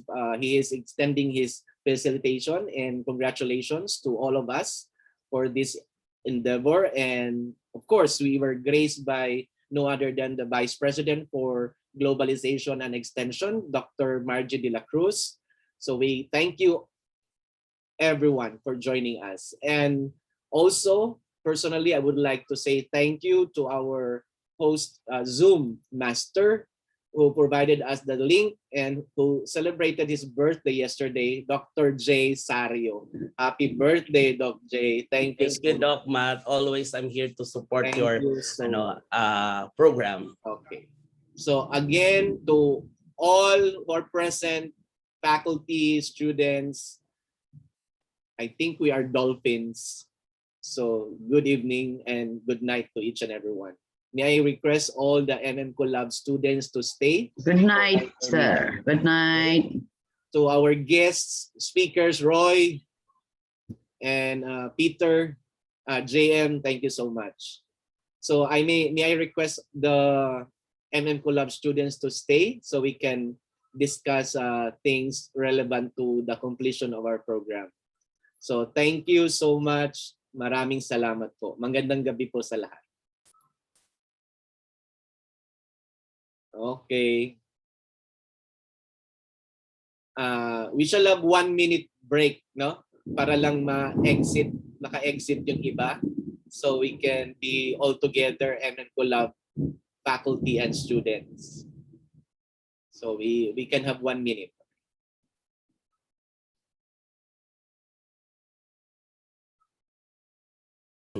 Doc Matt, saying ito pa rin yung gagamitin mo for a meeting, no? Right? Yeah. O different? I'll just end the recording. Recording, Doc.